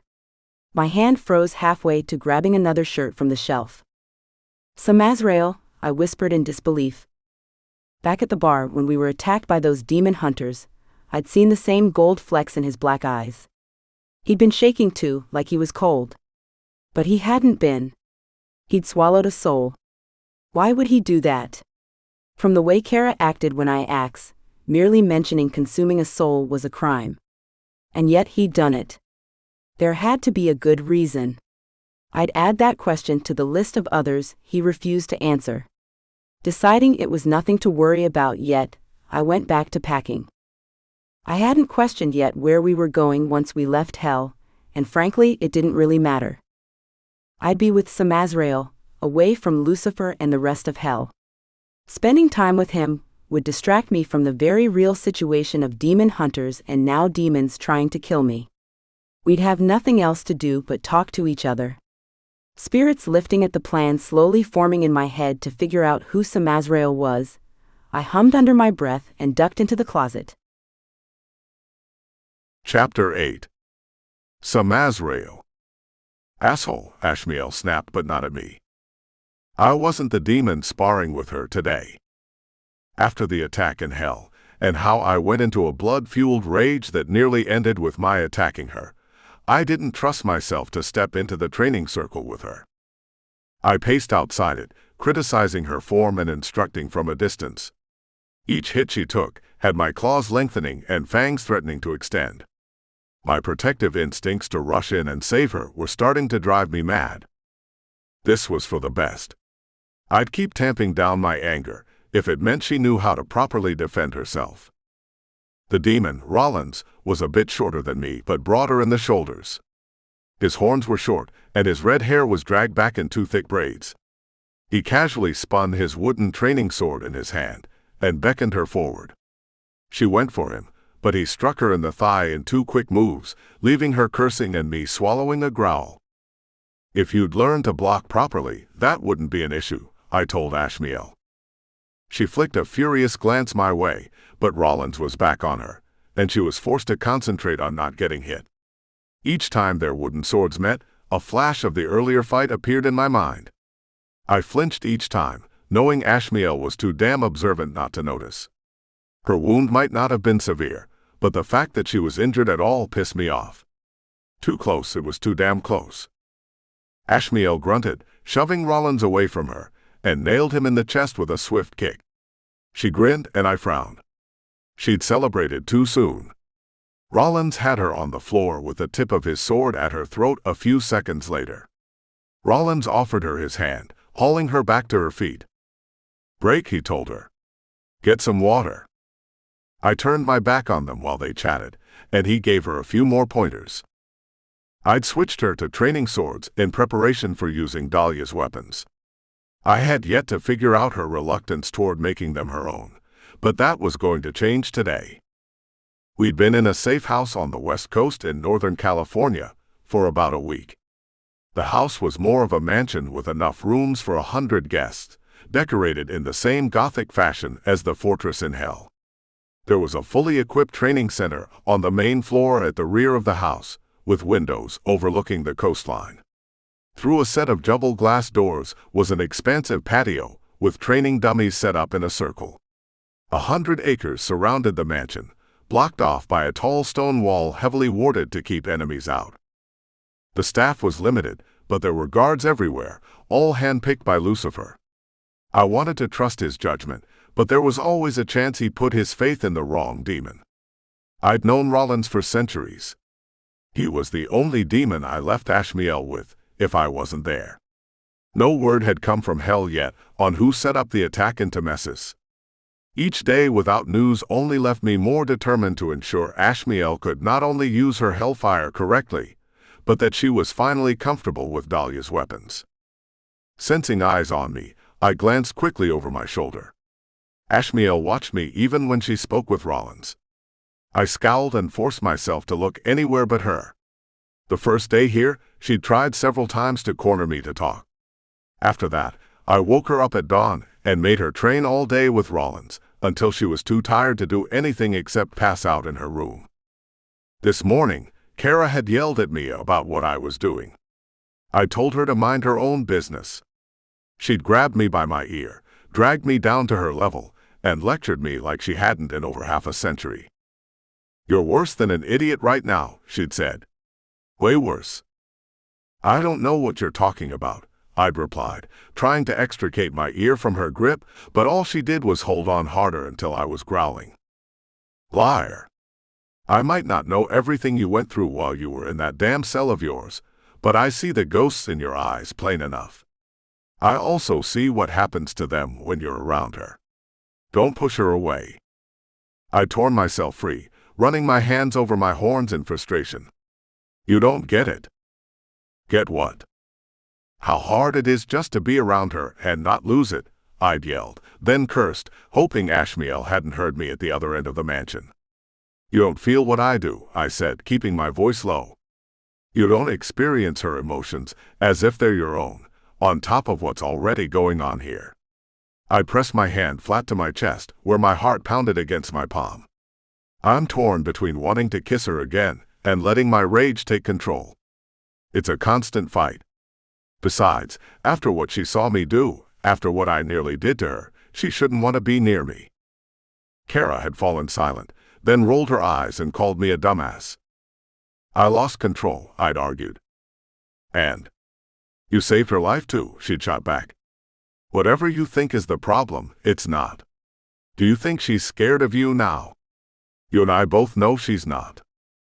She calmed me down, I'd whispered, not wanting to admit it aloud. "But what if next time she can't? What if next time I go off on her?" My hands had shaken while voicing what I was petrified of happening. The last thing I ever wanted in this world was to hurt Ashmielle. Kara had taken one of my hands and squeezed it. "You need to trust yourself again." "She does, without question. Did you ever wonder why you feel her so strongly? I don't think it merely has to do with how messed up you are from years of torture." She'd patted my cheek hard and walked away, warning me to stop being stupid. What did she want me to do? Stop trying to protect Ashmielle from all threats, including myself. No matter what Kara said, I was dangerous. I could hurt Ashmielle as easily as anyone. I caught Ashmielle's wrist. She was holding the wooden sword she'd been ready to bring down on my back. I shoved her away with a snarl. "Are you trying to get yourself killed? You look distracted. What are you thinking about so hard?" I scanned the room, but Rollins had slipped away without my even noticing. Kara had probably told him to sneak off at some point. Probably her way of trying to force the issue. "You're avoiding me," Ashmielle said, her words edged with aggravation. "Why?" I clenched my jaw, unable to stop my gaze from gliding over the silver and gold-streaked hair falling out of her ponytail to the char marks she'd left on the mats. Her long-sleeved black shirt was snug around her chest and hips, but it was the tight leather pants that had me quickly looking away and reminding myself why getting close to her was a bad idea. I needed to tell Kara to bring Ashmielle looser clothes. Much looser clothes. "I'm here, aren't I? Obviously not avoiding you." "Yeah, you are. You've been doing it since the attack." "Where's Rollins?" I asked, backing from her further. "Said he had to take care of something." She tossed me the wooden sword she'd been holding, then walked to the wall to pick out another one. "Let's go. I've got some energy left." "No." "What do you mean, no? You said you were going to train me, but it's been Rollins doing it since we got here." "Why?" I gritted my teeth, my skin itching with her growing annoyance. "Let it go." And if I don't? I dropped the wooden sword to the mat. You're finished for the day. I was a few yards from the door when a burst of hellfire struck me in the back. Whirling around with a warning growl, I glared. Ashmielle's face was blank, but a fire had appeared in her eyes. The flame she held in her palm burned small and steady. She was in complete control of it. If she wasn't using it against me right then, I might have let her know how proud I was of how far she'd come in so little time. I turned for the door a second time, only to be hit in the back, sending me staggering forward. Enough, I yelled, barely getting the word out when her fire came for me a third time. Heart racing, my claws and fangs extended. The guttural growl reverberating from my mouth would have been plenty of warning for anyone else to back off. Not Ashmielle. Her mental walls lifted. The rush of worry intertwined with sharp irritation wound around me like a living essence with a mind of its own. Not until you tell me why you're avoiding me, she said, the flame in her hand stretching higher. I itched to snatch her in my arms and make her see why she should be running in the opposite direction. Nearly hurting her once should have been enough. Each step I took away from her was a struggle. Every muscle strained to go to her instead. I'm not scared of you, she called, and I froze. I know that's why you won't train me anymore. Whatever you're thinking, just stop. Ashmielle. She shook her head, the fire creeping up her arm. No, don't Ashmielle me. You're not the only one in this room who loses control. You don't understand. Then tell me, she yelled, her frustration getting the better of her. You made me talk to you, remember? Now it's your turn. No, I said, biting off the word. I stormed for the door, ready to tell Rollins he was on his own with training Ashmielle from now on, when a rush of air came at my back. I stepped to the right, and Ashmielle's wooden sword struck the mat instead of me. I growled at her to knock it off, but she kept coming after me. Her mental walls were barely there, and I was awash in emotions that left me teetering on the edge of control. White-hot anger directed at me sent a sharp jolt down my spine. My rage started to break free. When she came for me, I scooped up the sword I dropped and met her attack. We moved across the mats, the clack of the wooden swords mixing with our heavy breathing and the occasional growl. I kept telling myself to stop this before I went too far. My limbs refused to listen. Ashmielle's unbridled emotions continued to flood the room, wrapping around me until I wasn't sure where I stopped, and she started.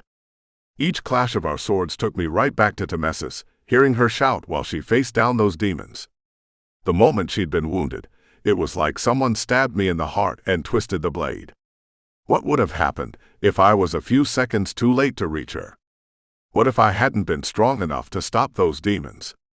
The fury inside me built until I had Ashmielle on the defensive, sweat breaking out on her brow while she struggled to keep blocking my attacks. I need to pull back, but the dam had broken, and there was no stopping the rage I'd been fighting against since we came here. Our swords crossed. She aimed her knee at my side, and another hit at my face while we were locked together. Skin burning, I bared my fangs and snagged her wrist, keeping her trapped. All sense of what I was doing disappeared. The night I failed appeared in my mind's eye, followed immediately by how I nearly let Ashmielle down a second time. I no longer saw her. There was only the rage. Roughly, I shoved Ashmielle from me, shaking my head while I fought to regain control. The sword dropped from my hand, hitting the mat with a dull thud. I pressed my hands to my head, panting for air. A soothing warmth pressed against my back a moment before hands slid around my sides and to my chest. I stilled.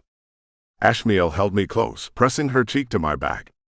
Fire slipped from her hands, flickering across my skin. A growl rumbled through my chest, but the longer she held me, the more I was able to let go of the rage.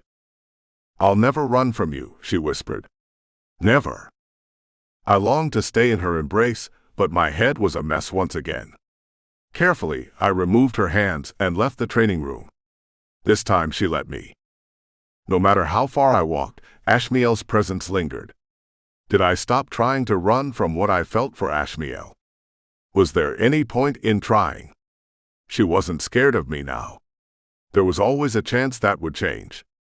What would I do then? If she ever looked at me in fear, I'd never forgive myself.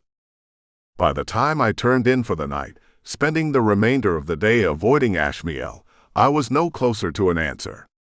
Shutting my eyes, I barely had to think about her when her presence reached out and found me.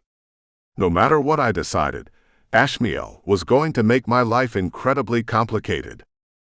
The following morning, I held the practice sword in my hand, waiting for Ashmielle to enter the training room. I felt her before she appeared. She glanced around, a curious expression on her face.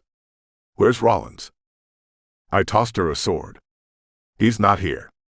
I'd spent the better part of the morning debating my options, until I gave in. If Ashmielle believed she could handle me, all of me, then I'd just have to test that theory. I prayed she was right. She opened her mouth, probably to ask me something, but I never gave her a chance. She brought up her sword, and then we were sparring, moving swiftly across the room. She kept up with my attacks, and even had me on the defensive at one point. I broke out in a sweat, my muscles burning. Her mental walls were in place today. Still, her aura continually brushed against me. The rage I'd been worried would break free again was present, though it seemed to be adapting to Ashmielle's shifts in mood instead of exploding outward. It was the strangest sensation. If Ashmielle picked up on it, she didn't let me know. Her jabs and blocks were quick. She darted around like a damned fairy.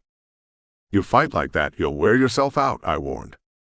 She rolled her eyes, then threw herself at me. I blocked her hit, and then we were off again. Are we ever going to talk about those demons who tried to kill me? Our swords crossed and she snagged my wrist. It wasn't the question I expected her to ask, but was better than what I assumed would be on her mind. "They're not your concern." I shoved her away. "Really? I'm pretty sure they were trying to kill me. Lucifer is taking care of it. That's why you're here and not in hell." "I have a right to know," she argued, ducking under my swing and nailing me in the back with the flat end of her sword. I grunted and whipped around, catching her in the leg.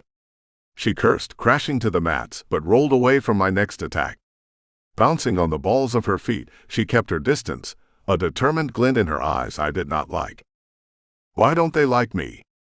"We're not having this conversation," I warned, charging forward. 3 moves later, our blades crossed again. She was pressed against the side of my body, pushing into me. "Fine. How about we talk about why you kissed me and pretended like you didn't?" Her bluntness distracted me, and she got a headbutt in. I staggered, wincing from the hit, but she sank to one knee, holding her head. "You did it wrong." "Thanks, Sammy," she muttered, and I growled. "So, you going to tell me or not? How to use your head properly?" She arched her brow at me. "We kissed, and you can't stand there and tell me it meant nothing." Her mental walls lessened, letting me in no matter what I did to try and stay out of that chaotic mess of sensations. "I know what I felt, and from the way you reacted, you felt something too. And the more you try to avoid the situation, the more I'm going to pester you about it." "You're wrong." "About which part?" "Does it matter?" I yelled, and her aura pulsed around me with her annoyance. So much for my staying in control today. Maybe this had been a bad idea after all. "I can't do this." Blocking her out the best I could, I walked to the rear of the room to put away my training sword. "We're finished for today." I made for the door. Crackling came from behind me. A second later, Ashmielle's hellfire wrapped around me, holding me in place. "What do you think you're doing?" I asked, glancing over my shoulder. 2 small fires flared in her eyes, matching the flames, creating a rope from her clasp hands to me. "We need to talk about this." "There's nothing to talk about." "That's bullshit," she snapped. "I thought we had a breakthrough yesterday, but clearly not enough of one." I hesitated. Nothing I said would help this situation. A flicker of disappointment at my silence, followed immediately by uncertainty, passed through her eyes, and her hellfire faltered. Her emotions cut off, leaving me cold. Unless it's me, she murmured. I'm reading way too much into what I saw. Sorry, I should just go. The 180 left me rooted to the spot until she drew level with me. I reached out, catching her arm and stopping her from leaving the room. What do you mean? What did you see? Just never mind. There's been so much shit going on, and I guess I was clinging to the person making me feel something other than anger. Heat of the moment or whatever. I didn't mean to put you in this weird position. She sucked in a deep breath and let it out, slipping out of my grasp. You're my bodyguard, and I'm your charge. That's it, nothing more. Wait, I growled, and she stilled at the door. I wasn't sure what I was going to say. When I opened my mouth, I inwardly cringed at what came out. It's not you, all right. It's me. Ashmielle blinked. Seriously? Are you sure you don't spend a lot of time around humans? I needed to put distance between us. I should have let her walk out of that room and been done with it, but I couldn't. Not when she thought I didn't want her. I did, and that was the issue. Too easily, I imagined her arms closing around me as they had yesterday, and how she'd dragged me out of my rage. She'd reached into the darkness and yanked me out. She'd started to mend my soul. I was terrified of getting too close to her because of what she made me feel. Samazrael. I lifted my head, Ashmielle's mental walls lifting enough for me to feel her worry. You shouldn't want to be with me, I whispered, unsure of where the words even came from. If I didn't say anything then, I knew I'd regret it.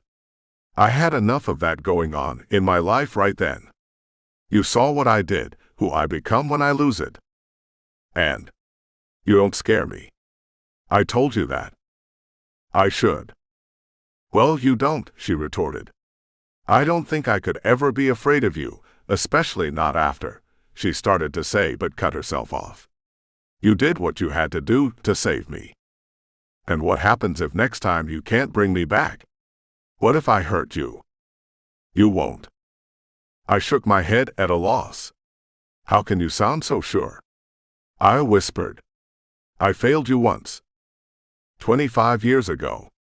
Is that really going to stop you from understanding what's going on between us? That sounds like a great plan. Who was it who told me bottling up emotions was a terrible idea? Oh, that's right, you. This is different.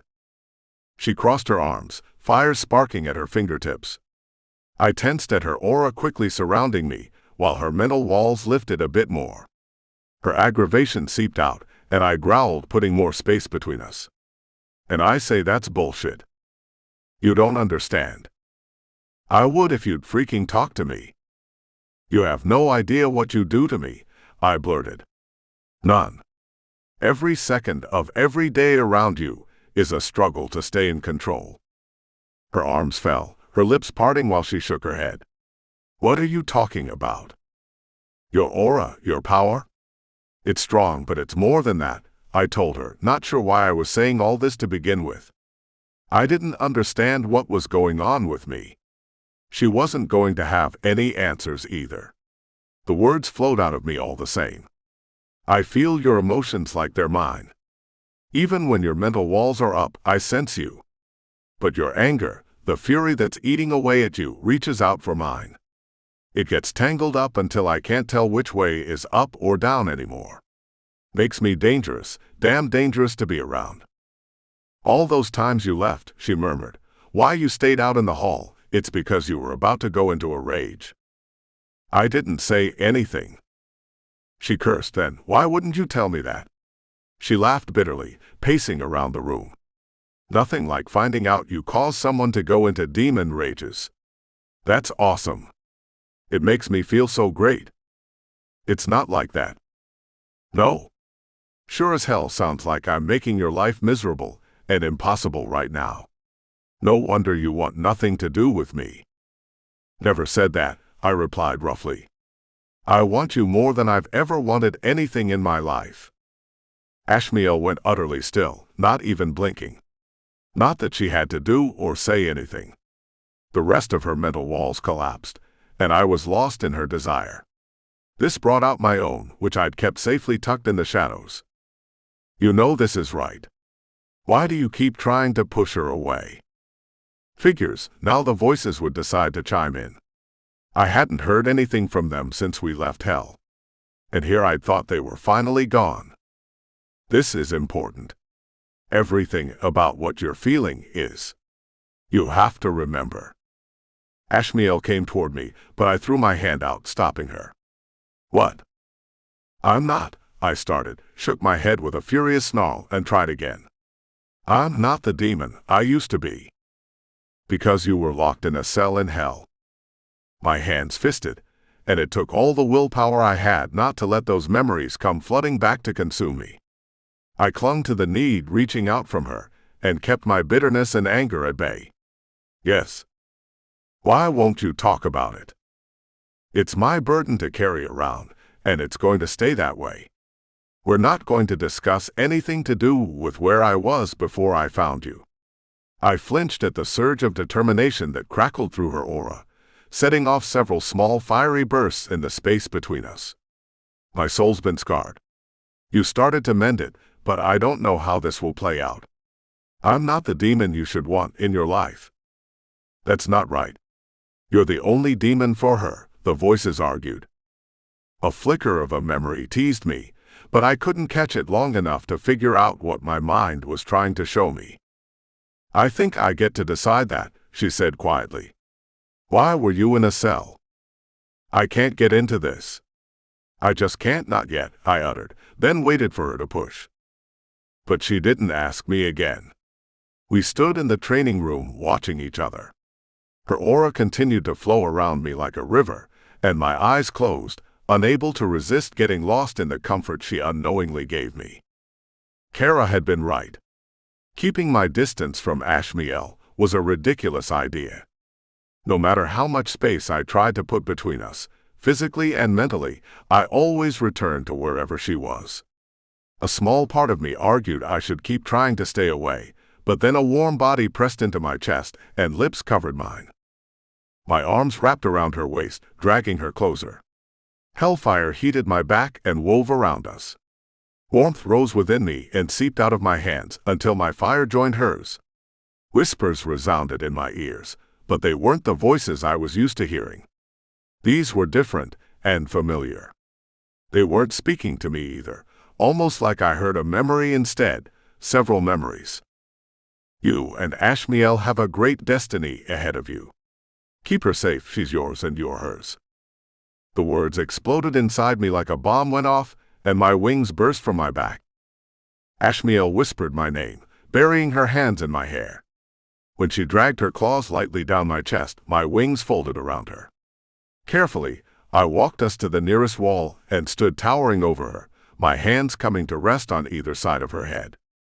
My wings adjusted, forming a protective barrier around us while we held each other's gaze. Her lips were red from our kiss. I growled quietly, enjoying the sight. She ran her fingers along the tattoos on my neck, then up and under my jaw. My claws dug into the wall, and her lips curled in a mischievous grin. Possessed by the passion flowing so smoothly between us, I leaned in, capturing her mouth in another heated kiss that left us struggling to breathe. Why does this feel so perfect, she asks. I don't know. I lifted her hand and entwined our fingers. I shouldn't be doing this.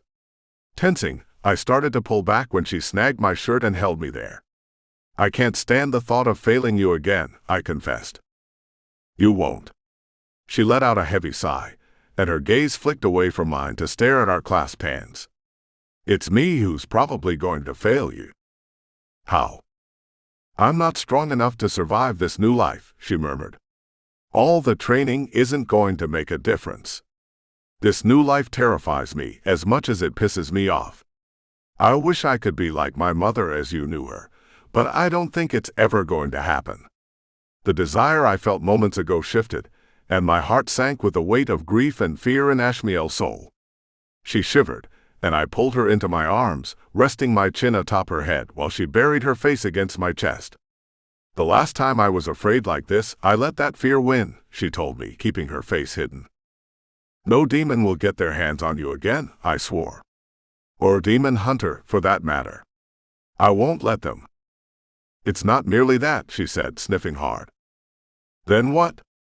Lucifer. No, I. She trailed off and went to pull away, but my wings closed in tighter.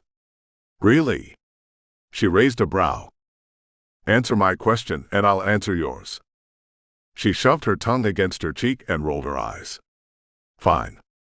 What's your question? Do you want this? I ask. What's happening between us? That's two questions. Millie. She scowled, but there was an amused glimmer in her eyes. I think it's pretty obvious, but yeah, I do. I have no idea what this is exactly, but I can't stop thinking about you or what you do to me, and I dream about you every night. So yeah, she finished, her cheeks bright red. I want this. Your turn. If that's your answer, then yes, really. If you want me, then you get all of me, sweetheart, including the part that's going to be extremely overprotective and probably drive you insane. I lifted her off her feet so I could kiss her again, loving how her body grew hot like I was holding a living flame. Fine, but the same goes for you. If I tell you stuff, then you have to tell me stuff. Ashmielle, I said, but she held my chin, her brow rising. Grunting at what I had just gotten myself into, I hung my head. I'll tell you, but it'll take time. Good enough. For now. I let myself be content simply studying her silver eyes and enjoying holding her in my arms. I kept waiting for the voices to creep back in and interrupt the moment, but they left me alone. It seemed like the bits and pieces of clarity I had were here to stay. The trauma left behind became a distant echo the longer we stood there. It was just Ashmielle and me. What do you know about the Order of the Unholy Dragon? She asks. My good mood cracked. The question was entirely out of nowhere, and I frowned, unsure where she was going with this. Why? Because I heard one of the other demons talking about them. Who are they? The flush on her cheek said she was lying, but I let it go for now. The demon hunters work for them. All of them. Last time I checked, yeah. She nodded, plucking at my shirt and avoiding my eyes. Who's in charge of them? I tilted my head, trying to pick up on what she was feeling, but she clamped down her emotions. A guy named Peter Torrell. He's been in charge of the order for the past 15 years. And they just what? Go after demons for fun. It's their belief we're evil. Fallen angels too. It doesn't matter what our true purpose is. They think the world would be better off if we weren't a part of it, I explained. Who was talking about them? I don't know, just some demon. I wanted to call her out for lying, but she kissed me again and slipped away from me when I was still catching up with the moment. Where are you going? To shower. I figured we were done training for the day. I nodded, and she bounced on her feet, then took off out the door. A second later, she poked her head back in and asked if I'd see her at dinner later. We'd been eating separately, mostly so I could have some time away from her. There was no point now, and I told her I'd be there. She grinned and set off again. What are you doing? I whispered, my wings retreating into my back while I walked the perimeter of the room. I ran my hands down my face, smiling and scowling, then smiling again while I thought back over what we did.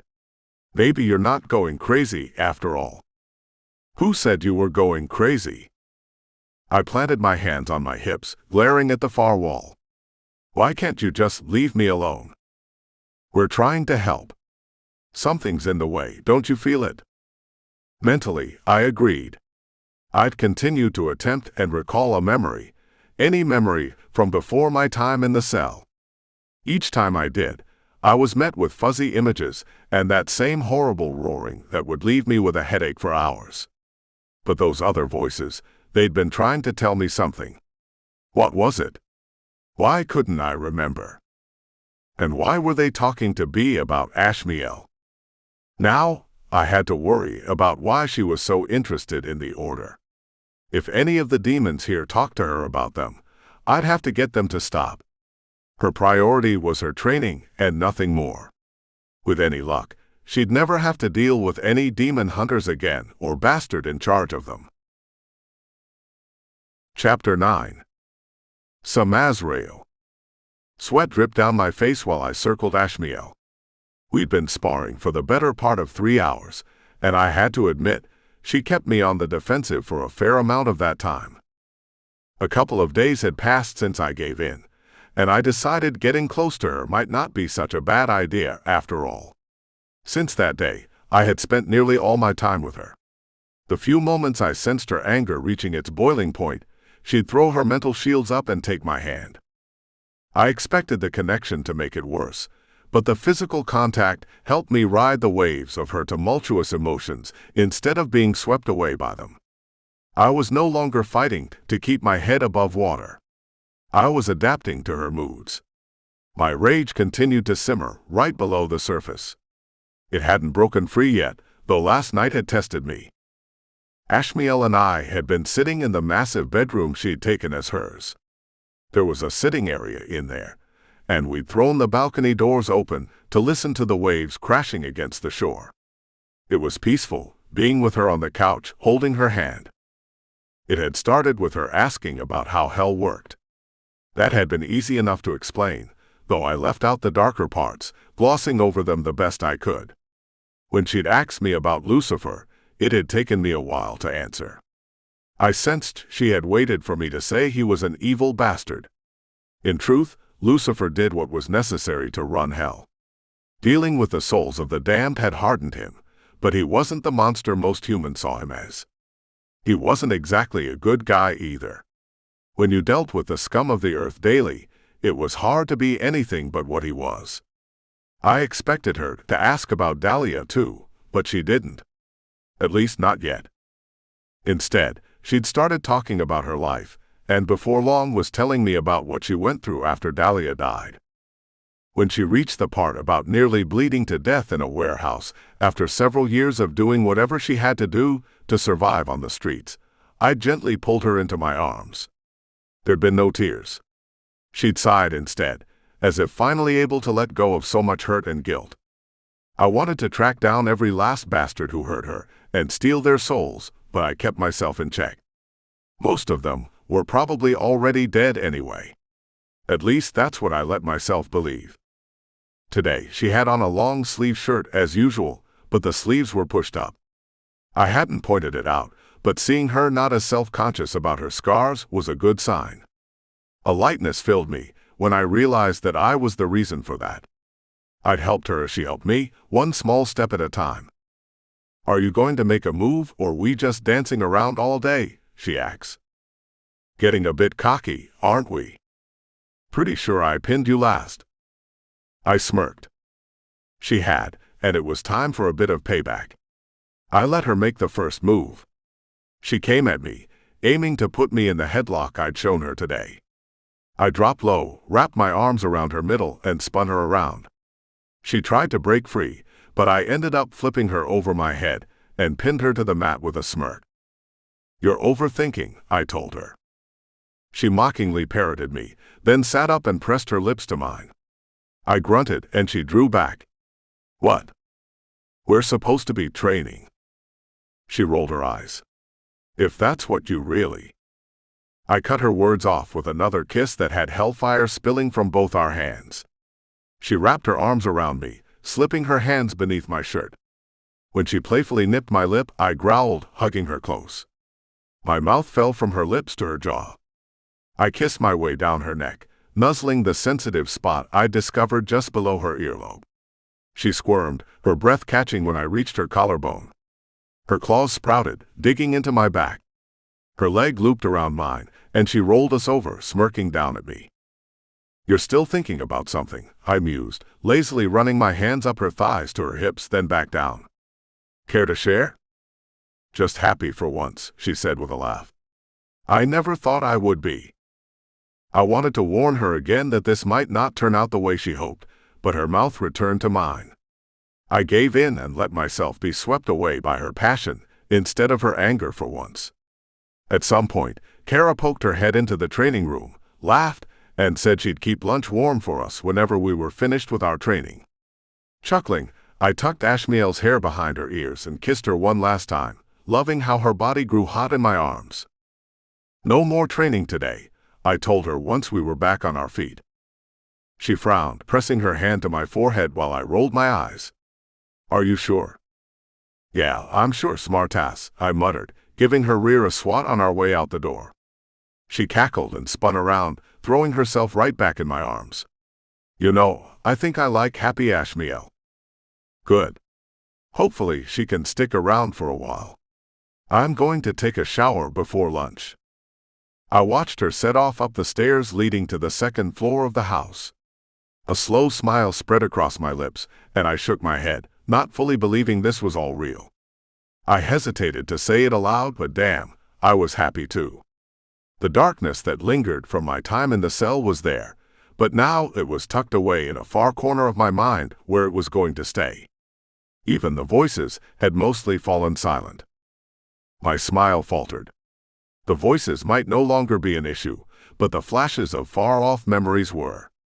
I told myself it was a coincidence. From the moment I accepted my feelings for Ashmielle, it was like the block I had on my past was chipping away. Every day, more moments came to me. They were still fuzzy and hard to understand. A few were of Lucifer and me. I was sure I heard him laughing in one of them while he shook my hand and clapped me on the shoulder. More, though, had been conversations between Dahlia and me. Toward the end, I'd spent quite a bit of time with her. Whenever she was in hell, Lucifer assigned me as her personal guard. I only wished whatever we talked about would come back to me. It was important, but no matter how hard I attempted to make the memories clearer, they remained fuzzy and muffled. Pushing off the doorframe, I headed to the kitchen. Carol was at the large table, grinning. "Whatever you're going to say, keep it to yourself," I warned. I reached the stove and removed the lid from the skillet where she'd thrown together a hash. After piling some on my plate, I joined her at the table. "Why?" "I wasn't going to say anything." "Nothing at all." She spun her mug of tea around on the table, mumbling, "Except I should probably yell, 'Hand check now,' before I walk into a room." I flicked a potato at her. "Cute."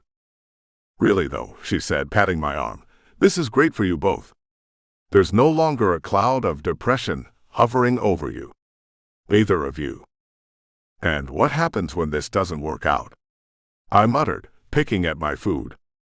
"How about you focus on today, and tomorrow you worry about tomorrow?" I shoved my plate aside, unable to stomach anything. There was no way to explain to Kara what Ashmielle meant to me. This was more than just infatuation or attraction. It was like my very soul called out to hers. Each touch and kiss set me on fire from the inside out, burning away the trauma of the last 25 years. Every moment with her now just felt right. So why was I so consumed with the moment it'd all go wrong? "What are you missing?" I flinched, and Kara gave me a worried glance. "You all right?" she asked. I nodded and tried to eat again. The uncertainty that started as a knot in my stomach unraveled the moment I sensed Ashmielle coming downstairs. She was getting much better at only letting certain emotions slip past her mental walls. I'd have to let her know, though, teasing me like this with someone else present wasn't playing fair. Ashmielle winked at me when she passed, served a plate for herself, and sat. She and Kara started talking about some TV show they'd started watching since we came here. I didn't pay attention to what was said, absorbing only Ashmielle's voice. It eased the stress from my shoulders and seeped through the rest of my body until I was completely relaxed. Listening to her talk so freely and laugh had me smiling the entire time we were in the kitchen. Eventually, Kara said she was off to take lunch to the demons currently at their guard posts, leaving Ashmielle and me alone. "So, what are we doing the rest of the day if we're not training?" she asked, brow arched. I held out my hand for hers and stood. "I might have an idea." A few minutes later, Ashmielle's eyes were wide, and she squeezed my hand hard enough to make me wince. "This is your idea? You ax about flying." "I did," she said, warily glancing around the roof. I've got you, I assured her. Just don't overthink. Right. Don't overthink using wings and the fact that I might plummet out of the sky. No overthinking involved at all. Sighing, I pulled her into my arms and kissed her until she melted into my chest. Do you really think I'd let anything happen to you? No, she said grudgingly, and I positioned her at my side again. I rolled my shoulders and my wings expanded. I stretched them, letting the light breeze catch them until I tucked them in, so they were directly behind me. Go on. Screwing her lips to the side, Ashmielle shrugged. Her wings that reminded me of the night sky at midnight sprouted smoothly from her back. The short bone spikes glistened in the sunlight. The leathery wings dragged on the ground until she gave her shoulders a little shake. Her wings mirrored her, and I smiled in awe as always at their dark beauty. Tuck them in like mine, I instructed. Once she'd done so, I guided her to the edge of the roof. Ready? Ready for what? She asked, panicking. You haven't told me anything. You'll know what to do. Trust me. I stepped off the roof, holding tight to her hand, and pumped my wings. She cursed, eyes wide, while she watched my wings carry us higher into the sky. I pulled her up into my arms while we flew, her wings fluttering in the wind. The compound stretched out beneath us, and the air streams held me aloft. I told her to spread her wings. She did, and they caught the wind, jerking her a bit until she was able to get her balance. Hand in hand, we rose higher into the sky. Her worried frown turned into a grin, then she was yelling and laughing when her wings carried her without any help from me. I stayed close, my heart plummeting each time she dove, only to catch herself and rise up again. We were going to have a very long discussion about her not giving me heart attacks once we landed. We flew around each other, twisting and diving, until I was cackling right along with her. When was the last time I'd flown for the fun of it? We stayed in the sky until the sun started to sink toward the horizon, painting the sky in deep reds and oranges, fading into hues of purple and blue. This high up, the lights from the nearest city were visible. A weight hit my shoulders, then was gone just as fast. Ashmielle might say she was happy, but she was tired of being cooped up in this compound. I motioned toward the roof of the mansion, and we made our way back down, her landing not as graceful as mine. She overbalanced and fell into me, laughing like a madwoman. Her wings disappeared into her back. I let mine wrap around her and drew her into me. How about we get away from the compound for a few hours? Her eyes lit up and she bounced on her feet. You're serious? A few hours, nothing more, and if we leave, you have to do what I say, got it? Deal. Where are we going? I don't even know what city that is. Are there nightclubs down there? I cringed. Nightclubs? What else are we going to do? She pouted. I barked a laugh. You think that's going to work on me? She tilted her head back and forth, then stood on her toes, wrapped her arms around my neck and pulled me down to her. The kiss left me growling, and my wings kept her firmly pressed to my chest. Her claws found my shoulders. She drew back, fire in her eyes and a smirk on her lips. That's cheating, I growled. Maybe, but it worked. I hung my head, shrugging my shoulders so my wings retreated. 3 hours. No more. She kissed both my cheeks and set off for the door leading back inside. Meet you downstairs in 10. I have to change. I was going to regret this night. I'd never been to a nightclub, unless it was to protect Lucifer while he collected souls. Figuring I'd drag Rollins with me to suffer too, I walked toward the door and ducked inside. There had been no reports of demon hunters anywhere in the city, which was the only reason I was okay with taking Ashmielle out. 3 hours. I'd give her 3 hours to be normal and have fun. The more I thought about what we were doing, the more I decided to take a few extra demons. Ashmielle wouldn't have to know she was being followed around by a small army of guards. You weren't kidding about being overprotective, Ashmielle mused from beside me. I heard the smile in her words. Her arm snaked around my waist while mine draped over her shoulders. I don't see the issue. She waved her free hand at the demons in front of and beside us. Rollins and 2 others brought up the rear. Think you almost gave the bouncer a heart attack. Don't think he's ever seen this many demons together before. He got a tip for his cooperation. She laughed, leaning into my side. You having fun? I asked. Never thought I'd see you dancing like that. I grunted. You'll never see it again. And none of you are to repeat this to anyone, I added, even louder. A chorus of laughter resounded around us, and I glanced skyward. The night had certainly been entertaining. Ashmielle had dragged me onto the dance floor, and we'd stayed out there the entire time. I'd been worried when I told her it was time to go, she'd complain. Instead, she'd slipped her hand into mine and let me guide her out the door. Thanks for this, she said, looking up at me. I needed that. Happy to help. You won't be under heavy guard forever. You sure about that? I pulled her closer against my side, taking in the street we walked down.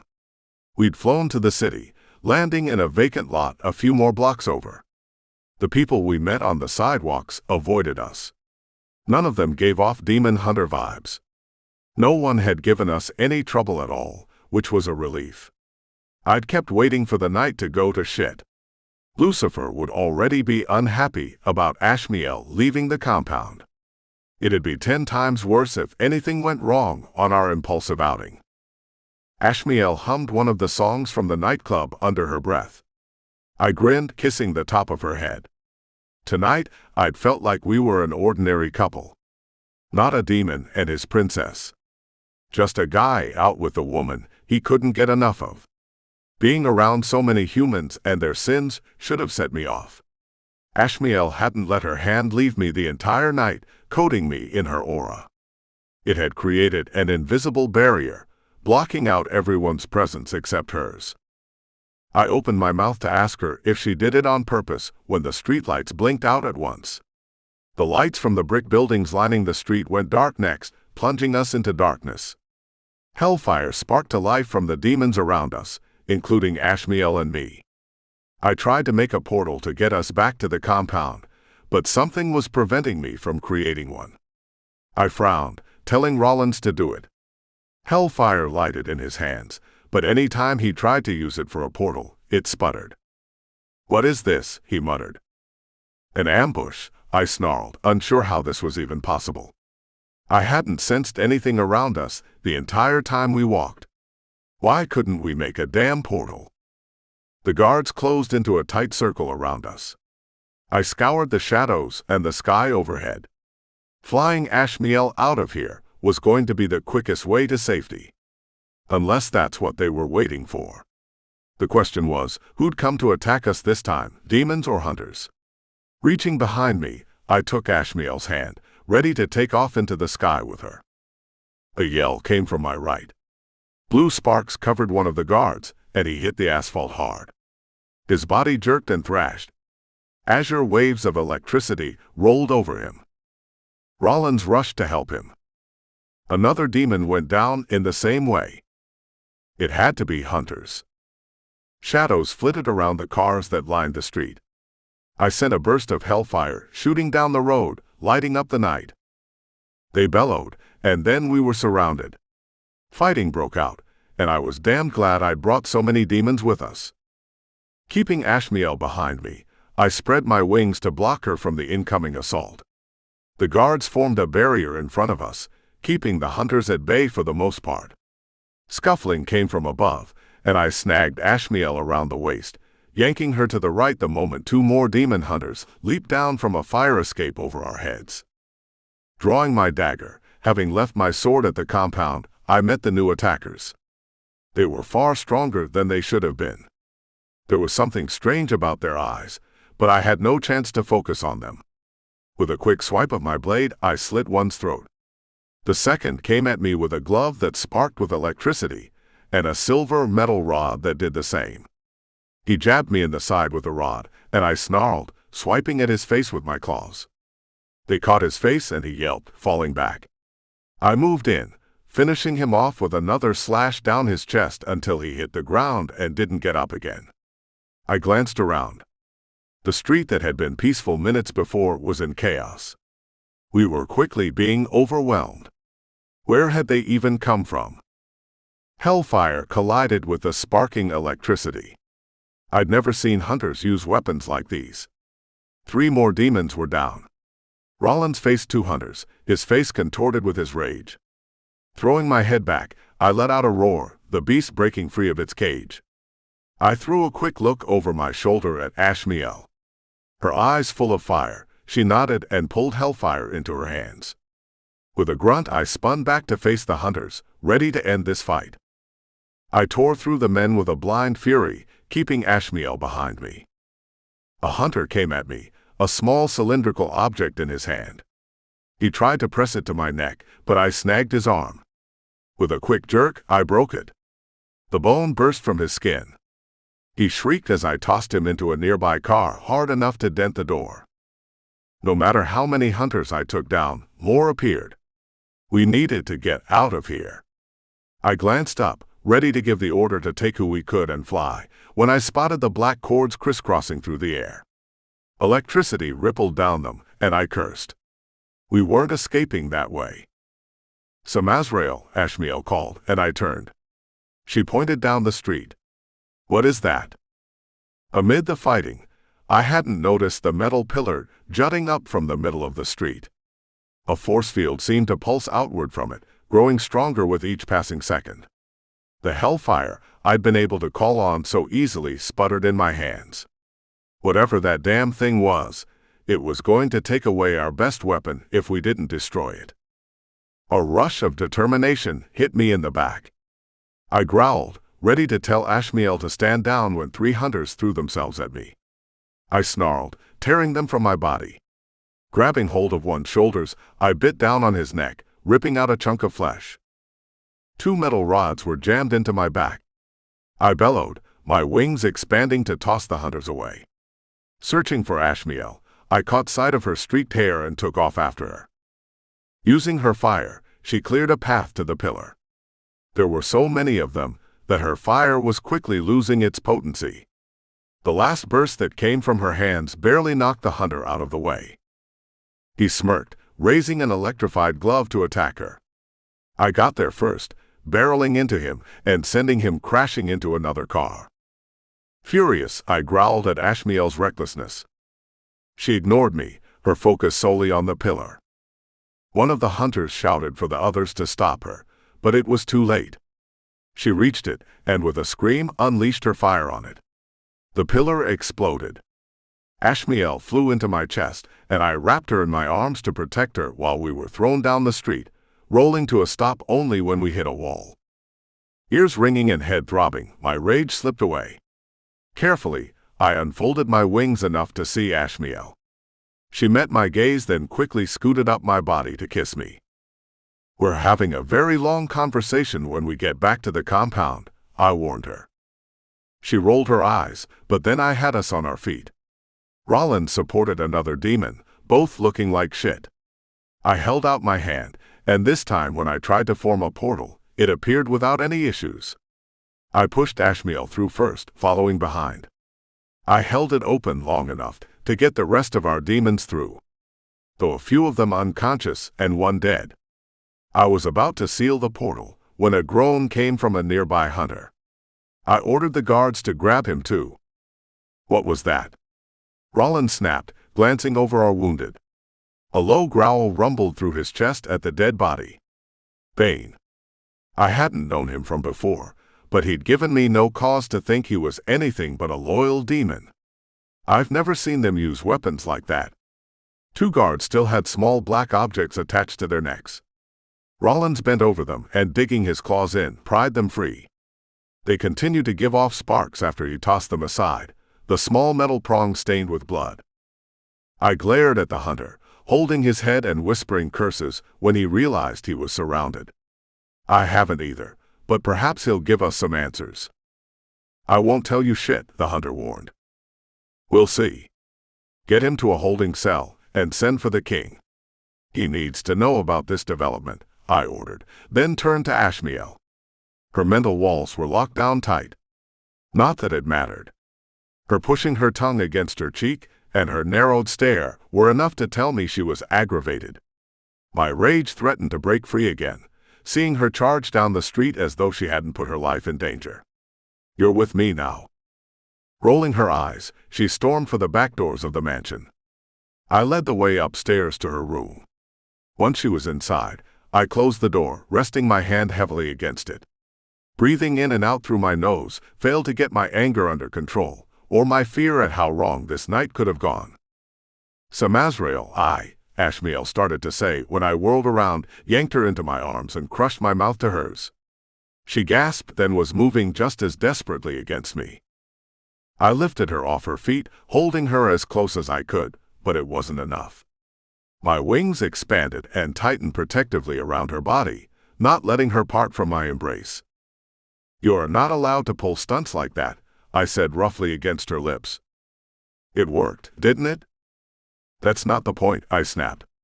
"You're the one we're meant to keep safe. You can't just go around being reckless like that. What if you'd been hurt? What if they'd captured you?" "You were there," she argued. "You weren't going to let anything happen to me. I don't see the point of me learning to fight if I'm just supposed to stand back and watch while demons are taken down by the bad guys." My wings let her go, and I dropped her to her feet, stomping away. Running my hands over my horns, I gnashed my jaws, fighting to not lose it again so soon. "You have no idea what you're putting at risk," I whispered. I was helping. "You think I want anything to happen to you? You don't understand." "Understand what?" "You're just as important to me as I am to you."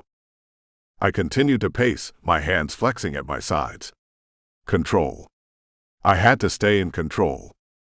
"If we end up in a situation like that again, I'll do the same damn thing."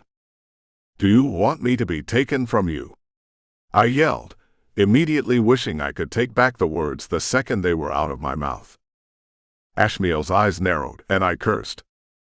This night was about to be a lot longer.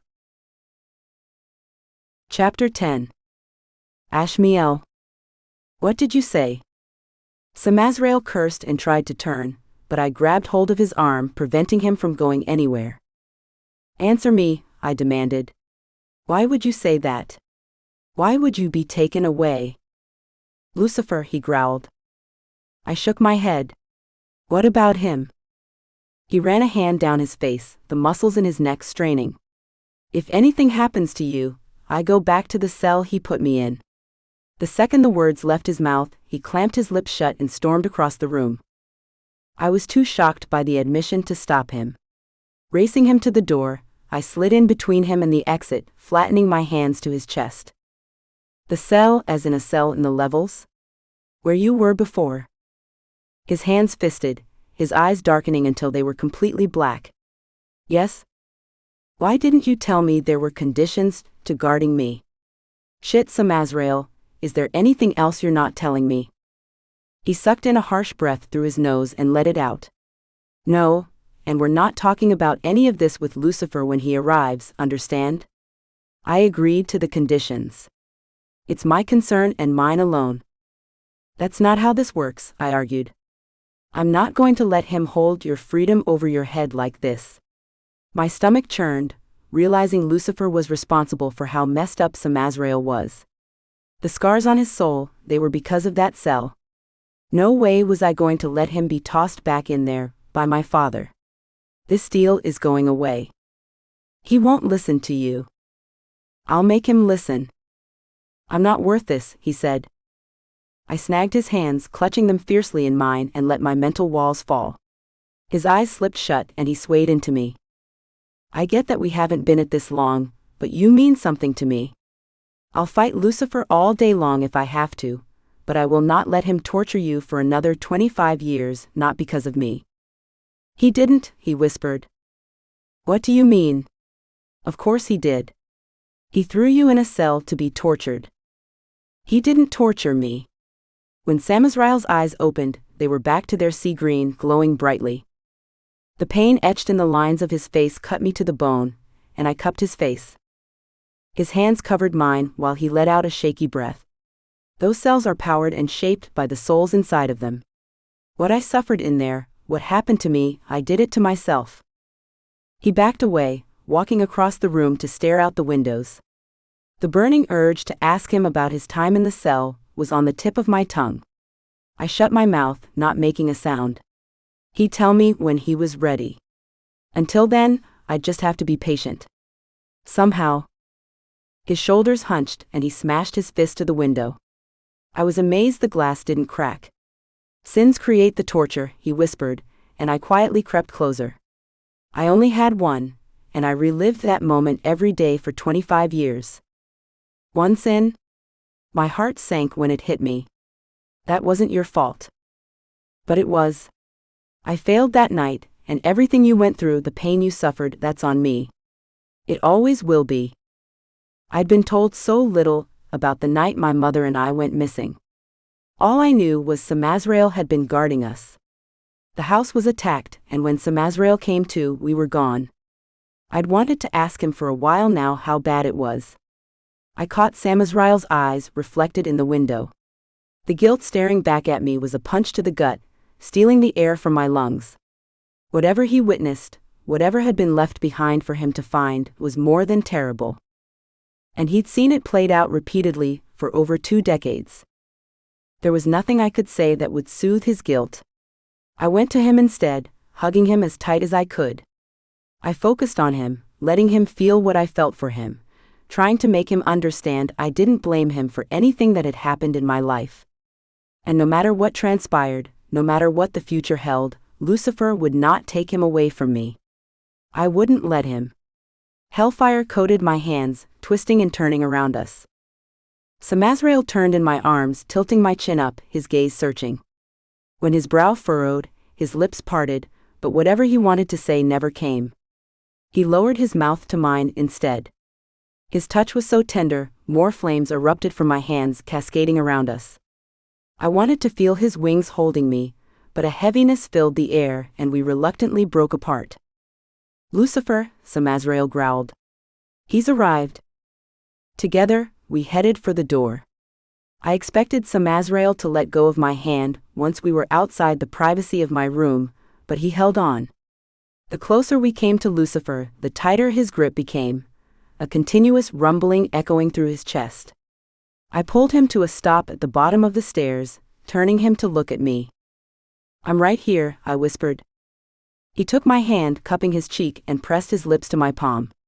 Sparks ignited at my fingertips, and his eyes glowed for a few seconds. Only then did he let me go. Lucifer waited for us in the main sitting area on the first floor. 3 of his personal guard were with him, and Rollins stood near the fireplace, nodding to us when we entered. Lucifer wore all black tonight, his eyes overflowing with flames when he spun around to greet us. More fire ignited at his fingertips when he stalked to Samazrael. Rollins, it seemed, had already informed him of the incident. So much for this not turning into a fight. Why did you leave the compound? Lucifer demanded. Samazrael bowed. There were no reports of threats in the area. I'm sorry. It was a mistake. Lucifer snarled, grabbed Samazrael by his shirt, and slammed him into the wall. I yelled at him to let go, but Samazrael shot me a look, warning me to back off. You're supposed to protect her, and this is twice now she's been attacked while in your care. It's not his fault, I snapped. Let him go now. Lucifer bared his fangs at me, and I did the same right back. Hellfire pooled in my palms while we stared each other down. The air crackled and sparked when our auras collided. Rollins and Lucifer's guards cringed, all taking a step back. I said, let him go, I repeated. I was the one who wanted to leave the compound. Ashmielle? Samazrael grunted. It's fine. No, it's not. We only left because of me. What made you think leaving this place was a good idea? Lucifer said quietly. It wasn't, and I admit that, but it's my mistake. Not his. Lucifer's nostrils flared, but to my surprise he let Samazrael go. I exchanged a confused look with Samazrael. Lucifer backed away, clasping his hands behind his back. Rollins described these new weapons to me. They have to be powered by more than simple electricity. Samazrael bowed. I believe the same. We were able to bring one of them back with us, but the rest had to be left behind. Rollin said you captured one of the demon hunters. Where is he? Lucifer asks. Below. In a holding cell, Samazrael said. I'll take you to him. Samazrael and I led the way through the mansion, to a set of stairs I hadn't even known existed until tonight. 2 demons stood guard at the top, and after bowing to Lucifer, opened the heavy metal door. It groaned on its hinges. The air rippled when we passed over the threshold. Warding. It made my skin itch all the way down the set of straight stairs to a second identical door. 2 more guards waited there. Once through it, a narrow passage led us to a circular room, more warding etched into the stones. Every 6 feet was a grated metal door to what I assumed were holding cells. Only one had a guard standing beside it. Open it, Lucifer ordered. The guard removed a key from his belt. A bright red flash came from the door when it unlocked, then swung open. Lucifer had to duck to get inside the cramped space. I wanted to follow, but Samazrael caught my arm, subtly shaking his head. You don't want to see this, he whispered. You should go back upstairs. I'm fine, I promised. He hesitated but let it go, joining Lucifer in the cell. You will tell me why you tried to kill my daughter, Lucifer said. The calmness of his voice sent a shiver down my back. The demon hunter, his hands chained to the wall behind him, spat at Lucifer's feet. Lucifer's lips twitched and he rolled up his sleeves. Very well then. Let's see how much you can bleed. 2 hours later, Lucifer and Samazrael exited the cell of the demon hunter. The man's face wasn't visible beneath the layer of gore covering it. Blood dripped from his mouth, hitting the floor at his feet with a soft, wet splat. I wasn't even sure if he was alive or not. One of the guards held out a towel for Lucifer. He took it, wiping the crimson stains from his hands. Samazrael avoided my eye when he left the cell. Blood dotted his face and covered his hands too. I hadn't made a sound the entire time the man was tortured. Later I'd be damn proud of myself for that fact. Right now I was somewhere between a state of shock, disgust, and accepting what they'd done because of what had come out of the demon hunter's mouth. I need to speak with my daughter alone, Lucifer stated. I jerked and spun around, my legs cramping from being in the same position for so long. Unsteadily, I led the way out of the dungeon to the main floor, then down the hall to what was probably Lucifer's study whenever he stayed here. I would have gone to my rooms, but I didn't think I'd be able to climb another set of stairs. Lucifer shut the door behind him, not before I spotted Samazrael standing in the hall. His presence was comforting even while my mind raced. I wanted him in the room with me, but it was safer for him if he stayed out. Ashmielle, Lucifer said. I held up my hand, still trying to collect my thoughts. My stomach threatened to revolt. I clutched my hand to my gut while the rest of me trembled. The walls keeping my emotions in check cracked. The second I sensed Lucifer come closer, I screamed, throwing my hand out with a surge of fire to shove him back. Don't, I shouted. Don't you dare. His hands fisted at his sides, covered in fire, matching the flames dripping from his eyes. You're not the only one allowed to be angry. Really? You heard him down there. This is all your fault. All of it, I bellowed. How is it mine? You did something to her, I ranted. What did you do? What did you to my mother? Flames erupted from my hands, swirling around me when my mental walls shattered. Nothing, Lucifer yelled back just as loud. Liar, you're lying. Lucifer stared me down, his anger warring with confusion and pain that rushed out of him. I never did anything to your mother to make her go this far. I don't believe you, I whispered, staggering further into the room. After an hour of being tortured by Lucifer and Samazrael, the demon hunter had finally confessed one thing and one thing only. The demon hunters were after me to collect on a deal they'd made with Dahlia. She was the one who orchestrated our disappearance all those years ago. She was the reason Samazrael had been left to take the fall. She'd made a deal with the demon hunters to get away from Lucifer, then she betrayed them. What the man hadn't known was why. Mom had never said a damn word to me about any of this. Why would she do this to us if it wasn't because of something Lucifer did? I cursed, turning my back on him. Unless it was something she'd known he was going to do.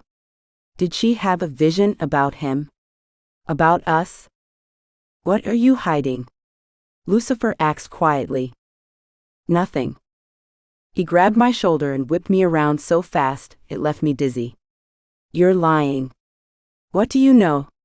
Tell me, damn it, what? I don't know anything. I struggled to break out of his hold, but he was too strong. I've spent the last 25 years mourning Dahlia and you without knowing why this happened, he whispered, his words filled with so much grief it broke my heart. I will do whatever it takes to get the answers I seek.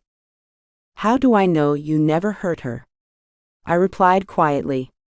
How? I only hurt those who deserve it. Like Samazrael? Lucifer tilted his head, but I didn't give him a chance to respond. You locked him in a damn cell, where he had to relive that night over and over because you thought he failed. He didn't deserve that, not when he almost gave his life for us. And now it turns out, it was all a setup anyway.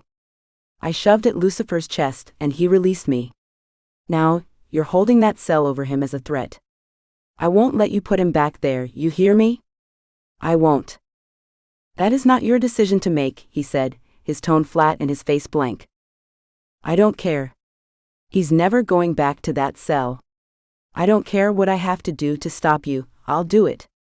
I squared my shoulders, the flames flaring at my hands. I released him 10 years ago, he told me. Wait, you did what? Lucifer's brow knitted together and he stepped back. He glanced from the door then back to me, his shoulders slumping. Doesn't matter. If anything happens to you, Samazrael will return to his cell and this time he'll stay there. He turned on his heel and stormed for the door. That's it. What more do you wish me to tell you? You won't believe anything I say, so there's nothing left for us to speak of. I must return to hell and continue to find who's behind attempting to assassinate you, as well as send demons to scour the city for whatever hunters are here. Despite what you think, I will not let you be taken from me. Not again. Wait, I called, his hand on the doorknob. Just wait. I don't have time for games. This isn't a game. I threw my head back, wishing I had an idea of what I was about to get myself into, then blurted, I've been having visions when I touch my mother's old weapons. Lucifer's eyes flared silver when he turned. What did you say? Hef gave Samazrael my mother's old weapons, I explained. I'm supposed to be using them, but every time I touch them, I see things. Samazrael explained that her grace was probably absorbed by her weapons, which makes sense with feeling what she did, but the visions are, well, I don't understand, I finished quietly. A subtle shock crossed Lucifer's face before it disappeared. That's why you asked if she was different. I nodded. Lucifer sighed, rubbing the back of his neck. For the first time, the king of hell appeared nervous, and a flicker of the love he had for my mother appeared in his eyes. She always said her visions would cause trouble one day. So she was psychic? Dahlia had the gift of foresight, he said. It's a rare gift. It's possible her visions were trapped in her weapons this whole time. I shook my head. I haven't seen anything about that night. I believe you, he said, sounding as disappointed as I felt. I shuffled my feet, shrugging. I have seen a lot of other things. It's all so confusing, though. Once you have moved to a safer location, I'll come to see you. We can talk about these visions then. He seemed reluctant to leave and didn't make a move for the door. My anger at the demon hunter's words was fading, and I was left in the wake of even more confusion about why Mom would make a deal with these people. I was still getting to know Lucifer, but I was beginning to believe he'd never have hurt Mom, at least not intentionally. I want to know more about you, I told him. I mean you and her. Well, about everything. I look forward to having that conversation with you, he said sincerely. About Samazrael, I said, and his face went blank again. I don't want you hurting him.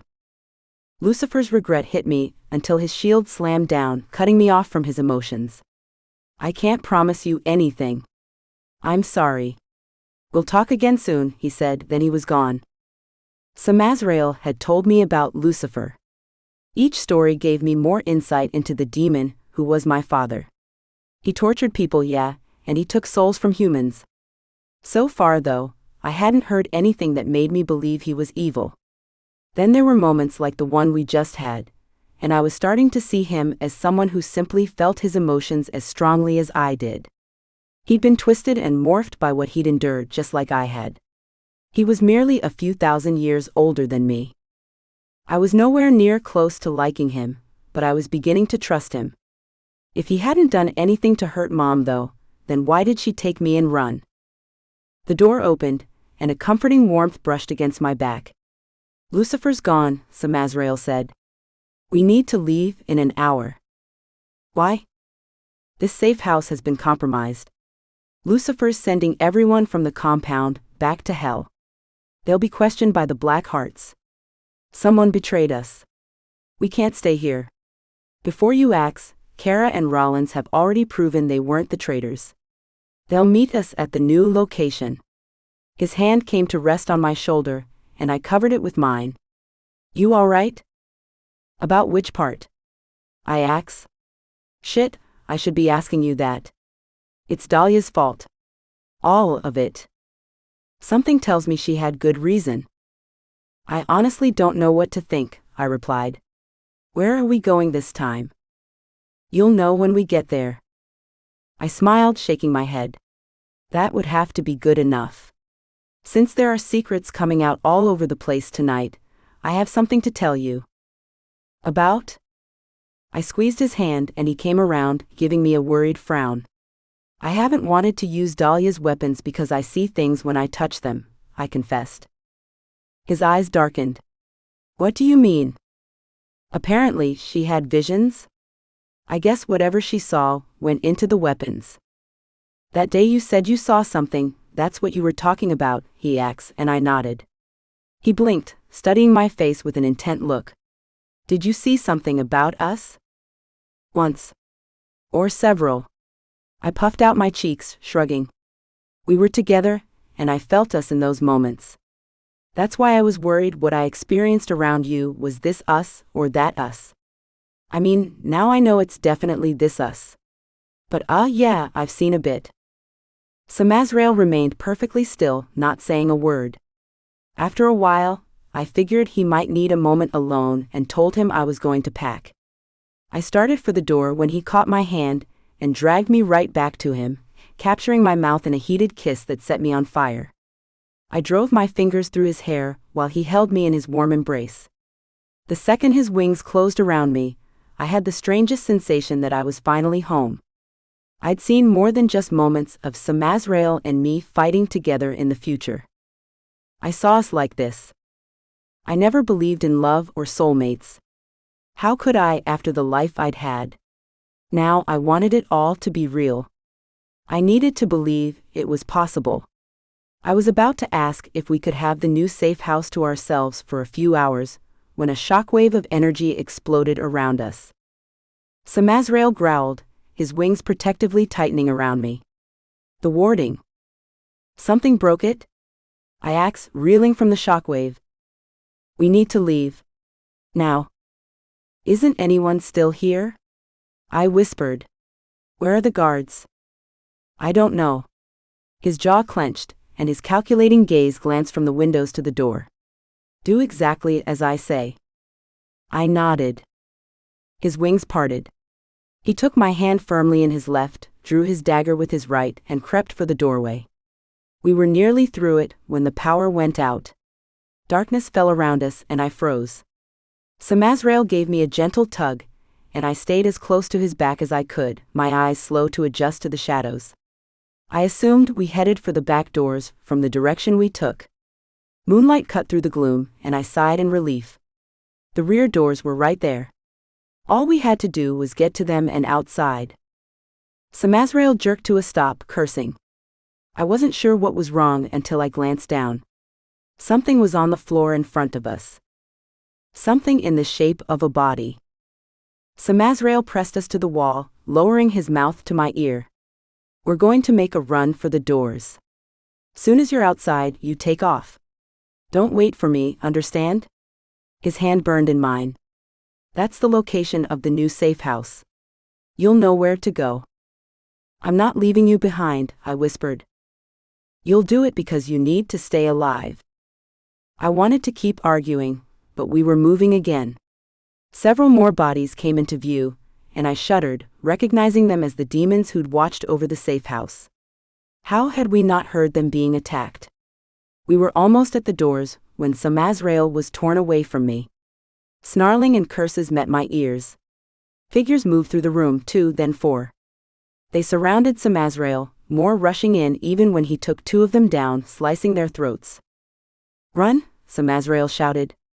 He yelled my name, but it was cut off when he gasped in pain.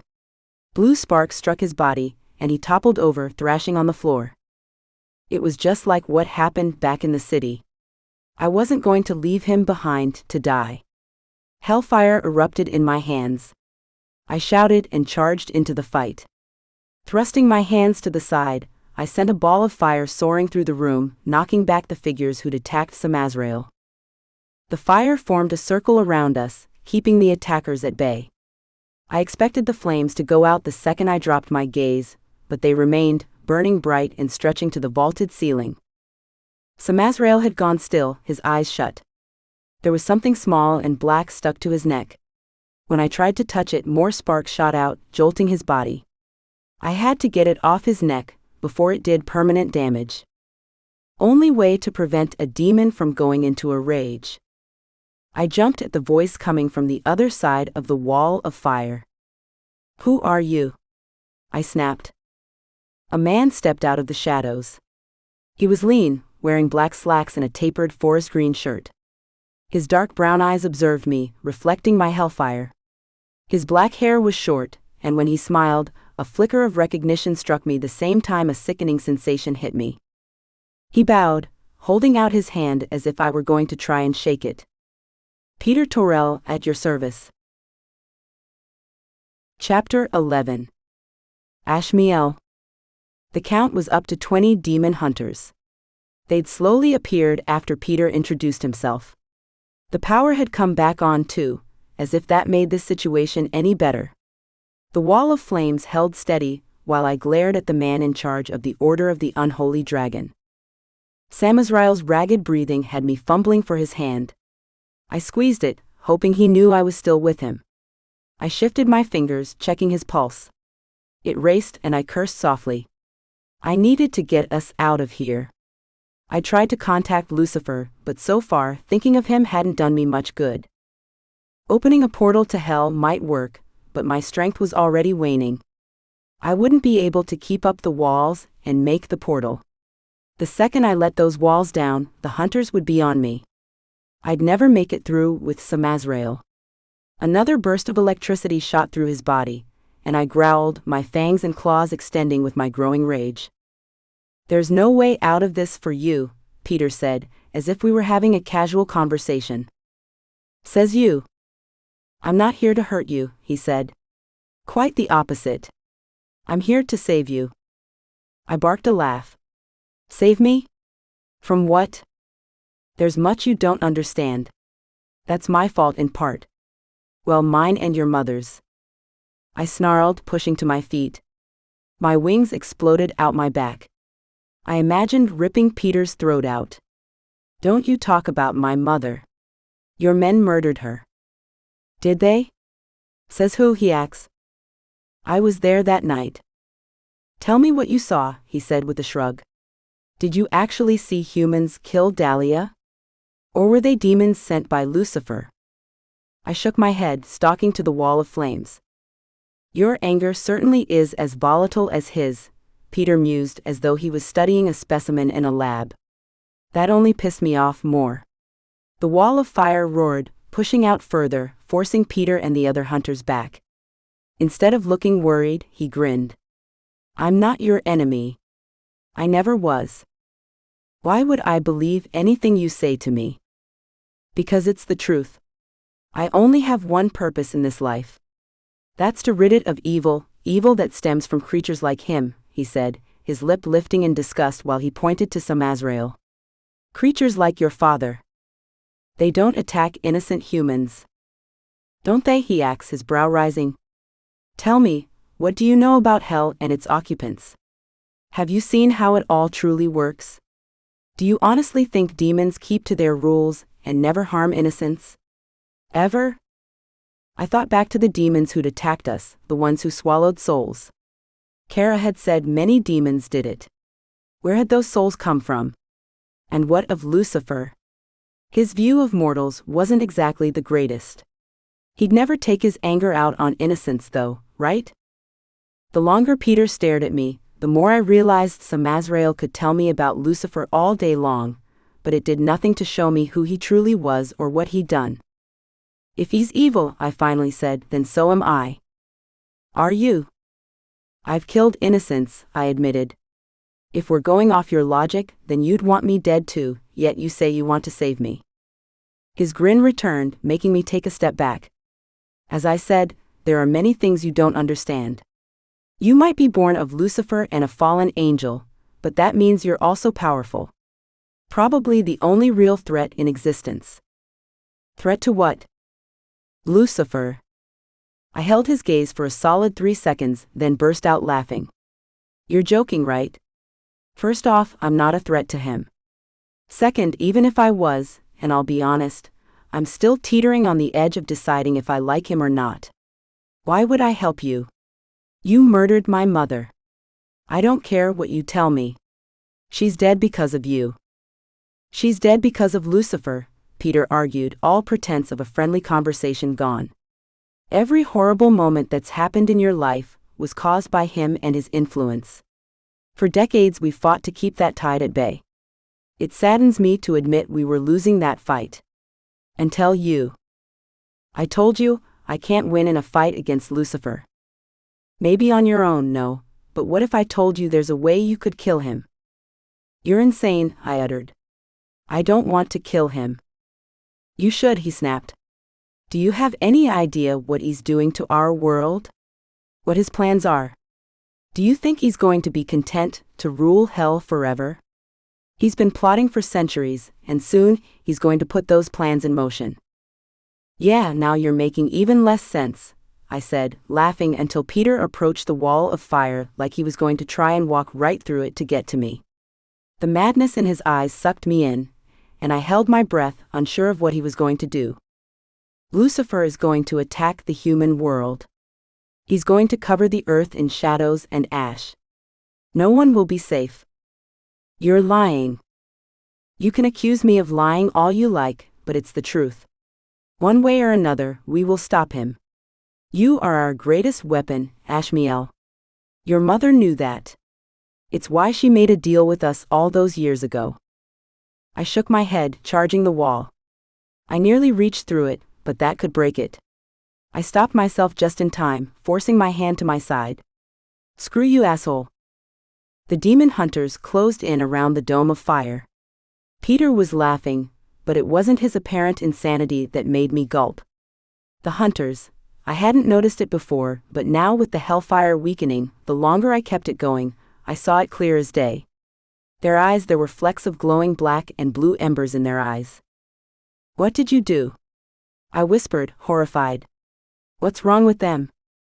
Peter's laughter cut off, and he removed a small glass vial from his pocket.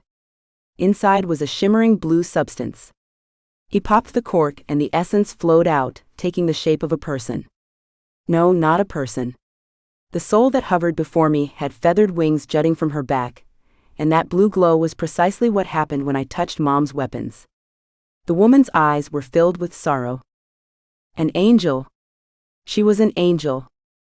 Peter opened his mouth wide, breathing in deeply. The soul screamed as it was sucked into his mouth. He clamped his lips shut around it, quivering as the blue glow appeared beneath his skin. My jaw dropped in disgust. When he opened his eyes, blue flecks darted around. We will kill Lucifer, Ashmielle, he asserted. And whether you do it willingly or not, you will help us. Peter held out his hands to the wall of hellfire. A blue light shot out, striking my fire. I flinched, feeling like I'd been stabbed in the shoulder. One by one, the other hunters did the same, until I was forced to my knees. They were going to break through, kill Samazrael, and take me. No, I whispered, digging my claws into the floor. You're not going to let them win. Not this time. I crawled to Samazrael's side, curling my body around his while I shut my eyes. Each hit of power from the hunters struck me as strongly as if they were in the circle with me, pummeling me. I cursed under the assault. I had to forget about them. Taking hold of Samazrael's hand and praying this wouldn't hurt him, I turned inward, focusing on the rage I'd fought so hard to get control of. Now I needed to unleash it. You're only making this worse on yourself, Peter yelled. Gritting my teeth, I ignored him, feeling my rage pulsing like a living, breathing beast.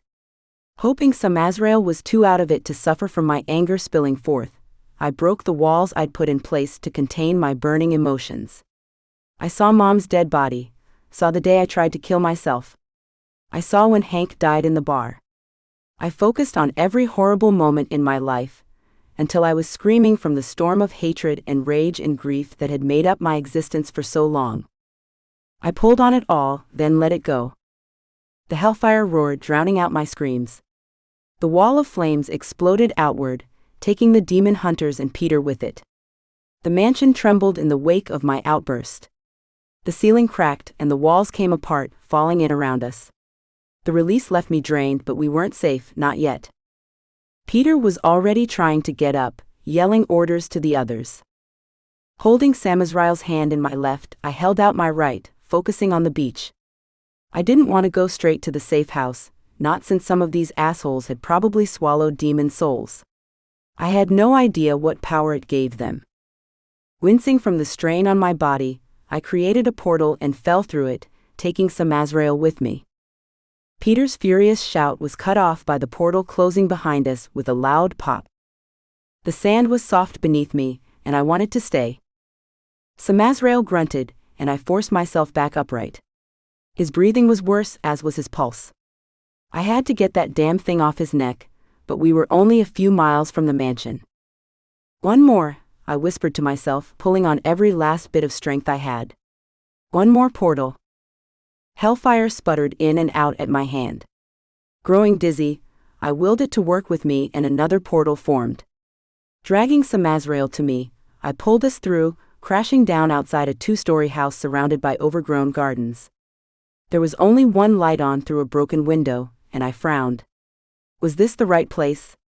It looked abandoned and haunted. An eerie feeling came off it, but I was too weak to try and take us anywhere else. Ashmielle? What happened? Rollins, they're here. Something's wrong. Kara? Black spots filled my vision, and I fell to the grass beside Samazrael. Her face appeared over mine a second later. She patted my cheek.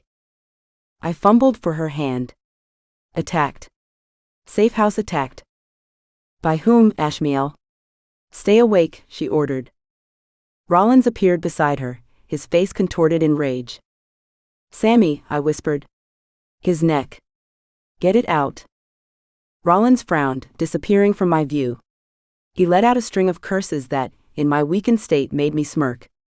Rollins grunted, and I saw him clutching something in his fist. Samazrael snarled and shot upright beside me, clutching at his neck.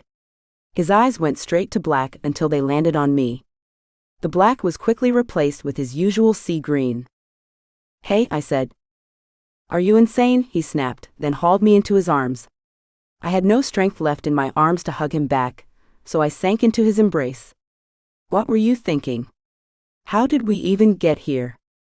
It's a good story, I assured him, my words slurring. Ashmielle? My head rolled on my shoulders and I blacked out. When I came to, I was lying on a couch in an unfamiliar living room. It had to be the new safe house still, judging from the haunted house vibes. Cobwebs hung from the ceiling and the walls had holes in them. A fire crackled in the hearth nearby, lighting the space. A warm hand gripped mine. I turned, wincing when the small movement made it feel like a bomb went off inside my head. Take it slow, Samazrael said, his voice unsteady. His eyes glowed. Gently, he pushed the hair from my face, shaking his head. I told you to run. And I said I wasn't leaving you. I tried to sit up but was too weak and sank right back to the couch. Were you conscious during all of that? I saw some of it, heard a bit more. I tried to turn to my side, but all that did was make everything hurt. Stop trying to move, he ordered. I need you to tell me what happened. You want the long version or the short version? Shortest, he growled. I licked my dry lips and gave him the quickest version possible. His eyes shifted from green to black in a shot, and his growl only grew louder with each word I uttered. They're using souls, I added. His eyes narrowed. What did you say? Souls. Pretty sure they're angel and demon souls. I saw Peter swallow one while I was there. I glanced around. Kara and Rollins. They were here, right? Rollins has returned to hell to alert Lucifer to the attack. Kara's in the kitchen, he said stiffly. Samazrael, listen, I said, but he pressed his fingers to my lips. I expected him to give me a lecture about risking my life for his. When he leaned down and kissed me instead, I sighed, wanting to be as close to him as possible. He ran his fingers through my hair, pressing his forehead to mine. Don't you ever do something like that again, he said hoarsely. Never again. I'm not going to let you die for me. His lips thinned, then he pressed them to mine once more. His earlier kisses had been filled with passion, but now there was more behind them. Even just holding his hand in mine was different. Had he been holding back how much he cared for me before? I knew I'd scared him. Hell, I'd scared myself. He leaned back, and I tried to understand what I saw in those green depths. When it hit me, my breath caught in my chest. This was how he'd looked at me in those visions of the future. You need to rest, he murmured. It's going to take you a while to recover. You sure you're all right? That damn electrical thing was in you for a long time, I managed to say, my heart beating so loud and fast I was surprised he didn't notice. I'll survive. Peter said they used it to stop you from going into a rage. Nice of him to tell you that. Let me worry about him and his new arsenal. He kissed my forehead and helped me get situated more comfortably on the couch. Sleep for a bit if you can. I'm not tired, I argued even as my eyes closed. His hand remained in mine, a comforting anchor reminding me that I'd gotten us out and we were safe. For now, at least. Tomorrow, I was sure we'd be facing some shitstorm or either. But that was tomorrow. When I began to drift off, Peter's words came back to me no matter how hard I tried to block them out. He wanted me to kill Lucifer, said there was a way I could do it. I never would. I wasn't a murderer. And yet, the notion that it was possible lodged itself deep in my mind. I shoved down deep as it could go, telling myself to just forget it. It was all lies anyway. Just more lies. Chapter 12. Samazrael.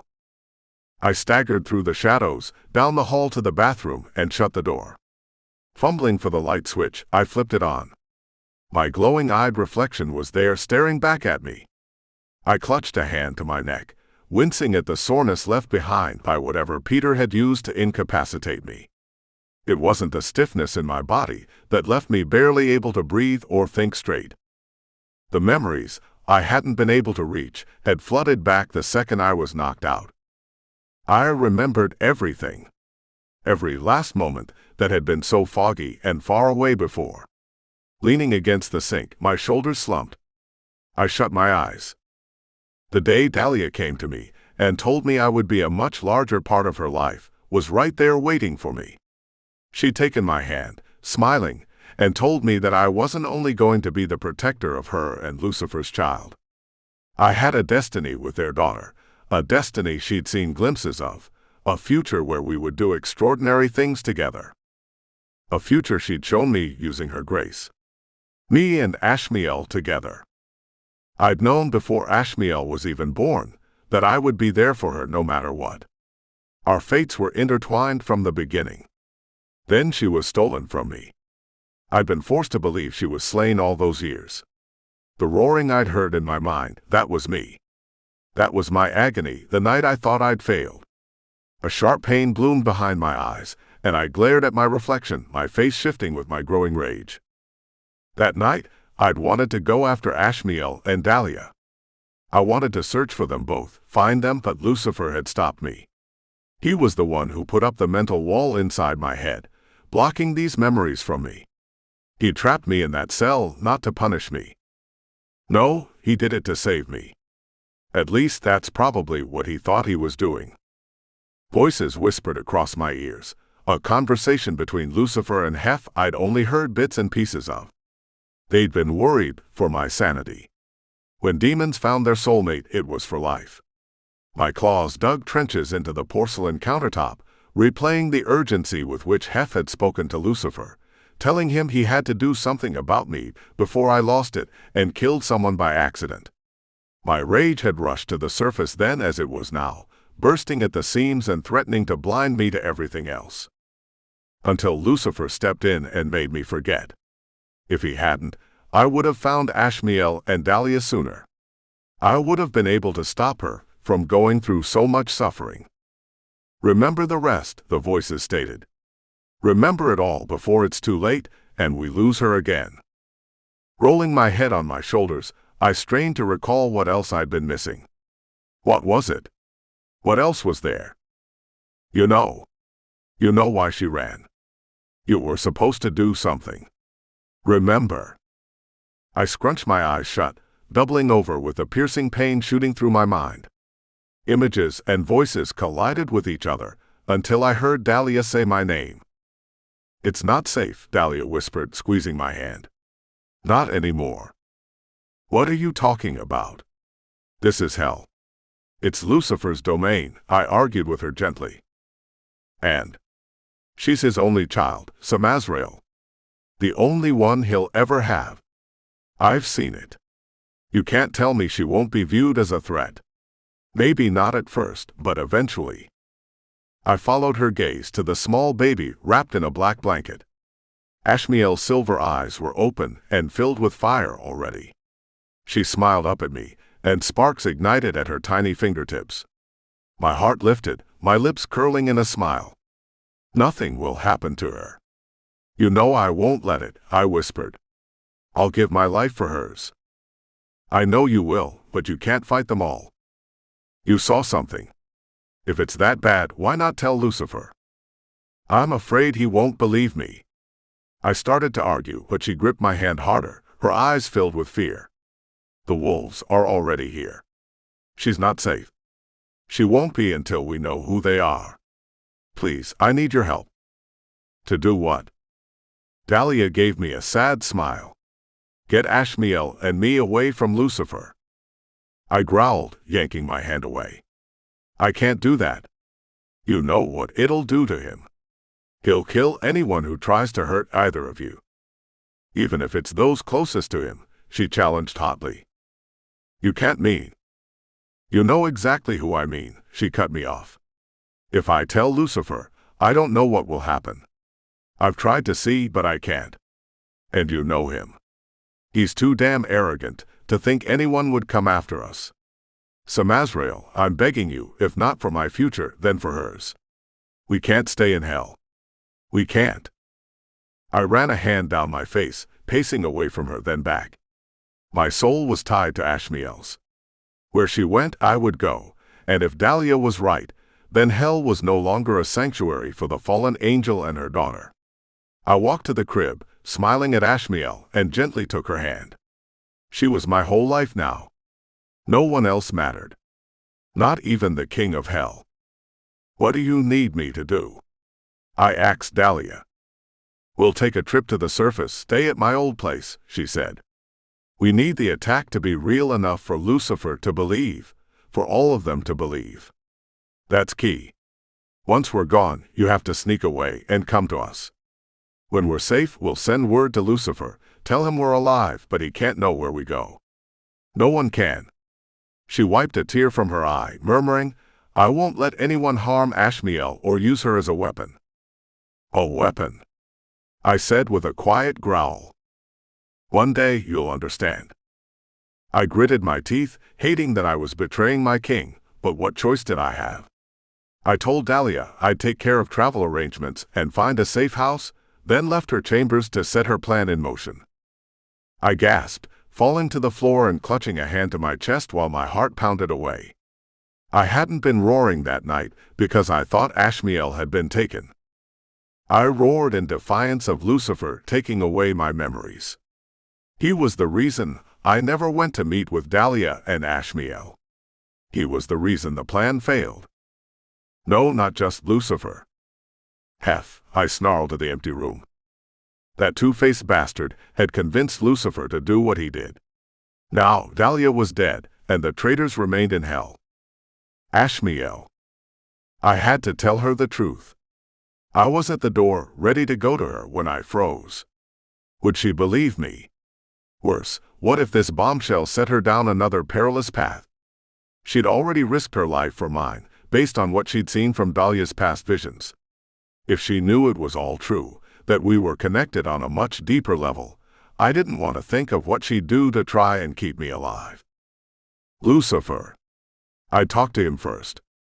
I had to let him know I knew the truth, all of it. And somehow, I had to let him know that hell was infested with traitors. Dahlia always said she saw Ashmielle and me doing great things together. Now, I prayed whatever she had seen didn't lead us all down a road of darkness we might not return from. Thank you for listening. This has been a Ciara Graves book. Don't forget to subscribe and ring the bell to be notified of new releases.